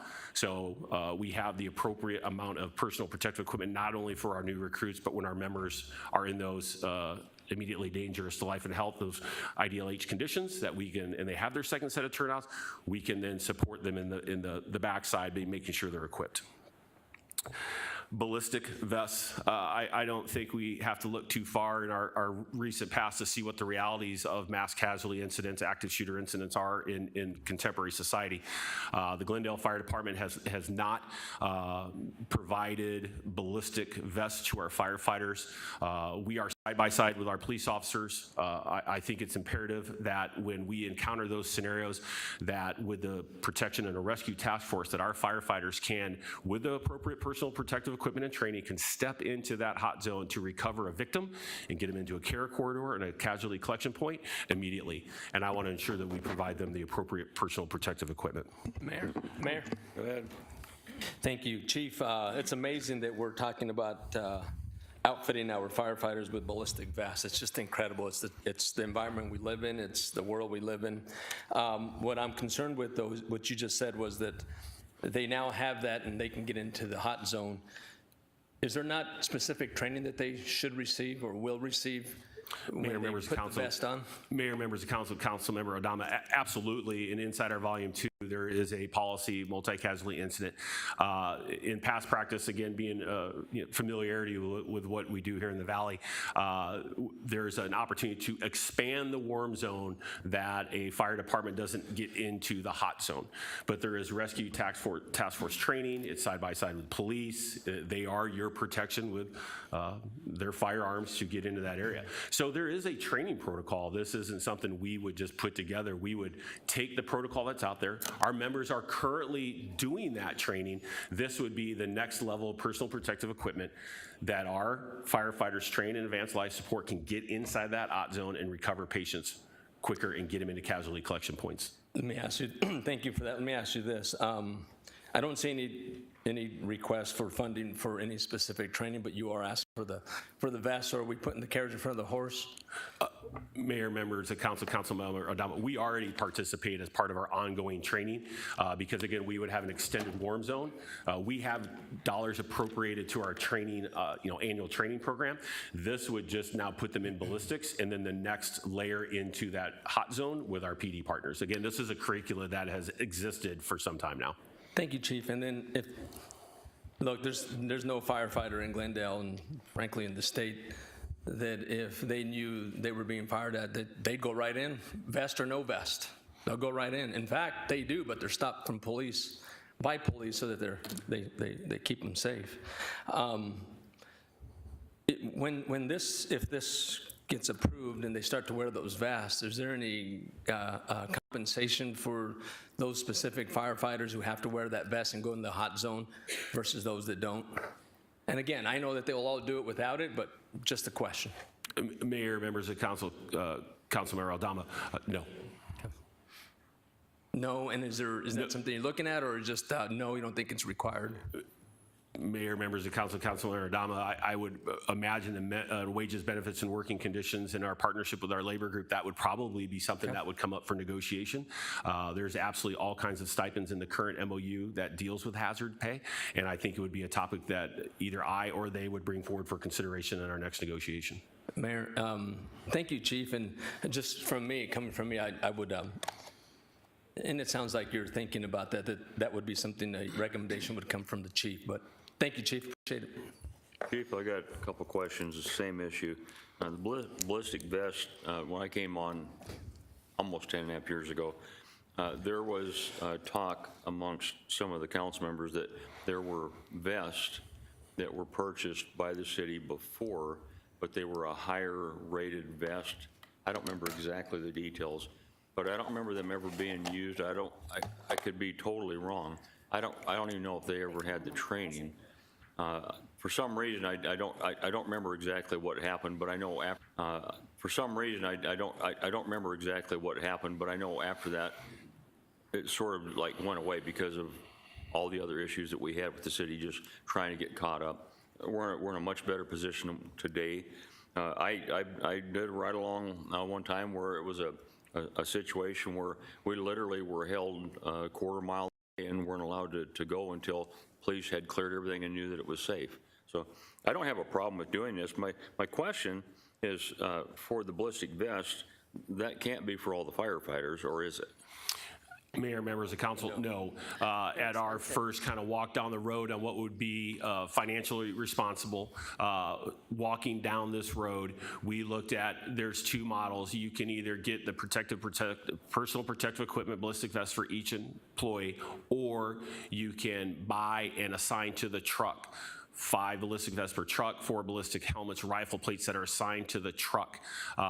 Throughout the valley, that's done both ways.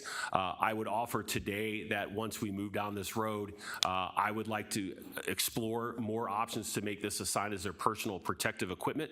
But to Member Adama's question, we have a ways to go to ensure we're trained up.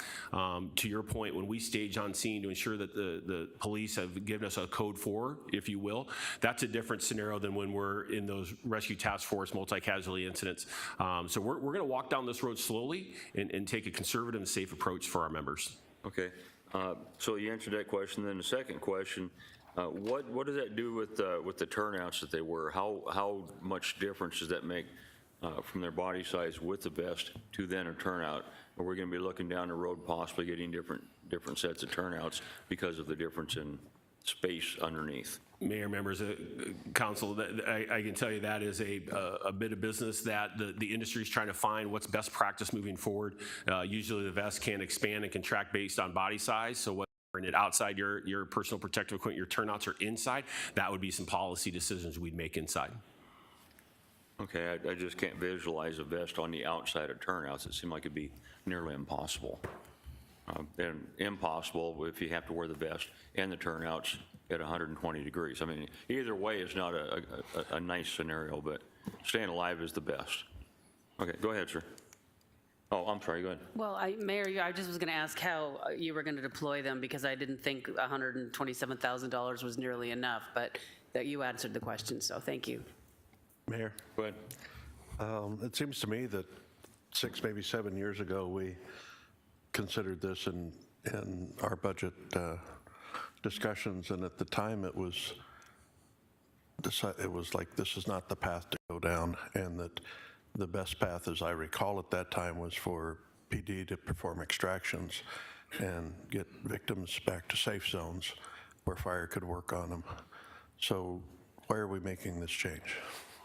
Mayor, members of council, Councilmember Turner, I can't speak to the decision methodology of prior administrations of fire chiefs. I can tell you here in the region, the majority of the regional fire departments practice rescue task force. Are there national, being a data-driven organization, are there national studies that support going this direction? Is it something you can provide the council information on?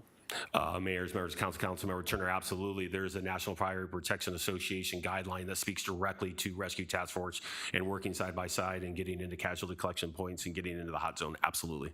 I'd be interested in particularly the question of not so much how to do it, but whether or not it's the step to take.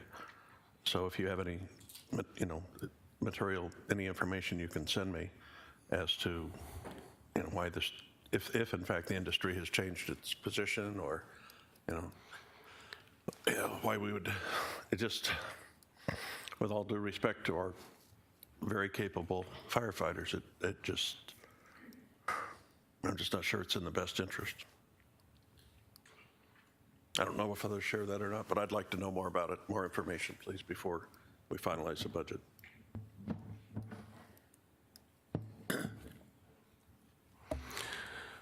Training mannequins, as we spoke before about how we meet and exceed our training requirements based on ISO and National Fire Protection Association. This is an $18,000 request to replace training mannequins specifically for our EMS, emergency medical services training, and also our training dummies down at the academy. Again, they get beat up during all of our training. Recruitment and hiring costs, there is a hiring reality. And again, the short time I've been here, we've hired, we have 20 folks in the 2 academies, and only 3 were appropriated by council last year. The other 17 have been due to attrition, scheduled and unscheduled. There's an expense to hiring and processing folks through an academy. So this is to augment our hiring practices. Next slide, please. Paramedic school and tuition and books, this is a soft cost. This is to make sure they have the commensurate books and learning materials before they go. Equipment replacement plan, I think this item here is a testament to the relationship with the budget office and managing a CIP. Again, carousel of experience. We do have equipment that is expensive and does have a shelf life, and bringing that equipment replacement plan philosophy like a CIP with a 5-year forecast it was what I'm used to. So I'm not coming forward every 5-7 years with these $1.5 million spikes. I'd rather smooth that out over 3 years for those items that are capitalizable, so we can smooth in the costing and allow our budget office to forecast that out. Reclass 6 firefighters or engineers to captains. This is really, we've been blessed, again, looking back in the former budget appropriations to get the right rank to match the hiring solutions. And I know this went through this exercise last year, and with the redeployment or the reassignment of 18 folks in the last month back out in the 52-hour operations, we still think there's an opportunity to reduce the reliance on our members acting out and ensure we're getting those promoted members to match the number of folks we have in daily staffing. New full-time employee, a fire EMS coordinator. That's a civilian. As you heard me discuss, we in the last month redeployed 18 of our sworn members back into 52-hour field operations. 6 of those were on administrative assignments at headquarters with some of these divisional responsibilities. The other 12 were on 40-hour assignment, assigned to low acuities and MRUs, redeploying them out into the world to give us the hours to staff our trucks. Part of that was one of those members was assigned to do this kind of quality assurance, quality improvement for our emergency medical services oversight. Again, some contemporary practice throughout the valley. This person is the point of contact for quality assurance, quality improvement, is the liaison and point connection back into all of our hospitals and their pre-hospital coordinators, usually at the nurse level, and they will also support our training and educational needs in EMS. New FTEs, change our medical response units and low acuities to 70 hours per week, 4 members. Again, at our workshop, and I think specifically to Councilmember Adama's questions about having the right number of people and dealing with the demand and density that we have, we brought forward, again, the recommendation through supplemental to get those assets out there so we can get to 7 days a week, 10 hours per day. Chief, I have a question for you on that. With the additional 4 people, does that make it 7 days a week? Mayor, members of council, Mayor, members of council, it'll get us a step closer with the reassignment of the folks from admin and the 4 assignments in the 4 extra. So right now we have 2 low acuities, 2 medical response units. On Monday, we have 1 low acuity, 1 MRU staffed. Tuesday, Wednesday, Thursday, we have all 4 running. And then on Friday, we have 1 and 1 again. So right now, we only have all 4 assets up 3 days a week. With the moves we've made over the last 30 days and getting some folks out of the academy in June, these 4 folks will get us a step closer, maybe 4 days a week, 5 days a week, but won't get us all the way home. Okay, so I'm going to ask the council if they would go with me on this. If we made this 6 people instead of 4 people, could that very likely get us to 7 days a week? To me, the whole idea of adding this on originally was to see if it'd work. And then once we proved it would work, then it was a matter of, okay, are we covering all the hours? And at the time, we were told, well, we're covering most of them, but there's still a lot of time that's not getting covered. So, I mean, to me, if we have the money in our budget, I'd make a recommendation and ask for support, consensus from the council that we add at least 2 more, make this 6 instead of 4. Mayor, with regard to that, I had a question, if I may. It's Okay, well, the same topic. It's the same exact topic, Sure. though. Before we go there, I just want to make sure that he can use those 2 extra people that. Well, Mayor, members of council. And then I'll go to you. okay. Mayor, members of council, the constant staffing model is built on people and money, and money's portable, but I need bodies.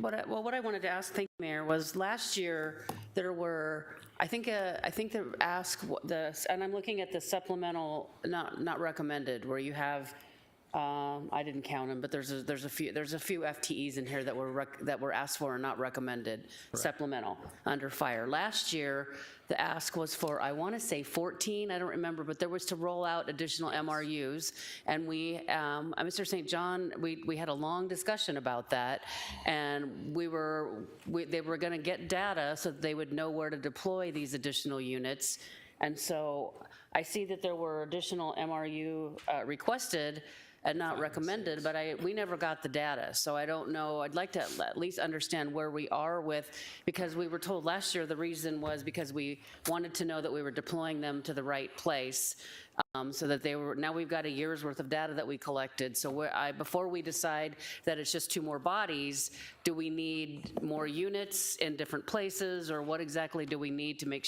sure we're better able to serve our public? You weren't here last year, so I apologize, Chief. And I don't see Mr. St. John in the room either. There he is. But we were waiting. We were told that the reason that those were no's is because we didn't have the sufficient data to know where this should be deployed. And I could be totally wrong here, but I thought that we hired those people and they ended up. No, they were. And I thought that they ended up being utilized because of COVID. That was the year before. That was the year before. Mayor, members of the council, Councilmember Tommelchoff, after Chief Freeburg came to the city in about October of this last year, we began to look at the data differently. So the way the data had been reviewed, and the data had come from Phoenix originally as an export file on all the calls that we respond to, times, days, locations, those types of things. The way we were looking at that data is different than the way Chief Freeburg and his experience came into the city and suggested we review the data. So he has taken some initiative within the fire department to reprioritize some of the staff positions that he had. So they were sworn firefighters, engineers, and captains working in 40-hour assignment, move them out to the 50-hour operations assignments to help support these supplemental units like low acuity units and medical response units. Well, that changes the ball game. That changes things dramatically. It gives you a bunch of extra hours into operations to help mitigate overtime needs in the constant staffing model and provide support to the all hazards engines and ladders that are responding to all the different various calls. So because of that shift in change, we're now looking at that data differently, and we've requested all the raw data from Phoenix so that we can look at it using the metrics that we want to use. Now, the chief may want to add to that, but I think I've kind of summarized where we've gone over the last year, bringing on a new fire chief that views things completely different than past administration, if you will. Okay, thank you. So I guess what I'm wanting to understand is, do 2 more bodies, or do you need another unit and 4 more bodies? Or I mean, I know when you did your presentation a few weeks ago, we saw there are some areas where there's extreme high volume of calls. Right around here. But I mean, if 2 more bodies is great, and that's gonna help move the needle, then that's great. But because the last I heard, I hadn't been told that we had changed how we were looking at the data. The last thing we heard about the MRUs is that to be continued. We don't have enough data to know where to deploy these, and so that was the information I was hoping to get today. So I understand that it's changed now. Mayor, members, Councilmember Tommelchoff, and similar to Councilmember Turner, I can send you kind of the raw data poll that I look at, but I will offer this. What I need in operational staffing requirement is about 536,000 hours is what I need to run the operations. And the employees give me X, and then they have leave benefited, and then modified duty and attrition realities. That creates a gap. And that gap is filled with overtime dollars right now. My interest is you balance that out. It's a balance between people and money. So that's why giving me the bodies, giving me the more hours, then those assets, low acuity and MRUs, they're going to be up 7 days a week, at minimum 10 hours. And what my experience has shown, as our leave normalizes and all of our vacancies are filled and out of the academy, and we take a different approach to our wellness program, what you'll see is they won't always shut down at after 10 hours. We've already made, since the 25th, we've had some of these up 24 hours, maybe one of them 24 hours, because the available employees were available unassigned for that day. And I didn't have to use overtime to staff it because they were there to work. So it's getting the workforce, the hours out on the shift, and then my assistant chief will staff with available people and dollars. And if it's up 24 hours, then good for the community. And we're going to place our units where we most need them. That's what the hotspot maps show me. Thank you, Mayor. Word salad. That's what I'm hearing, word salad. The bottom line, I think, for the mayor and members of council is, what will it take to staff the MRU and BLS units 7 days a week? You come back with that answer, because that's really what we want to know. When you think about it, the medical calls outstrip fire calls 10 to 1. If we should be pouring resources in any area, it should be the medical side, not the fire side, because we've got plenty of units to deal with the limited number of fire calls. When you look at the fire calls on page 90, FY 2022, 2,100 calls. FY 2023, estimate, excuse me, I've got that wrong. FY 2022, 2,162 calls. FY 2023, 3,000 calls. Target for 2024 is 2,900 calls. And when you look at medical, the target for 2024 is 33,000 calls. So where is the priority? The priority should be on the medical side. So instead of talking about we need more data, we need to look at the new data differently, what we really need to know is, what is it going to take to stand up these units 7 days a week? Thank you, Mayor. Mayor, Vice Mayor Clark, members of council, with the redeployment of the 18 folks into the 52-hour operations, the appropriated budget, that's in my budget that I've seen, and the 6 additional employees will get these up 7 days a week, 10 hours a day, all 4 units. You have to say that louder, I couldn't hear it. That's the 4 that's being. The 4, and there are 2 in the back end that were not recommended, and all the moves I've made and the overtime budget you've appropriated to me for next fiscal year, I will have those trucks up 7 days a week, 10 hours a day. Based upon the budget you're presenting to us today. Yes. Okay. And the 2. And the 2 additional. That Mayor, And that's what we wanted to hear. Thank you. you're welcome. You're not in trouble. Mayor? Go ahead. Thank you, Mayor. A little frustrating because when you came in a couple weeks ago, I asked you this question: where are we with staffing? And you alluded to, we're good.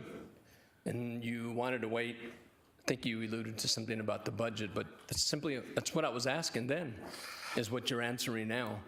I'm glad to hear that 2 that you asked for that weren't supported, you do need. But that was simple. That's just what we're looking for. But I get the politics and where you can't answer what you want to answer. I get it. Trust me, and I can say that you can't.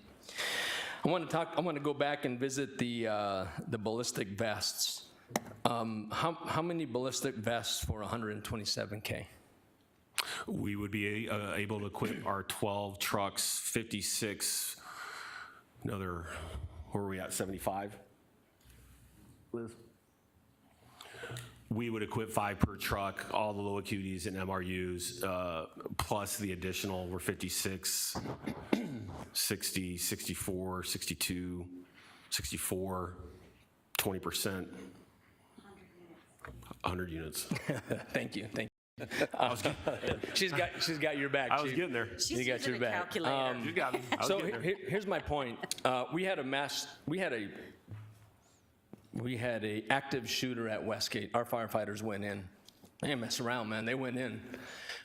We're having more mass shootings in the country, and we're just a hot spot waiting to happen. Hopefully it doesn't ever. But more people die waiting to be saved and to be cared for by medics and firefighters. If we can get in and pull them out, we're saving lives. My request today is that we not only give you what you're asking for, but we double that so that our firefighters don't have to wait. They don't want to wait. They're going in. But we're saving firefighters' lives. They're allowing to save our citizens' lives. So, I mean, I support your ask, but I think we need to double that.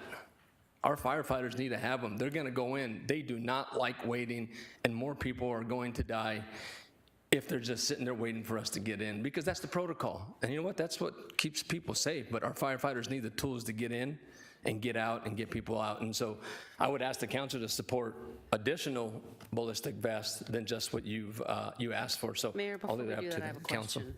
question. Thank you, Chief. She was before you. Okay. And I'll go to you. Thank you, sir. Frankly, I liked the strategy that you posed. It made more sense that you assign them to the truck. What are trucks? Four-man trucks, usually? Mayor, Vice Mayor And- Clark, and members of you're- council. you're assigning- All hazards are 4, MRUs are 4, low acuities have 2. And you're assigning 5 vests per truck? Vice Mayor Clark, that was the initial plan, yes, ma'am. Okay, that makes sense, right? Who's ever riding the truck has access to a ballistic vest. Is that correct? Mayor, members of council, Vice Mayor Clark, yes, ma'am. Okay. And then, as the budget warrants, you then segue into a plan to overtime supply everybody with ballistic vests if you feel that that's necessary. That's a good plan. Just willy-nilly saying, let's double the number of vests we're going to buy. No, I like your plan. Assign the 5 to each truck, which means who's ever on duty is going to have access to a ballistic vest. And then you work out the logistics and the timing of getting individual vests when appropriate. Thank you. Thank you, Mayor. A couple things. If it's all right, I'd like to hear our police chief's perspective on this idea, if that's okay with the rest of the council, because we are in a completely different environment than we were when this conversation was. I remember the rumored vests, when I first got elected, and that they were in a closet somewhere, and I don't know whatever happened to them, but I mean, I remember hearing about that. But before you, it would be all of our trucks and our high acuity units as well, because I could imagine that they'd be maybe responding to a mass casualty call as well. Mayor, members of the council, Councilmember Tomachov, anybody on duty would be equipped with the appropriate PPE, absolutely. Okay, all right, thank you. Mayor? I'd like to hear from the chief. Go ahead. The other chief. Chiefs. Morning, Mayor. Councilmember Tomachov, when things happen, public safety has to change.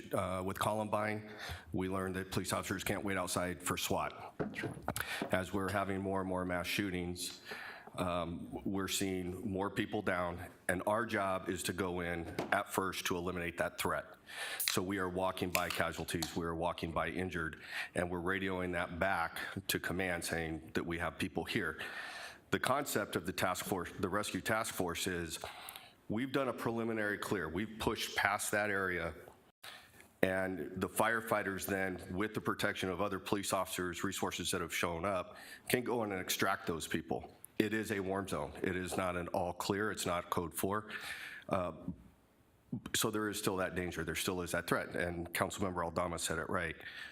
We want to give treatment to those victims as soon as possible. Our mission is to stop the threat. Fire's mission is to treat. We're going to come together and we're going to provide that service through the Rescue Task Force.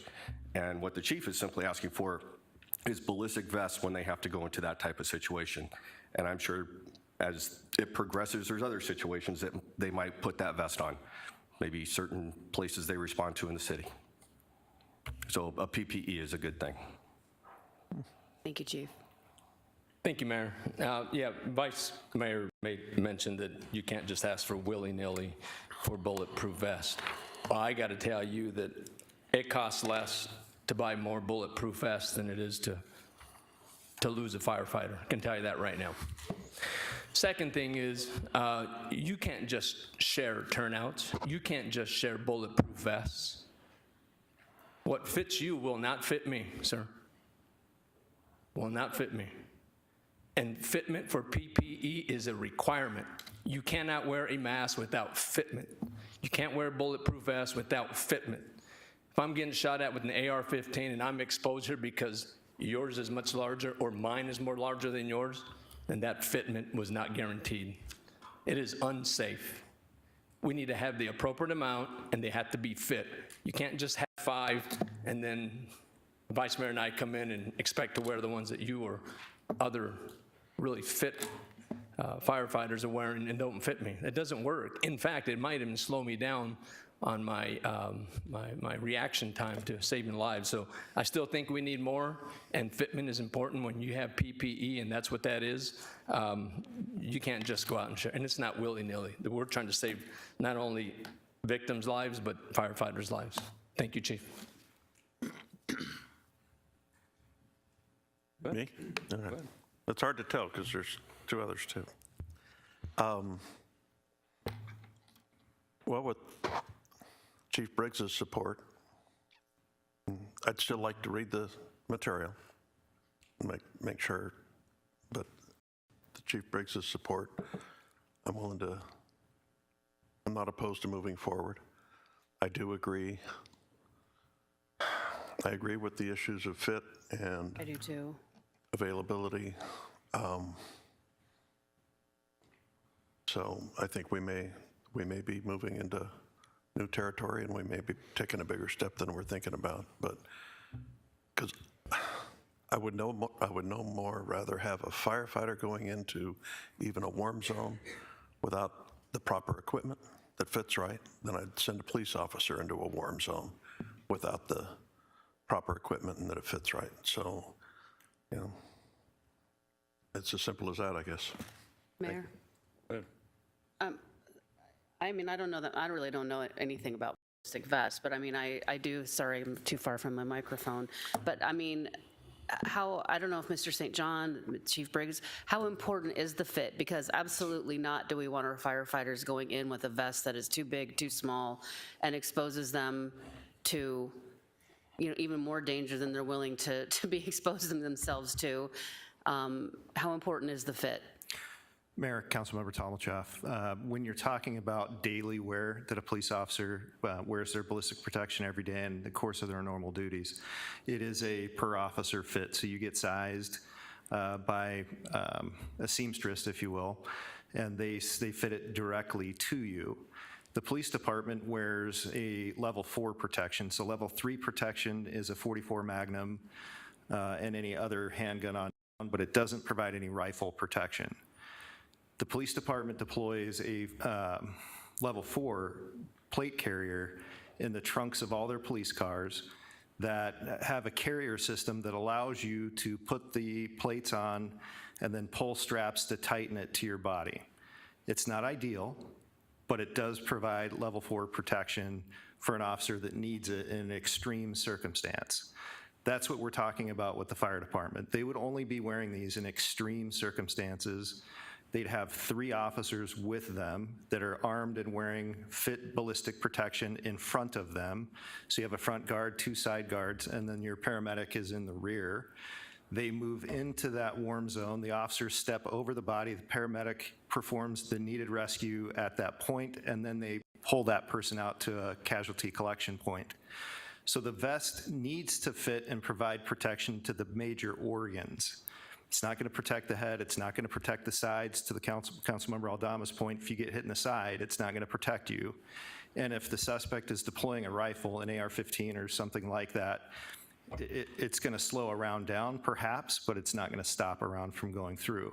So it is an extreme situation. They do make vest carriers for level 3 protection that are, I don't want to call it one size fits all, because there are some members of the fire department that are 6'9", 280 pounds, and then there's others that are, 5'8", 140 pounds. So it's not one size fits all, but the vest that we'll deploy on the trucks will protect all of our members' vital organs. We can do that. Hopefully that answers the question. And then also, Mayor, if I could, and also you said a helmet as well? We do have ballistic helmets as well, yes. And they would put that on too if they were going into a warm zone? Mayor, Councilmember Tommelchoff, yes. Okay. Mayor. Thank you. Who's asking? Councilmember Turner. Go ahead. Thank you, Mayor. So, we're talking about a major policy shift here. We're not just talking about buying some vests and some helmets. We're talking about a major policy shift that has strong implications on our fire members that maybe they didn't sign up for. How do we determine whether or not who goes in? Is it a volunteer basis? Is it every firefighter's expected? And trust me, I'm not discrediting our firefighters, but there's aspects of my job I didn't sign up for. But they've got their considerations and their expectations, and I don't think that it's an unreasonable expectation that they may have chosen this public service career versus other public service careers because of the service environment. So what do we do? Mayor, members of council, Councilmember Turner, it's a great question, and I would just harken back as long as first responders providing emergency medical service was new. Providing advanced life support was new. Hazardous materials was new. Technical rescue was new. And all hazards response, the industry has changed. And to Councilmember Adama's statement earlier, the unfortunate reality is that multi-casualty incidents, active shooter is something that is part of a first responder's responsibility now. So then my charge as the fire chief is to ensure that they are kept safe, equipped, and trained in this life of service, and you've chosen a life of service, you sacrifice, you climb on that truck to keep our community safe, that's what it is. But we're going to make sure that they're equipped, trained, and kept safe. Now, it may feel new here, but I can tell you that this Rescue Task Force protocol is not new and has been in place for some time. Okay, so Chief, to use your example of hazmat, but don't firefighters choose to go into hazmat? Mayor, members of council, Councilmember Turner, absolutely. That is a specialty class based on chemistry, research.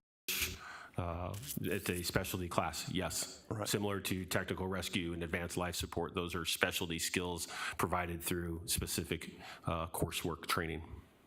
But are we expecting every firefighter paramedic to be willing to go into a warm zone just because they're in the fire service, as opposed to choosing a track of extra service as you would if you were choosing to go into hazmat?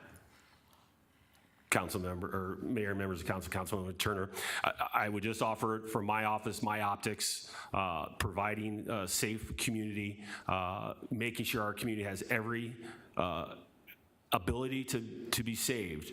And the men and women of the City of Glendale Fire Department have chosen a service who sacrificed life. They would do that, and we would make sure they are trained and equipped. And it may be the ultimate sacrifice, and it's unfortunate we're having that level of conversation, but I know the men and women in the City of Glendale Fire Department want the protection. They want to help. They want to be side by side with our police.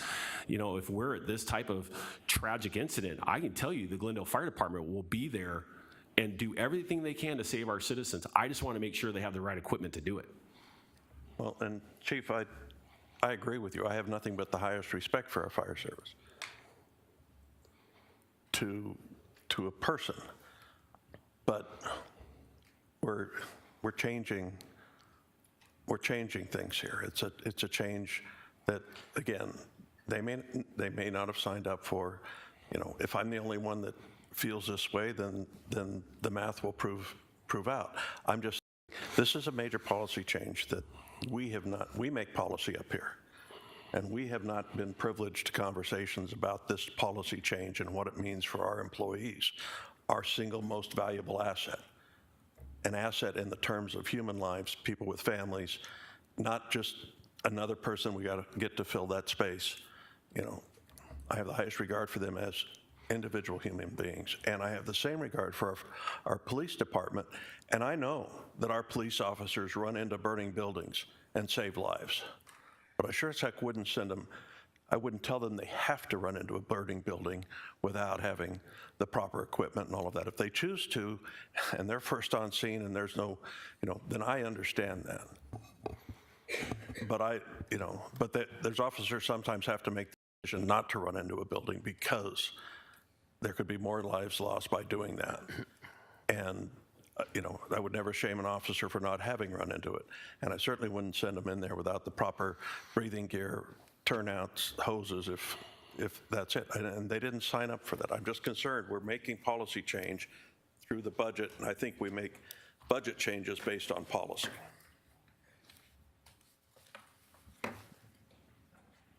All right, well, oh, you had a question, go ahead. Yeah, I just, I agree with the comments that have been stated. In general, we need to protect our first responders no matter what. And I think you proposed a way to do that. I'm a little confused on this policy issue because it seems to me that a firefighter group, when they arrive, if it happens to be a situation where there's a potential hostage or gunfire, that the police are right behind them already, and that this is this policy that you're putting into place, or this new vest, has to do with them assisting each other. Not necessarily the fire department would jump in and take care of what the police would normally do. Am I wrong in my thinking? Is we're still working together as police and fire, and we're not arming all these vesting all these firefighters to go do what the police normally would do? Mayor, members of council, Councilmember Molnar, absolutely not. Everyone has their mission.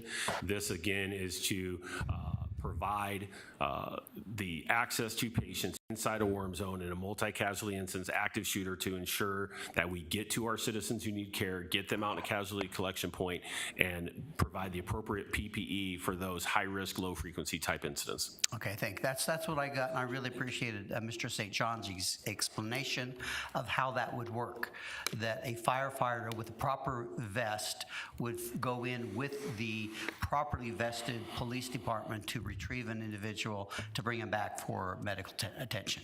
And so I think what you've proposed is very adequate to accomplish that. And I think it's not, I don't necessarily agree with Councilmember Turner that it's necessarily a policy shift, as it is we're just protecting what may be already ready to happen now, or is happening. Even if a firefighter decides they're going to go in unprotected, they could still do that, even though I don't think that's good policy. So I think we are going down the right path as far as that is concerned. Thank you, Mayor.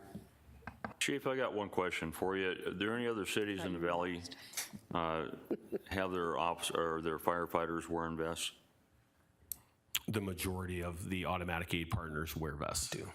Okay, and of the majority of those with the automatic aid, how many of them issue individual vests to every firefighter? Mayor, members of council, without the specifics, it's 50-50. I could find out exactly. I can tell you the carousel experience where I came from, everyone was issued their own. Other agencies, I believe Gilbert, maybe Chandler, went with assigning them to the truck. Again, it was what methodology did you want to take to bring that to bear? Okay, so follow-up question. I think we've had in the last year 2 incidents, is that correct? Am I wrong? Mayor, members of council. Active shooters?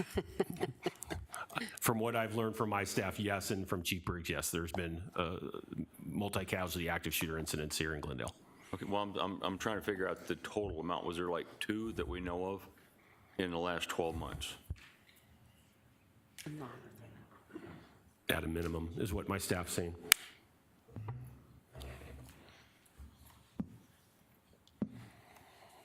Mayor, members of council, it depends on your definition of what an active shooter is. We've had one active shooter, and that was the Westgate shooter. That was somebody who showed up to indiscriminately shoot anyone and everyone they just wanted to destroy. We have had other incidents where we've had mass casualties, but it was targeted. Right, my question is in the last 12 months. Westgate was our only active shooter. Okay, all right, well, that was my question. So we're guaranteed if we have 5 on every unit, they show up, that those firefighters showing up will have protection, correct? Mayor, members of council, that's the plan. Okay, so here's just a suggestion for the council. I'm not saying that they shouldn't all have their own, but if we can at least go 1 year with every truck having it where we know they all have protection, if they're not wearing them every day, it's not like they're getting wore out. And if it's necessary and at that time we all feel it, yeah, let's do it. Let's get all the firefighters each a vest, but at least let's get the first stage done. At least let's get that done. And then the other side of it is I would ask for a consensus on these 2 extra firefighters for the MRU. Well, I have a question on your vest thing, if we're looking for a consensus on that. Okay, well, I was going to keep them separate, but. Okay. So on the MRU, the 2 extra firefighters, have I got a consensus on that? Well, so we're talking about the 2 that were in the not supplement, they were requested, but not recommended no. So they were, I'm right, that's what we're talking about. We're talking a total of 6 instead of 4. You're right. But they were in the book, they were requested, and they were not recommended, so we're saying, yes, we want to put those back in, yes? Yes. Okay. Mayor, I'm confused. I thought the fire chief said the budget as presented. Including the 2. Plus 2. He did say that. Chief, is it with the Mayor, plus members 2? of council, Vice Mayor Clark, yes, it was the Okay. budget as presented, the Now full I'm not- 6. Now I'm not confused, and I support you, Mayor. Okay. So do we have a consensus on that? Yeah, the 2 MRUs that were requested. Okay, so we have that. Okay, now your question on the vest. Yeah, I think, I would at least like to know. Turned yourself off. I think you just turned it off.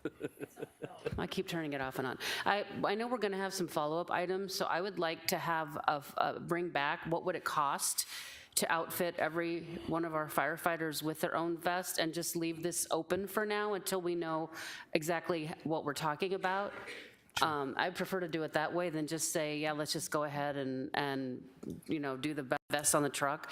I have no idea how much money we're talking about. I mean, when you're talking about somebody's life, and I know you're even with a fully fitted vest, you're not completely guaranteed safety, but I would at least like to know what that number is for me anyway, before I make a decision. Mayor, Councilmember Tomilchoff, the cost per vest fitted on an individual is about $1,200. So at the 245 individual firefighters working in the field, it would be about $294,000. Then I think we should do it. Yeah, for that Mayor. cost. Go ahead. I concur with your recommendation. I would like to see us move forward now with the chief's recommendation. And next budget year, we can revisit whether it's appropriate to move in another direction and provide vests for everyone.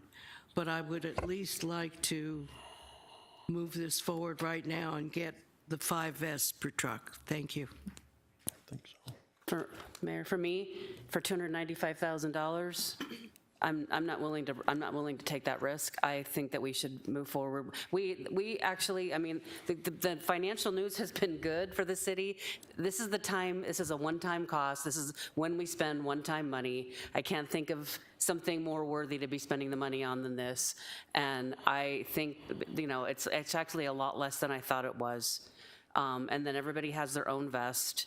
And Mr. St. John's talking, that would also be because the helmets need to fit too, right? I mean. Mayor, members of council, Councilman Tomilchoff, that's correct. There's an ensemble that's put together. An ensemble.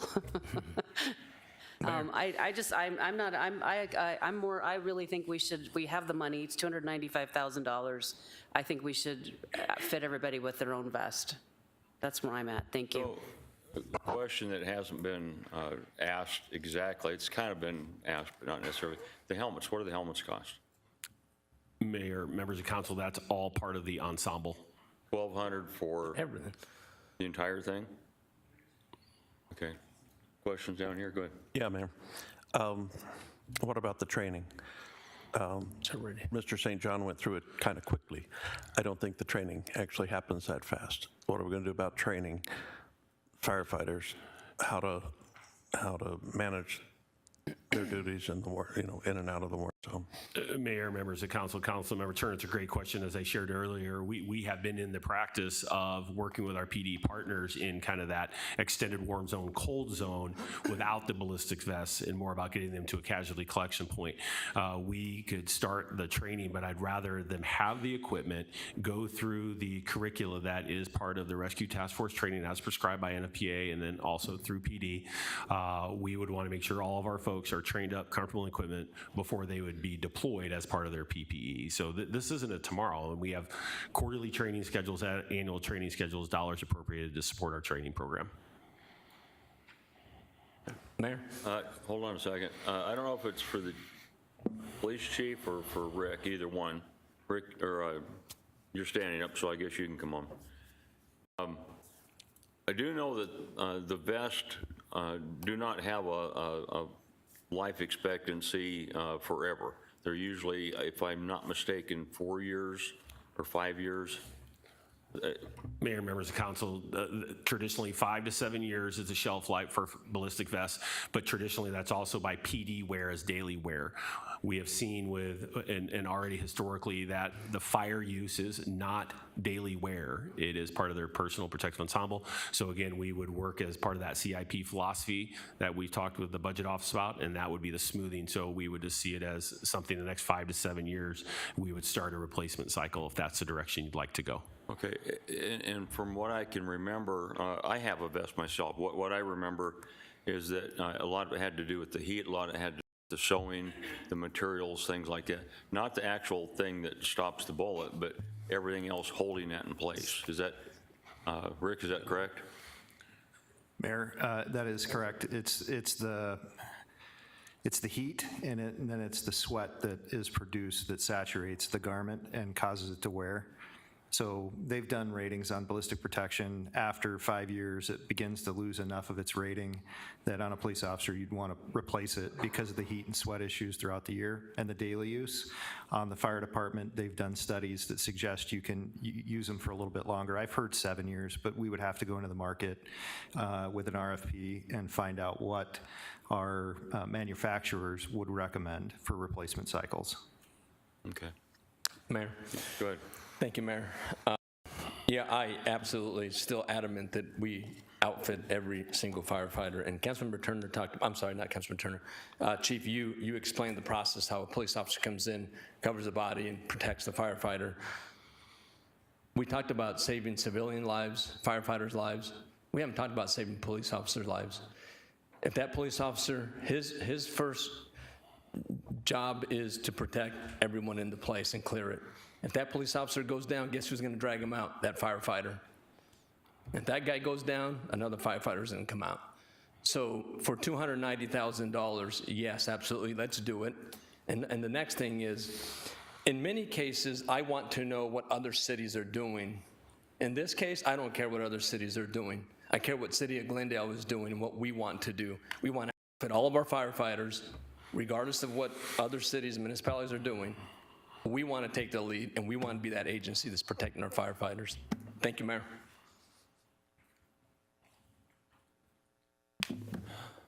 Mr. Hugh, you thought I forgot about you, didn't you? About 30 minutes ago. Thank you, Mayor. Yeah, Glendale Fire led the way in this state as one of the first paramedic units, and I'm glad to see we have a dynamic department, again, led by a chief, and whatever you say, Chief, I'm with you. I know you're going to do the best you can, and so are men and women of the fire department, and I have all confidence in you, and you make the decision, and I'm sure this council's going to back you up. Thank you, Mayor. Mr. Milner. You done? Mr. Turner, you done? I'm good, thank you. Anyone else? Mayor, I'd like to know how we're leaving things if they're, Well, I'm just trying to make sure everybody's done. okay. Okay, so with that said, do we have a consensus I'm going to ask it two different ways. Do we have a consensus for everybody getting vests, all of the firefighters? Yes. Yes. I believe so. And Hellman? Yeah, the whole outfit. Okay. Ensemble. Whole ensemble. Okay. All right. I don't know if that's the way I'd describe it, but That's what he said. yeah. It's not bejeweled, is it? All right. Okay. So we have that done, right? You have still more to go. Yes, I do. But wait, Thank you, there's Mayor. more. Yeah. But wait, there's more. So I want to be respectful of time as we redeployed and reassigned folks back out in 52-hour operations. One of those members were assigned to assist kind of our wellness program. Again, kind of contemporary fire service is hiring a fire and well fitness coordinator that would be a conduit and liaison to the risk management office, and then partnering with Director Jim Brown. That's why you see the cost is what it is. It'd be split between the two houses. But this would also then be a more holistic approach. We are an absolute heavy user of modified duty, industrial, non-industrial, because of the type of work we do, kind of urban athletes, if you will. And I think there's an opportunity to take a different approach to how we keep our members safe and keep them healthy so they're out in the truck providing the service.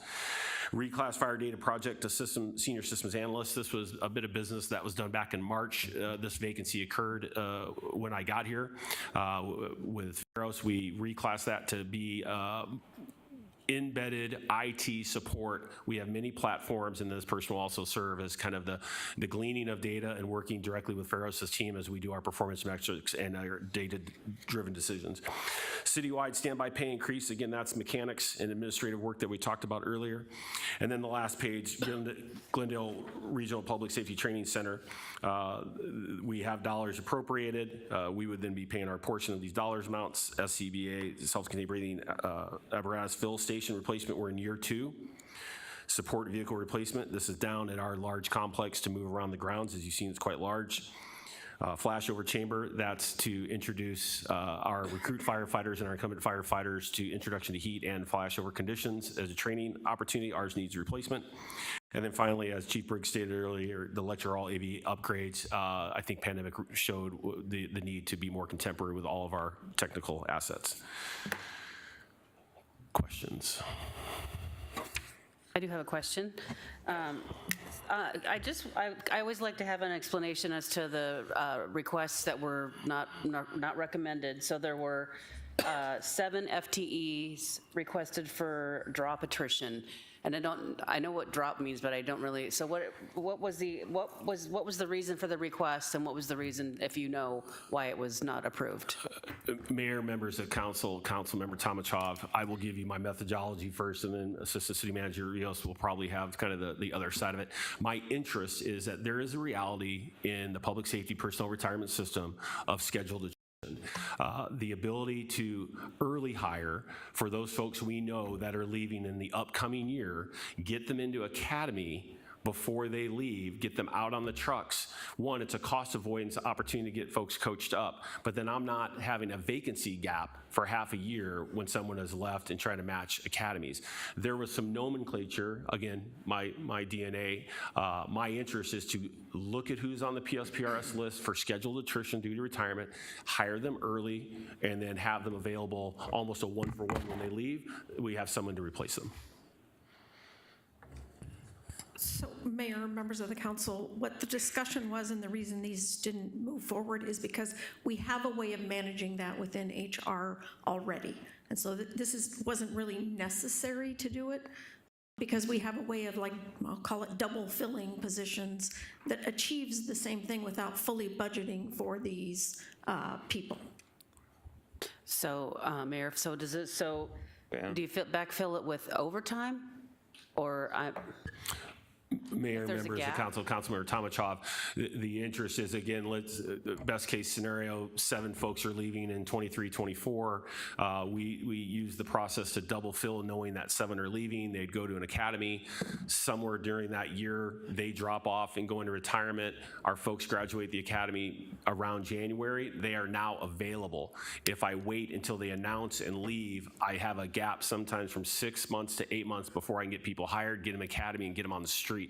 That's pure vacancy of hours filled with overtime. I'm trying to reduce reliance on overtime by getting those bodies here early based on the PSPRS data. Okay, that makes sense. And I do want to say that I'm also incredibly proud of our fire department, and I know our community just loves the fire department. They were out at a community event with the fire truck on Saturday, and just let the kids climbing around and stuff. So I don't want to leave you guys out. I'm really proud of the fire department. Thank you. Oh, go ahead. Got one more question, then we're done. Right on. This is with reference to page 90. I do that all the time, don't I? Page 90, which you may or may not have, Chief. And because there's a lot of data on this page, and I want to make sure that the people out there hear the kind of data that's on this page. Glendale fire suppression calls. The estimate for 2023 was 3,000. Your target for 2024 is 2,900. Glendale ALS and BLS calls, those are medical calls. 2023 estimate is 3,200, and the FY 2024 target is 3,300. And that's the reference I made earlier to, there are 10 times more medical calls than there are fire calls in our city. The next line is Glendale other call types. In 23, the estimate was 900. In 2024, that's 1,200. Could you elaborate what other call types means? Mayor, members of council, Vice Mayor Clark, anywhere I would service call, lift assist, check welfare, check water, check smoke. It's really kind of the catch-all. The reality of 911 is if we're there to help bring it back to normal. We've also realized that our services are changing, as Councilmember Turner and I spoke. So we're providing different services. We know we have a population that uses our services, and we're increasing our call volume. You know, I would like to see our fire responses go down due to prevention efforts. I'd like to hold steady with our EMS, with our community risk reduction programs. That's our job, to try to, our part to keep the community safe. Okay. Now, my favorite topic, I bring this up every year.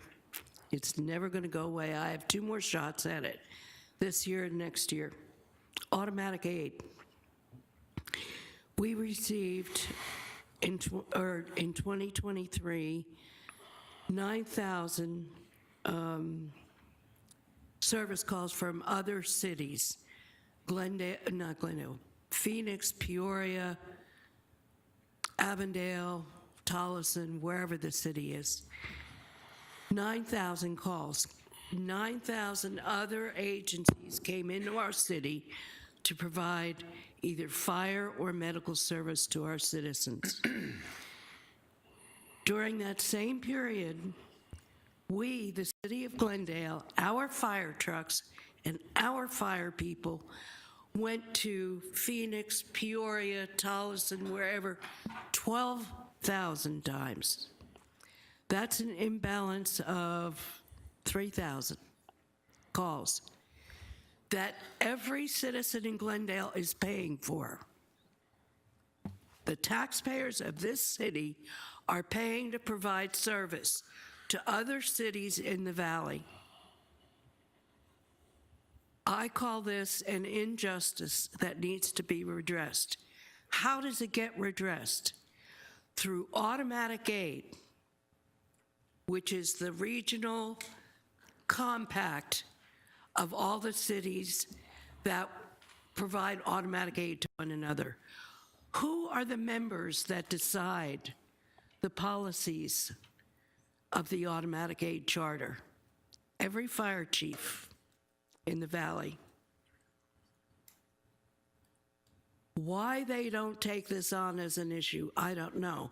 Maybe the fire union, they're afraid of them. They're too powerful. I don't know.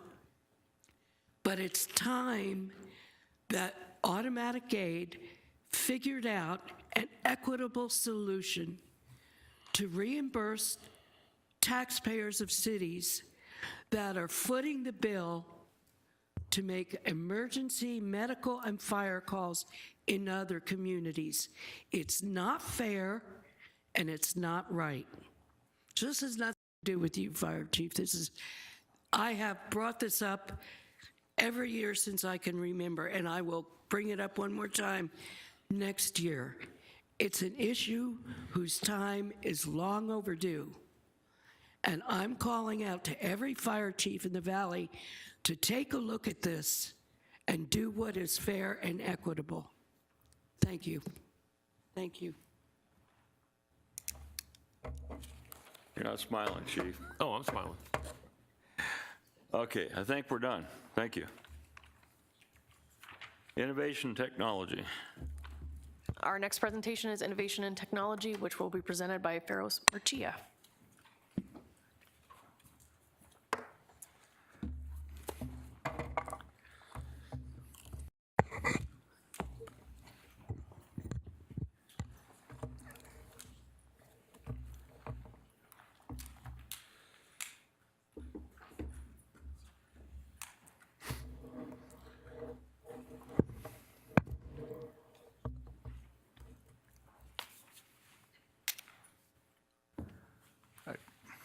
Good afternoon, Mayor and the council members. Before we get into the presentation, I thought I start with a couple of thoughts that we'll cover in our presentation. One is I'm going to talk about catalyzed multi-component reaction and associated transformation. If it sounds like chemistry, it is chemistry. So what I'm going to talk about is chemistry. But before we get into that, two numbers. Last time when I was here, we talked about 354 million, a big number, and I provided some context as to what those numbers were. So today we're going to talk about 0 and 100, and we'll get into that as well. So let's look at some of the core information that we have here. So the purpose of innovation and technology is to provide that enabling function for the city, to make sure that there is technology available to all our partners and departments so that they can deliver the services that they need to deliver for our citizens. So we are an enabling function. So we operate from a continuous improvement mindset because technology changes, and those improvements we need to introduce into our processes in our business unit so they can perform well. As far as department is concerned, I think Don described it very nicely. We are also a flat organization, about 46 FTEs, 26.9 million in budget, 4 divisions within that. As far as the budget breakdown, next slide please, is concerned, 50% is operating, 26% is salary, and 24% is internal services. Some performance indicators. So this is, from our perspective, a customer facing, and our customers are our business unit partners. This is a customer facing function, so we look at our SLA towards our partners to make sure that we are delivering the quality of service that they expect from us so that they can deliver their services to our citizens. So we have been maintaining high 90s in our SLA compliance, single call or single ticket resolution, again in high 90s. Customer satisfaction rating is also again in high 90s. As far as the refresh cycle of core technology that our employees use, we have it on a regular cadence where when these equipment come up for replacement, we replace them. We are targeting this year about 250 desktop being replaced. Next year it's 525. This will also include migration from desktop to laptop. Now, why are we doing that? We're introducing mobility into our workforce. So this downtown revitalization and our remodel here will force us to move our workforce to different location. Having laptop gives us that flexibility to move them where we need to move them and make them operational as soon as possible. So now let's talk about the two comments I made earlier, that chemical reaction. So let me provide some context. It was in this room about 3 years ago when I was standing here facing the other side, and somebody in the room asked me to describe, how would I describe myself in one word? The answer was catalyst. So the purpose of a catalyst in a chemical reaction is to basically make sure that the reaction happens fast, and it happens and it produces the product that needs to be produced. I see my role in that capacity, but what are those components that make that reaction happen? This executive leadership that is sitting here, my business partner that is sitting behind me, and most of all my team. Those are the three components. They make this magic happen every year.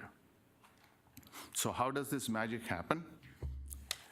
This year, we were nominated for CIO 100 Award. It's a global award awarded regionally in Americas, in EMEA, which is Europe, Middle East, and Africa, and Asia. And the interesting concept with this award is that it does not take into consideration the size of the organization. So they select every year 100, and we are one of those 100. So when you are in the company of GM, which has a $5.3 billion technology budget, when you're in the company of Honeywell and Intel, you're in a good company, which means that it is a testimonial. It's not me saying or us saying that we have done a fantastic job, even though our city manager, when we presented this project, AZ Tech Central, to you last year on May 10th, said that they were blown away.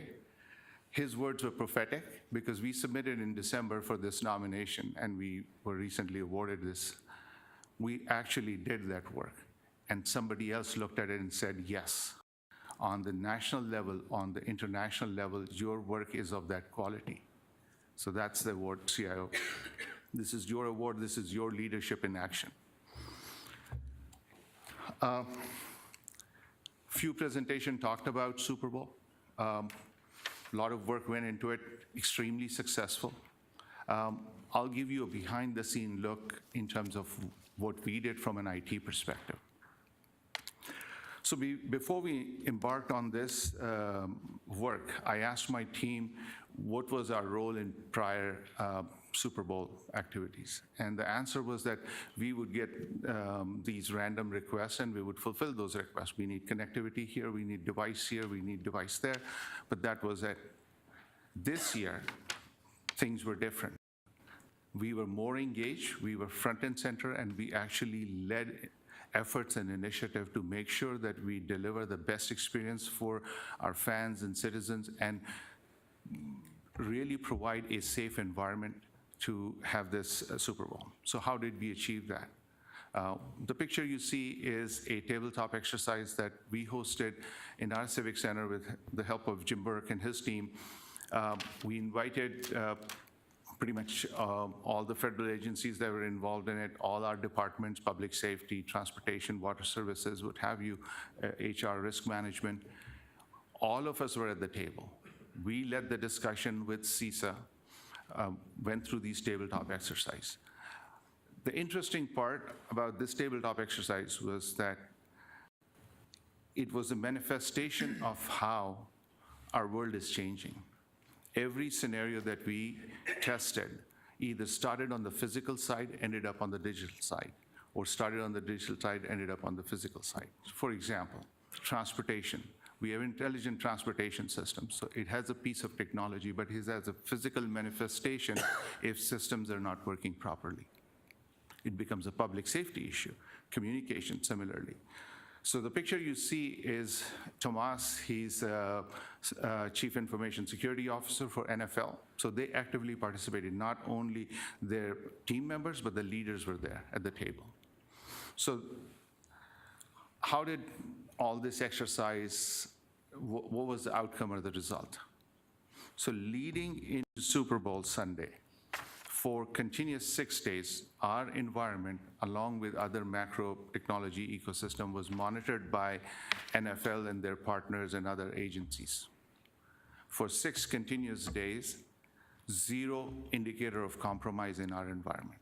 None of the other partners had that scorecard. We had, continuously. And it only happened because the team here was able to do proactive work, we're able to identify areas of weakness, remedy those, and deliver that flawless execution. Next, our IT Summit.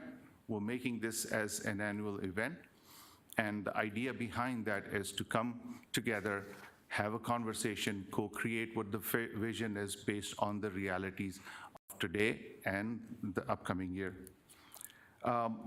This year, last year, Mayor, Councilmember Tomachoff, you made kind comments that this was a good example of leadership. So we thought, what can we do different this year? So this past year, what we did was we kicked it off, our city manager kicked off the summit, talked about the vision in general.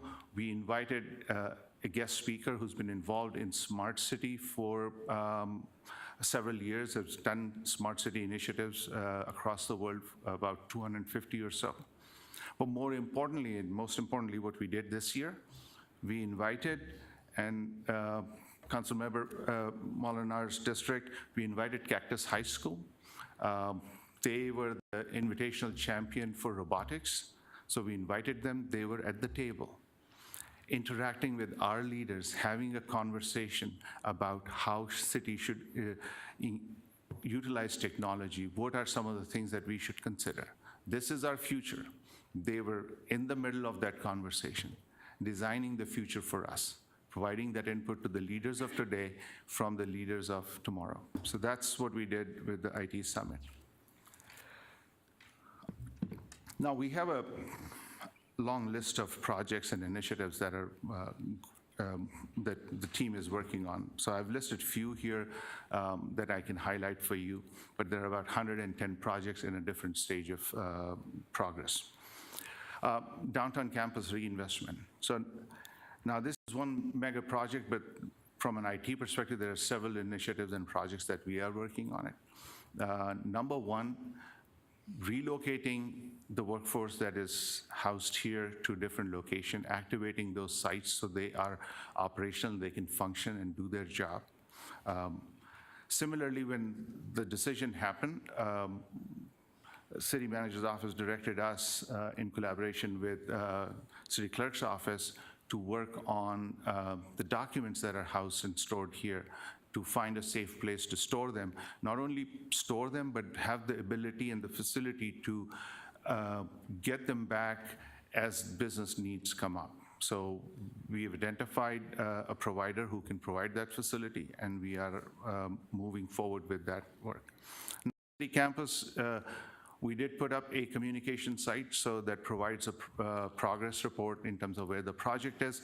A companion page is also available, which provides location information, direction for the employees who are being moved to different location, and somebody who would want to, most of our IT folks would want to visit those sites to help those users, so they have now information available, how to get there, what route to take, and how much time it would require. So those are some of the things that we are doing as far as downtown campus is concerned. Modern data management platform.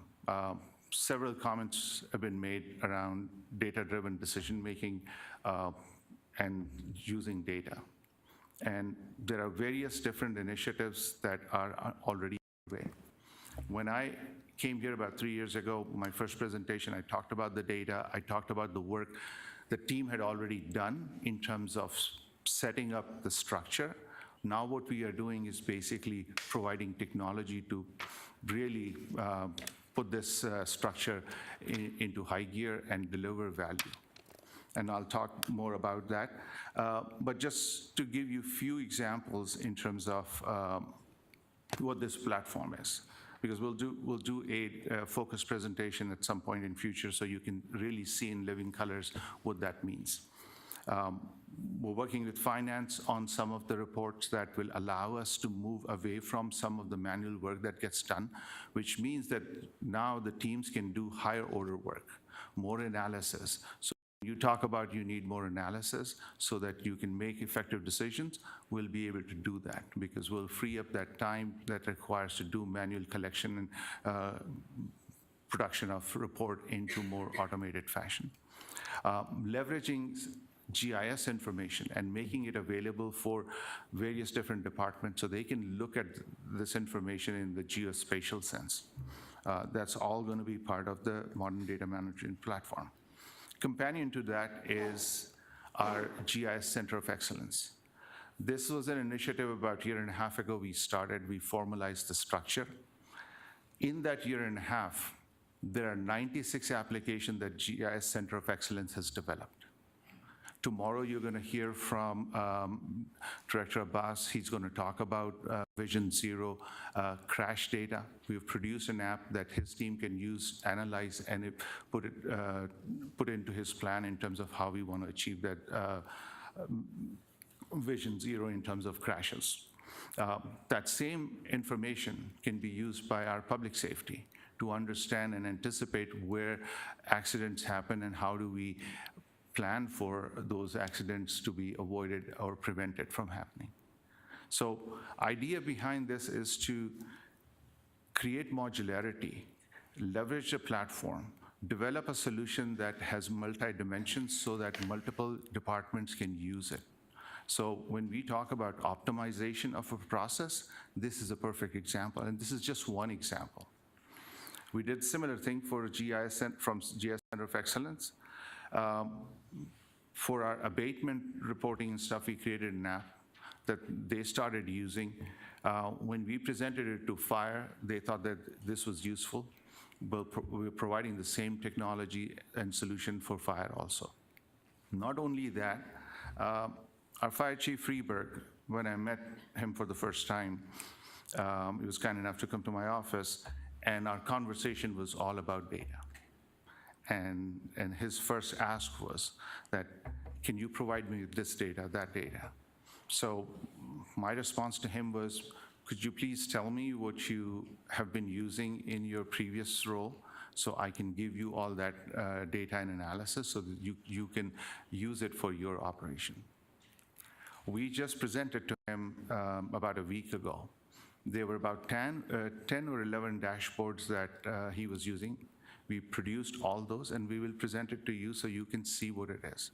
So yes, some of the answers may not be here today, but they will come. You will have that information from us and my peers behind me. You will have that information. That's what we are working towards. And we can show you a timeline and a progress in terms of how this city is using data. So a lot of those results are kind of in various stages of maturity, but they are here. So that's our Center of Excellence, and again, leveraging data to provide more insights. Enhance employee tools and productivity. Now, this encompasses a broad area. Pretty much every technology that anybody uses in the city to do their work can fall under this, but few big examples that I'll talk about. So Director Jim Burke, and in his presentation, they talked about Lucity. So we're expanding the use of Lucity. Why it's important? It's our enterprise asset management. All the assets that we manage, we want to make sure that they operate in a state of good repair. The only way that can happen is if that information is maintained somewhere and we understand where it is and what state it is in and how we manage and support that. So we rolled that out. We're rolling it out to other departments. Transportation, I believe, is next.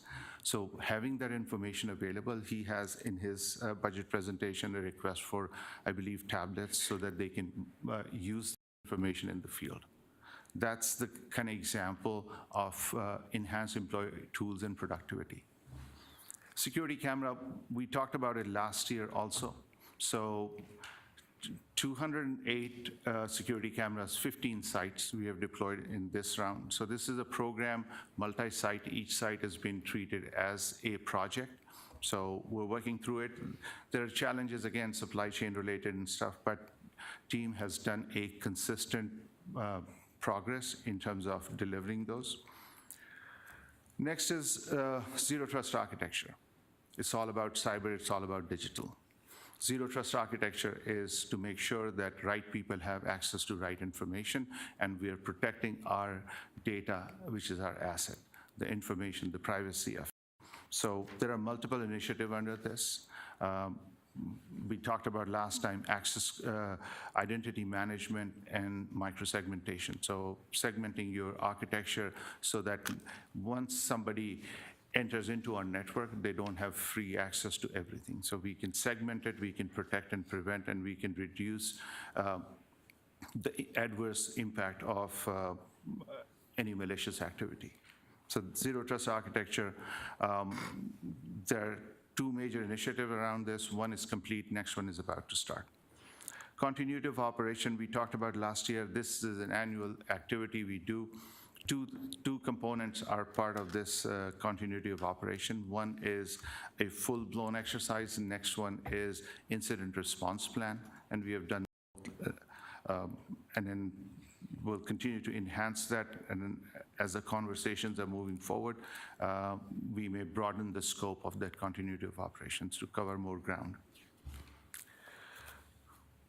So now let's come to the budget supplements. The first is a list of projects. There are about 6 projects that we're undertaking this coming year, and the elements of technology that we want to introduce to make sure that we deliver the solutions in the most effective manner possible, introduce efficiencies where we can. So automated testing is one such technology that we want to introduce.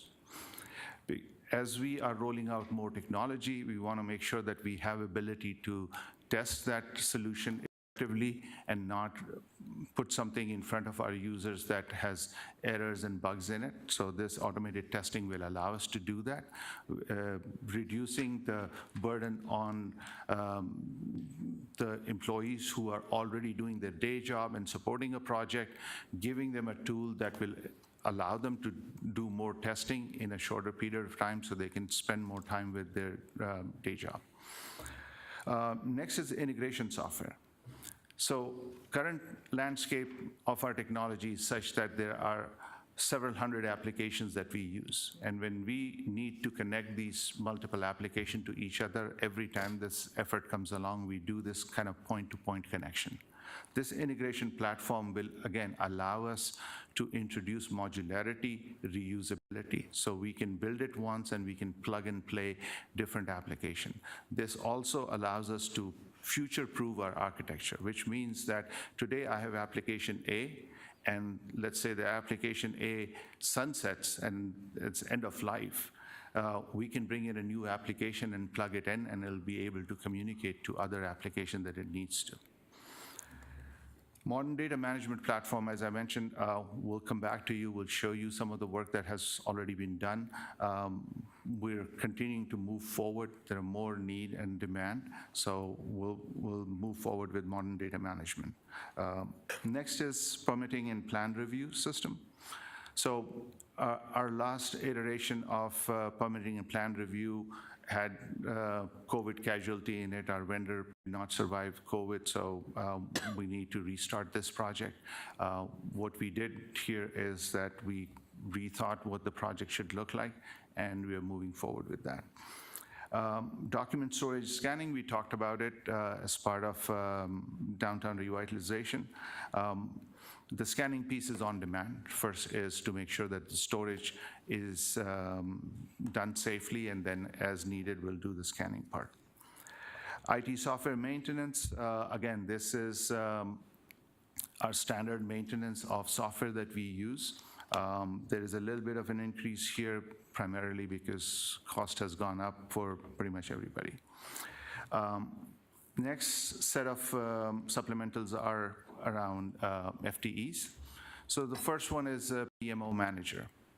The PMO manager role in our environment is two-part. One is to manage the project management function, so make sure that all our projects are executed with a standard operating model, so we consistently deliver, manage our scope, and deliver on time. The other function of this PMO manager is, and Councilmember Aldama mentioned earlier in the day, a concept of rover. So this project PMO manager would be a rover. I have 2 PMs who are out on medical leave for various reasons, and we have a total of 4. And as I mentioned, we have 110 projects at different stages of progress. So this project manager, PMO manager, will have the ability to move in, step in, and help out so that we could reduce disruption. Next one is management analyst. As our use of technology grows, managing technology becomes much more complex. Why it becomes complex? Because not everything is housed here in our data center. So we have a software as a service, we have platform as a service, we have infrastructure as a service. All these contracts have different terms and conditions and entitlement. So we need somebody who can manage and maintain what those pieces of technology mean to us, what the contractual facilities and capabilities are available to us when they are due for renewal, what our technology lifecycle looks like. So this management analyst would allow us to do that on a regular basis. Next are, this is mislabeled, it's not new FTE, this is senior system analyst reclass, and we split this cost with finance, so 20K is our share. It's about 3 FTEs here included in this reclass. Next we have software engineer. As I mentioned, 110 projects already in flight, several large projects that are about to start. Time and labor is one big project that is going to start fairly soon. These resources, the system engineer, system analyst and software engineer will support these new additional technologies that we are introducing into our environment. Next we have in the past years, what we have done is we've done it as an annual project, but these are no different than any other laptop, although they are focused specifically for PD.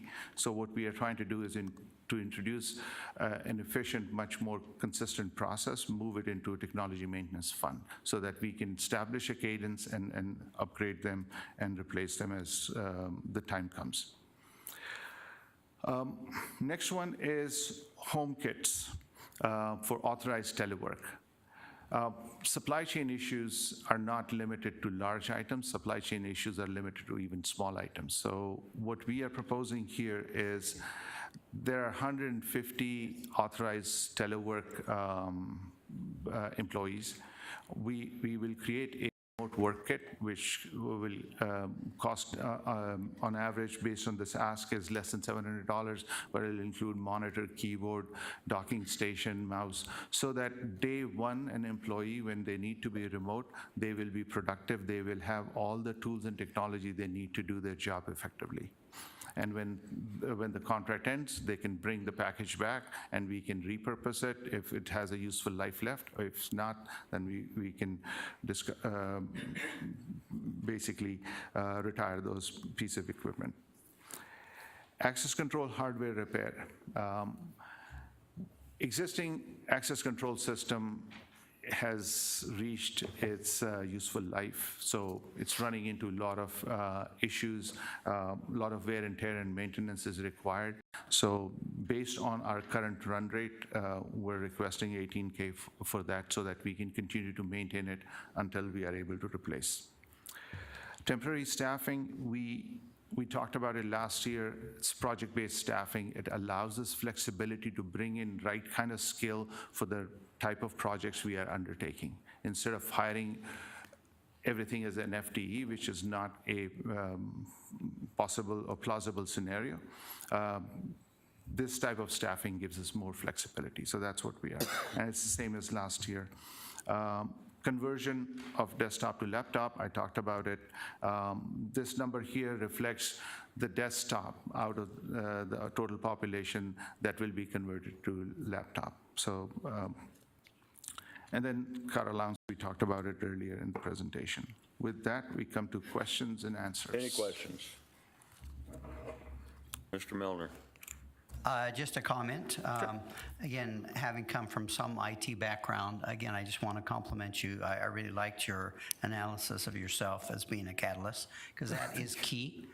I've received feedback that you are definitely being a catalyst for your department, and you're making a big difference.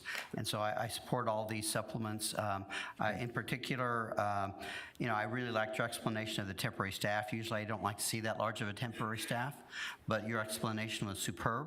Thank you. You have a lot of different projects, and you cannot hire one person to cover all those different areas. Exactly. And so bringing in temporary staff, I think, is an awesome option to do that. So with that, I conclude my remarks. Thank you. Thank you.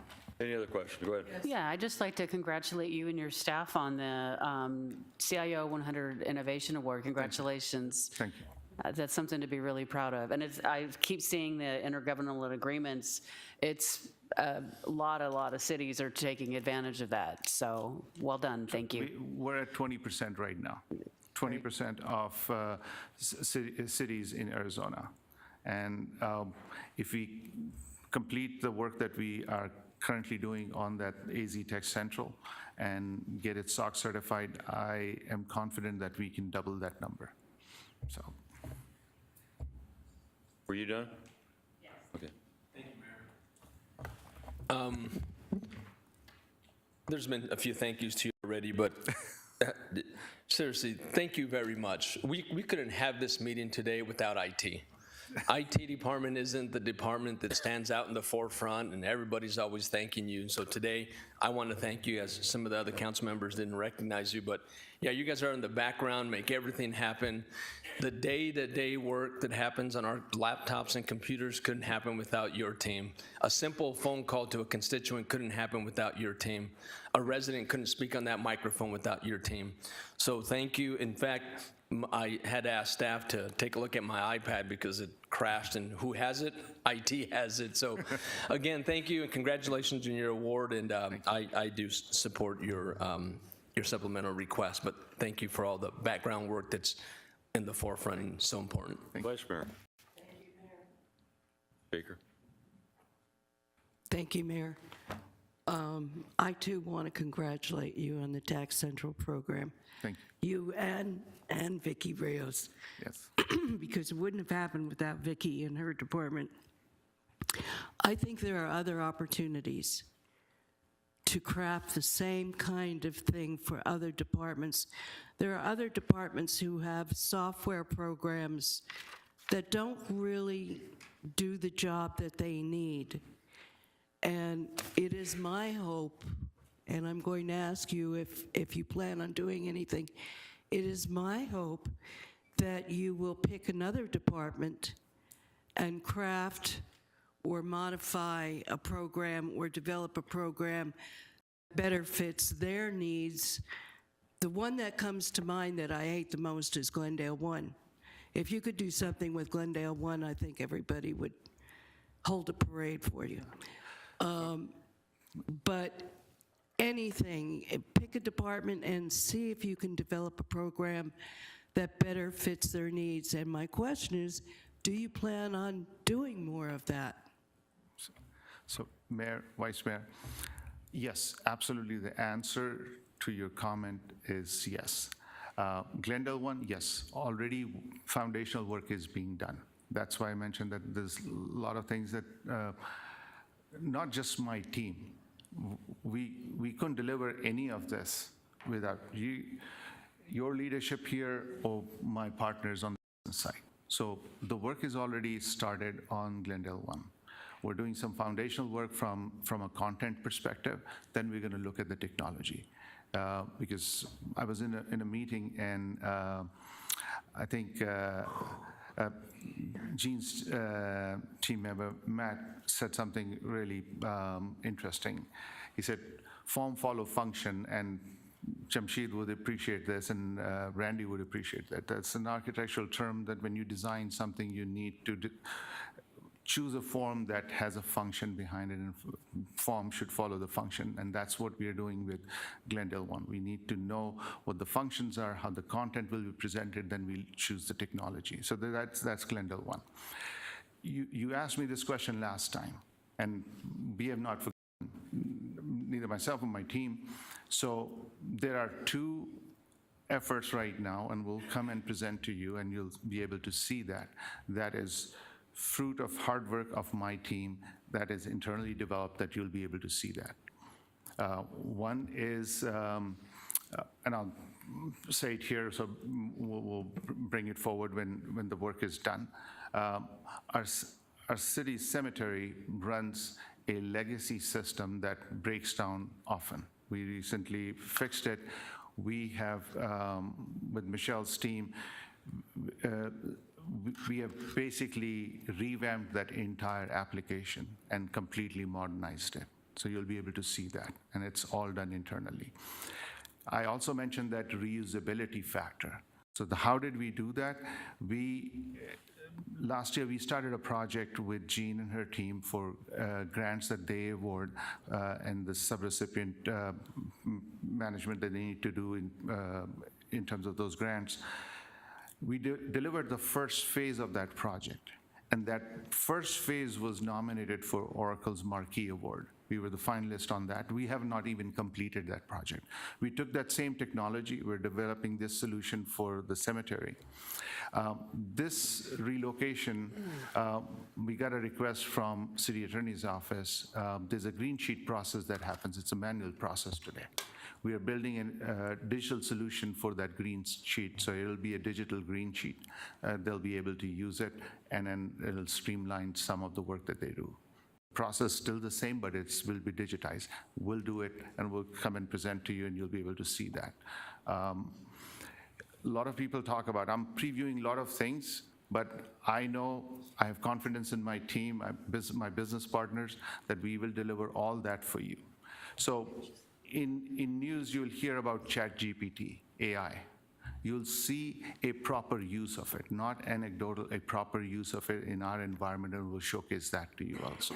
So there's a lot of work the team is doing behind the scene. It's not ready for prime time yet, but it'll come forward and you'll be able to see it. Turned it off again.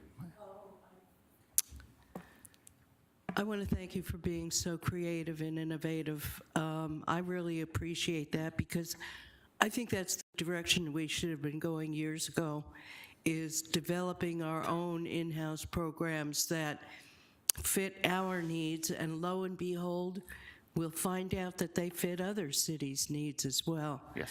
And there's no reason why we can't develop programs and sell licenses for them. You know, and that may be the wave of the future. Other city governments may decide to do the same thing as well. But there's nothing like a good old-fashioned healthy competition. Yes, To absolutely. bring out the best in everyone. Absolutely. So congratulations and thank you for the work that you're doing. Thank you. Mayor, thank you. I'll be brief. I will echo the compliments and congratulations of the other council members. I just wanted to take a moment and point out to you, well, for one, I appreciate your presentation, your ability to communicate to us some complex issues in ways that we understand, but also that when it comes to your performance standards, you set them high. 95% or above on your performance standards is what your target is. Yes. And I appreciate that bravery to set them that high in the first place, but then I also appreciate that you meet or exceed them. Yes. And I think that's remarkable, and you do it with just a handful of employees in your department, and yes, maybe that's the key. No, and I just wanted to make sure that you're recognized for that. Thank you. Thank you. All right, and I'll just finish up with good job to you, good job to your entire team. Thank you. You guys really represent Glendale, as all departments do.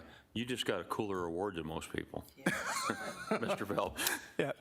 Mayor, members of council, first of all, thank you for the comments. I know that Farrows and his team, really appreciate the comments, and we do have an outstanding IT department. Now, you're probably thinking the reason we have an outstanding IT department is because we have a lot of really smart people in that department, which we do.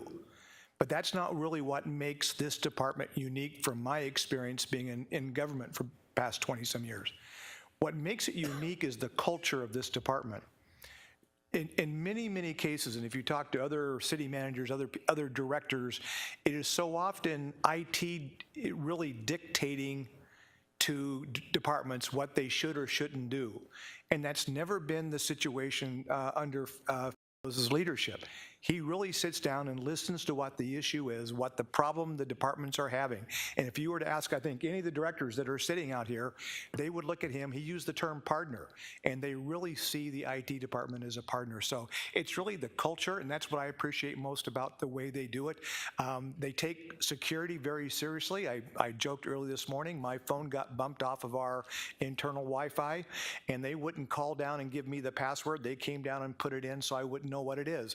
I mean, they walk the walk. They are very serious about protecting our what we do here, but they're also so innovative, and they're really pushing us to the next level. So again, thank you for the comments, but I really wanted to talk about the culture because that's something that doesn't always get highlighted, but it really drives, I think, how we approach everything here within the IT department. All right, thank you. Thank you. Okay, we're going to skip break. If you have to get up and stretch or use the restroom, go ahead, but we're going to try to get done. We're right now at the time when we should have scheduled been done, but we'll keep moving. Our next presentation is Economic Development, which will be presented by Jesse Peterson. And she does. Oh, yes, please. Thank you, Amy. Good afternoon, Mayor and Council. Our team works collectively to promote citywide arts, culture, and economic development activities that improve the livability of our community.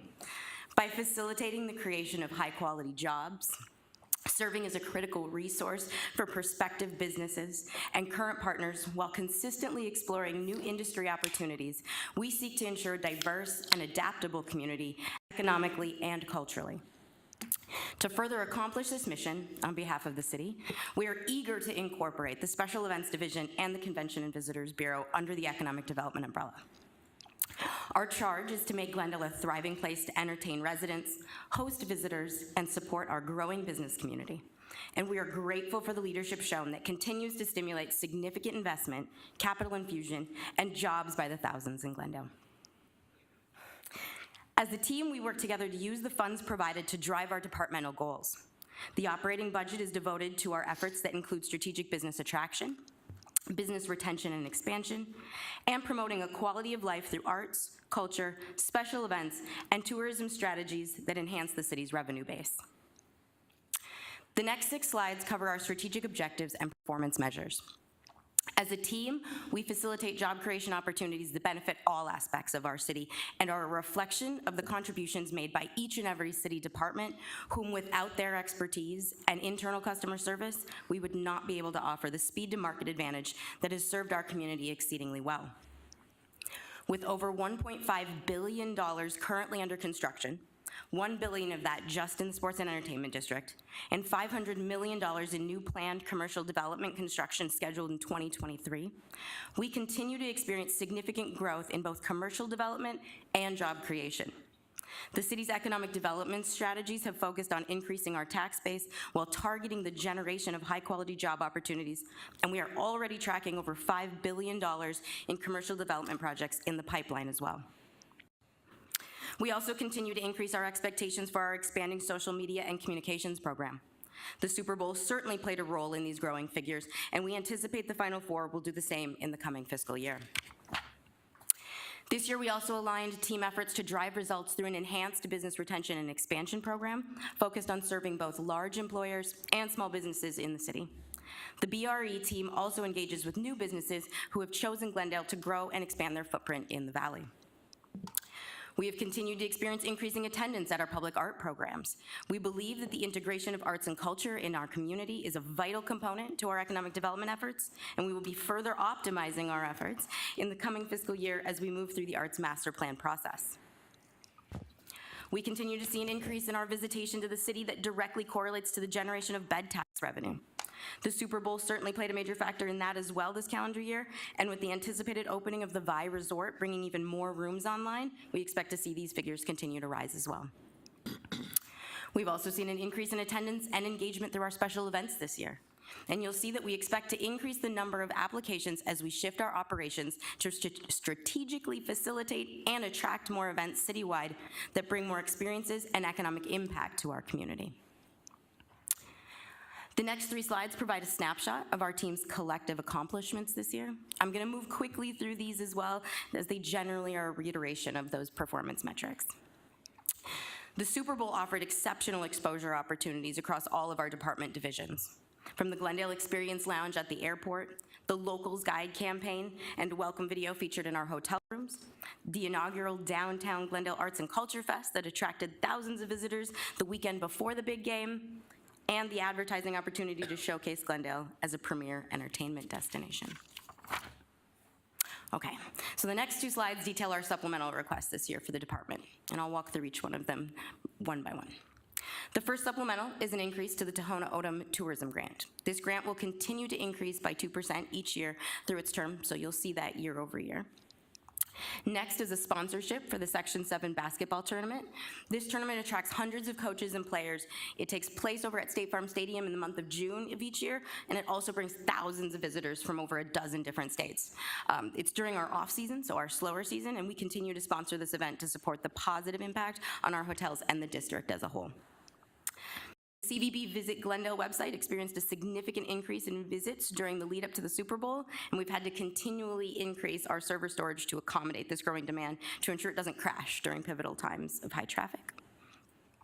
That next item, with the DCRP project, the CVB and Economic Development teams will be in combined space over in the Westgate area. This supplemental will accommodate for the increased space needed to house both of those teams. And then the next item there is the CVB has benefited in the past from having a part-time intern, especially during the lead up to mega events such as the Super Bowl. And now with the Final Four approaching, we also currently have a vacancy in that division, and this is a pivotal time that would benefit both the division and an intern with a valuable professional experience. So the next supplemental you see on that list is a strategic marketing update. With the very recent shift over of the CVB division to economic development, we've working hard to evaluate existing resources and operating procedures, and to best optimize our processes and services, we've concluded that this supplemental ask can be absorbed in the base operating budget. Therefore, we'd like to respectfully remove this $300,000 request and give it back. The next item, special events media advertising, is specifically for CVB advertising opportunities as we lead up to the Final Four. As we did with the Super Bowl, it will be vital that we strategically leverage this major event with targeted campaigns that focus on Glendale as an experiential destination. And as we continue to market the city for mega events, this funding will also allow us to take advantage of major advertising, promotional efforts, and strategic marketing opportunities. Moving on to the supplemental request for the special events division. This supplemental is to replace the tables, chairs, and equipment that the division deploys to support city functions, such as council district meetings, the employee benefits fair, or community engagement meetings. The fixtures are in disrepair and are in need of replacement, so this supplemental would also account for the ongoing storage of those items. As part of Economic Development's business development efforts and our enhanced BRE efforts, the department hosts business clients and prospects through various events and functions throughout the city. And so as we become more proactive in our strategic approach, we're seeking a nominal increase to the Economic Development business development hosting. And as the Economic Development Department has continued to grow, we've not increased our professional development budget. And so that item is to account for the departmental growth and allow us to meet the goals set forth in our balanced scorecard. And then recently, Economic Development implemented the new Microsoft Dynamics Client Relationship Management Solution, so a CRM system, which was another initiative identified in our balanced scorecard. This program tracks all of our interactions and allows us to more accurately measure accountability metrics against department goals in business attraction, business retention and expansion, as well as small business and entrepreneurship efforts, and to provide those reports to leadership.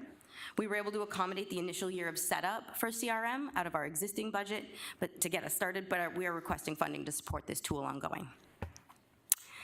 The next two supplementals, I'll come back to that FTE on there in a second, but those, I guess it's not on there, sorry, I thought it was on the slide where we were gonna talk about the reorg in there, so I'm gonna move down to the reclass portion of that.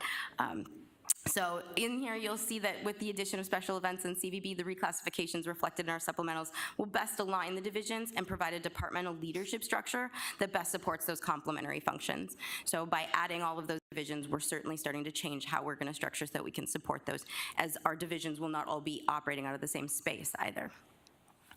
And then to support all of the divisions within economic development, we are requesting one new FTE. So that's the creative designer position you see up there. After evaluating our existing resources, we identified the greatest need across all divisions is fully dedicated graphic design support. Each of these divisions is public-facing, and our charge is to market and promote the city through economic development, tourism, events, and arts and culture. As we continue to enhance our collective strategy, we recognize the heavy lift with quick turnarounds that we already put on the city's creative design team. And so this position would be assigned to support all of these divisions while still operating through the Public Affairs Department. And that concludes my presentation. Again, thank you for the opportunity to share, and I'd be happy to answer any questions. Thank you, Mayor. On page 115 of the handouts, you have social media impressions of over 1 million targeted for 2024. How do you measure? How do you know that you had 830 estimated in 2023? Yeah, Mayor, Vice Mayor Clark. So there's actually analytic software that we use that counts each one of those for each platform. So those are actually exact numbers that come out of there. So there is hard data? Yes. Yep. Okay. Then at the bottom column, followers, Instagram, Facebook, Twitter, and you have a number, a total number, like the target for 2024 is 3.5 million. But under that, you have 650. I'm trying to figure out what that represents. Mayor, Vice Mayor Clark, so when you look under performance measures, it shows Instagram, Facebook, Twitter. So each of those numbers correlates. So for 2024, that target is 3,500 Instagram followers, 8,000 Facebook followers, and then 650 Twitter followers.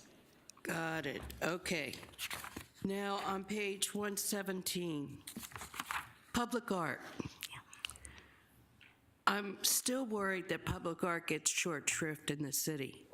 We do not do enough to promote art and culture within the city. And it's been a concern of mine for many years. We have a number of people attending public arts programs. Your target for 2024 is 23,000, which is nothing.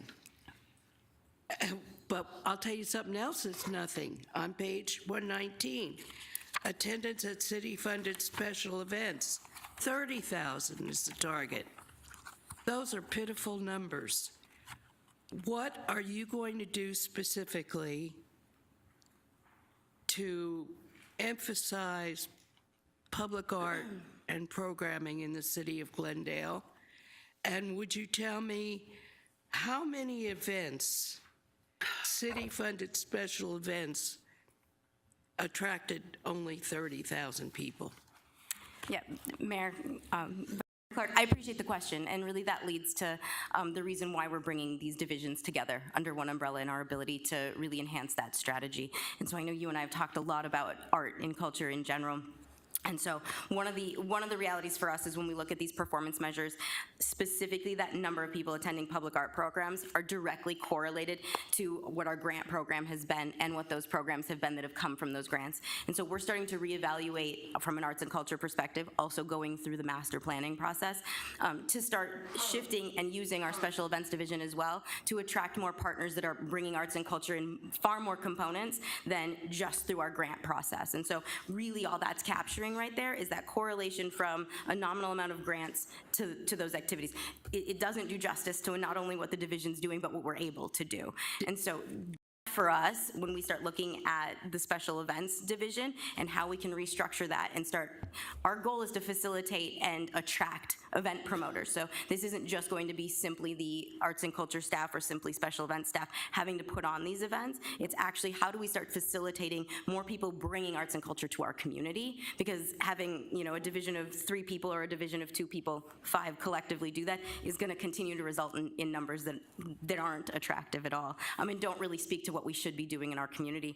So to answer your question about the special events and that 30,000, there's a handful of events. So it would include the Live at Murphy Park events. It would include Touch a Truck, Folk and Heritage Festival. There's about 5, and I don't believe we even counted Chocolate Affair on that list. We may or may not have. I'm learning the division still just a bit. But looking at looking at that list when I received that number, we feel the same way. And so really what we're doing is starting to shift that model of how do we facilitate and attract events to the city so that we can also capture an economic impact on that and provide far more opportunity from an experiential standpoint. You know, I agree, because if that was 5 events. Yeah. And we only got 28, 30,000 people, that's truly embarrassing. And I think I heard you say at some point, maybe not today, but that you were doing a study on the arts. When do you expect that to be completed? Yeah, Mayor, Vice Mayor Clark. So the Arts Master Plan has officially kicked off. So it's a full master planning process, so very similar to how transportation or parks would do a master plan.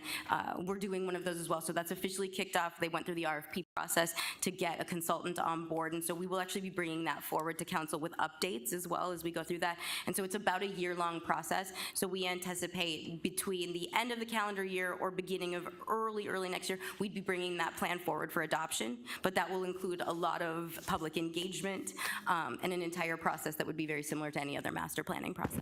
And lastly, we have a construction arts tax of 1%, and I believe it's on city-constructed projects. So here we are spending 80 million, 87 million, whatever the current figure is, on renovating this campus. A percentage of that should go for, I would think, at least one major art piece in our lobby, in our new lobby. And I expect that to happen. So as you design and develop the final plan for the downtown campus renovation, I expect to see a major art component. Thank you. Thank you, Mayor. Thank you for the presentation, Ms. Peterson. I'm a little curious because I'm trying to think, I think it was fiscal year 21-22 when there was a budget allocation made for an employee to do not just simply fill vacancies, but that was the primary reason for the allocation for the additional employee. And I don't see that anywhere under any of your objectives of to pursue avenues to try to fill vacant buildings, because that is a real problem in a community, and vacancies bring more vacancies, and that brings blight. And so, but I don't see that mentioned anywhere in your presentation. Yeah, Mayor, Councilmember Tomachev, thank you for the question. So as we've started to move towards a bit of a more traditional model of economic development, so really heavy focus on aligning staff specifically working on business attraction and then specifically working on business retention and expansion, both of those functions are absolutely focused on vacancies. So one of the issues with taking a single employee and asking that person to do that throughout an entire city, we started to evaluate skill sets and what the best way to do that. So through our BRE program, for instance, that would allow us to address any issues that a business has to keep them and help them expand. That helps with filling vacancies and avoiding vacancies. And then on the business attraction side, really having a dedicated focus team working on that. So we're still working directly with brokers. We're still working specifically even in downtown on our vacancy rates. We're going to start providing more of that information in a reporting structure. That was part of that, or in a report to you guys. That was part of that CRM system that we have that'll start providing you. I know you used to get a vacancy report. This will be providing you what those vacancy numbers are and being able to track those and watch them go lower, and then see what our business attraction team and business retention team are doing on a more frequent basis. So that was really just a restructure of how economic development was operating in order to vacancies and reducing vacancies is a huge yeah, I mean, I just would like to see that as one of the strategic objectives. I mean, I understand that business retention and attraction is part of that, but also, I mean, we do have quite a, I think, at least I feel like, a large number of vacancies around, and it really starts to, especially in a plaza, once you start to get a couple of big vacancies, it really starts to spread, because people don't want to renew leases in plazas that have got big vacancies, so it multiplies. So I did have a couple other questions, Mayor, if I could. I'm curious, I see a budget request not funded for special events, glitters, holiday lights. There was a request for $36,000 that was not approved. What was that? I mean, I understand we're going to be under construction down here, but are we planning on doing anything down here to try to attract customers down to the downtown businesses? Yeah, Mayor, Councilmember Tomachoff, thank you for the question, and absolutely. We certainly will be doing programming in downtown. We're still evaluating exactly what that's going to look like, and we have to do that very quickly because the time is now. The reason you'll see any of those supplementals, both on the CVB side and the special event side, that were not funded was when we had the opportunity to start evaluating the budgets in both of those divisions. We acknowledge that there is adequate funding to be able to provide the services that are required. Okay, and then the last question is probably related, is special event space. Also, is that trying to figure out where to do something down here during the construction, and whether you have to close a street or something to put on some sort of event to get people away from the footprint of the campus? Yeah, Mayor, Councilmember Tomachoff, you're absolutely right. So we've been in that process of evaluating lots of different unique and creative options, and we will be putting on events throughout the entire downtown. The biggest, thing that's important to us is that we acknowledge that this downtown is open for business while this campus is under construction. So it's actually going to give us that opportunity to do some more unique events and work with private promoters that are actually super interested in doing things like that aren't just in Murphy Park or just in the amphitheater.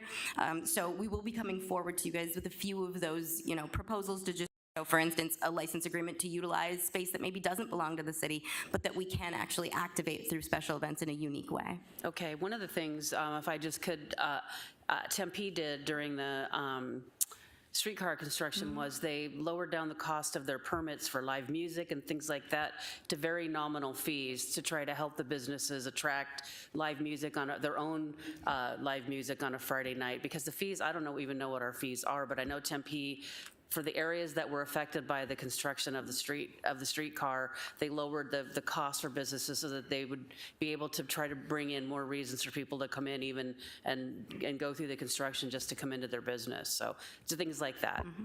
Thank you. Mr. Milner. Thank you, Mayor. Jesse, I just wanted to thank you for a very thorough presentation. I'm really excited to see economic development take over these new functions. I know it's new to you, new to Brian, hiding back there in the background. I just wanted to thank both of you for, I don't want to overshadow what has happened in this city in the last few years. Your department, the Economic Development Department, you spoke to it briefly at the beginning, $5 billion in the pipeline.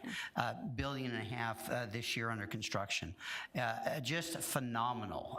Following council policy for this kind of expansion, for this kind of growth, you and Mr. Friedman, you made this happen. And I wanted to thank you, and I'm looking forward to making the same kinds of explosive things happen with arts and culture, special events, and convention center. So thank you. Mr. Turner. Thank you, Mayor. Ms. Peterson, on 122 page of the PowerPoint presentation under the accomplishments, you bring up our Live at Murphy Park series, both the fall and spring, and that the 27 events brought in an estimated 12,000 patrons to downtown. So if my math is right, and I think it is because I did it on the calculator, that's over 400, an average of 400 patrons per concert, Thursday, Friday, and Saturday. I question that. Do you have data, photos, anything that backs that up? Because I've been around, and I know a lot of people that have been to these as well. And I'd be surprised if we had 2 events that had 450 people at them, much less an average across the board of 444. Mayor, Councilmember Turner, thank you for the question. I will also agree with you that when this was published and these bullet points were provided and that estimate was provided in the accomplishments, to date, I could anticipate we probably did not get that many, certainly. And the way that I understand that Special Events has been counting those patrons has been utilizing, I believe, our security system and staff that have been out there at those events. One of the reevaluations for us with bringing this division into economic development is to actually start getting software and tools on board that we're actually using to count very specifically head counts at events. And the reason we're doing that is because we need those numbers to be accurate and factual when we start running our economic impact analysis, and we're going to start doing that on events as well so that we have that to report as well. So I would agree with you that I don't believe that an estimated 12,000 patrons did end up making it out. We know we had a couple concerts that either got canceled or got cut short, whether it was weather or otherwise. And so certainly after 27 concerts, it was probably less than that. And I will just say that if in fact we are a data-driven organization, if we're presented with data that is facially false, it calls into question all of the data that we get through management. And it undermines my confidence and perhaps the confidence of the community as well. Thank you. Any other questions? Thank you. And with that, we'll move into our final presentation, which is the city clerk's office, which will be presented by Ms. Bauer. Good afternoon, Mayor and Council. Since we are so far behind and I probably have the most boring budget in the whole city, I want to skip right to the supplementals. Basically, we're status quo except for the car allowance, and we're budgeting for the special election. In case it does take place, there'll be money for it. With that, I'm open to questions. You're my new hero. Any questions? Mayor? Mayor? Go ahead. I would simply say, your budget, it's on there, isn't it? Yeah. Your budget is so clean and so easy. It's the best budget we've had today, and I can't thank you enough for the work of your department. Your department is so efficient and responds to everything within, let's say, 24 hours. So I am highly appreciative of the work that you do, and you should have just said hello and goodbye and let it go at that. Thank you. She pretty much did. You took longer to tell her that. Yeah, I did. Okay. Any following final questions from anybody? Mayor, members of the council, I just wanted to do just a little quick wrap up, just to let you know, and thank you for your time. It's been kind of a long day. What's coming around to you now are slides for the Thursday presentation. These are not all of the slides, because what we typically try to do on Thursday, to the extent possible, is answer any of the questions you asked us today. So we'll work on those tomorrow. So when you see this again, it'll have a few more slides at the beginning to kind of follow up on those items. And so we'll start with that early on Thursday morning. And that's it. That's a wrap. All right, Mayor. there being no further questions? Mayor, Who's asking? this guy at the end, Councilmember Turner. A couple of, I do know your name. well, as a sign of respect, I would appreciate you using it when you call on me. Do you understand my request? I do understand your request. I gave you permission to go ahead. Go ahead. Councilmember Turner, we deserve that. Go ahead, sir. A few weeks ago, there was a consensus of the council to have staff develop a plan to replace the $2 million that was removed from the public arts program. Are we going to be seeing that on Thursday?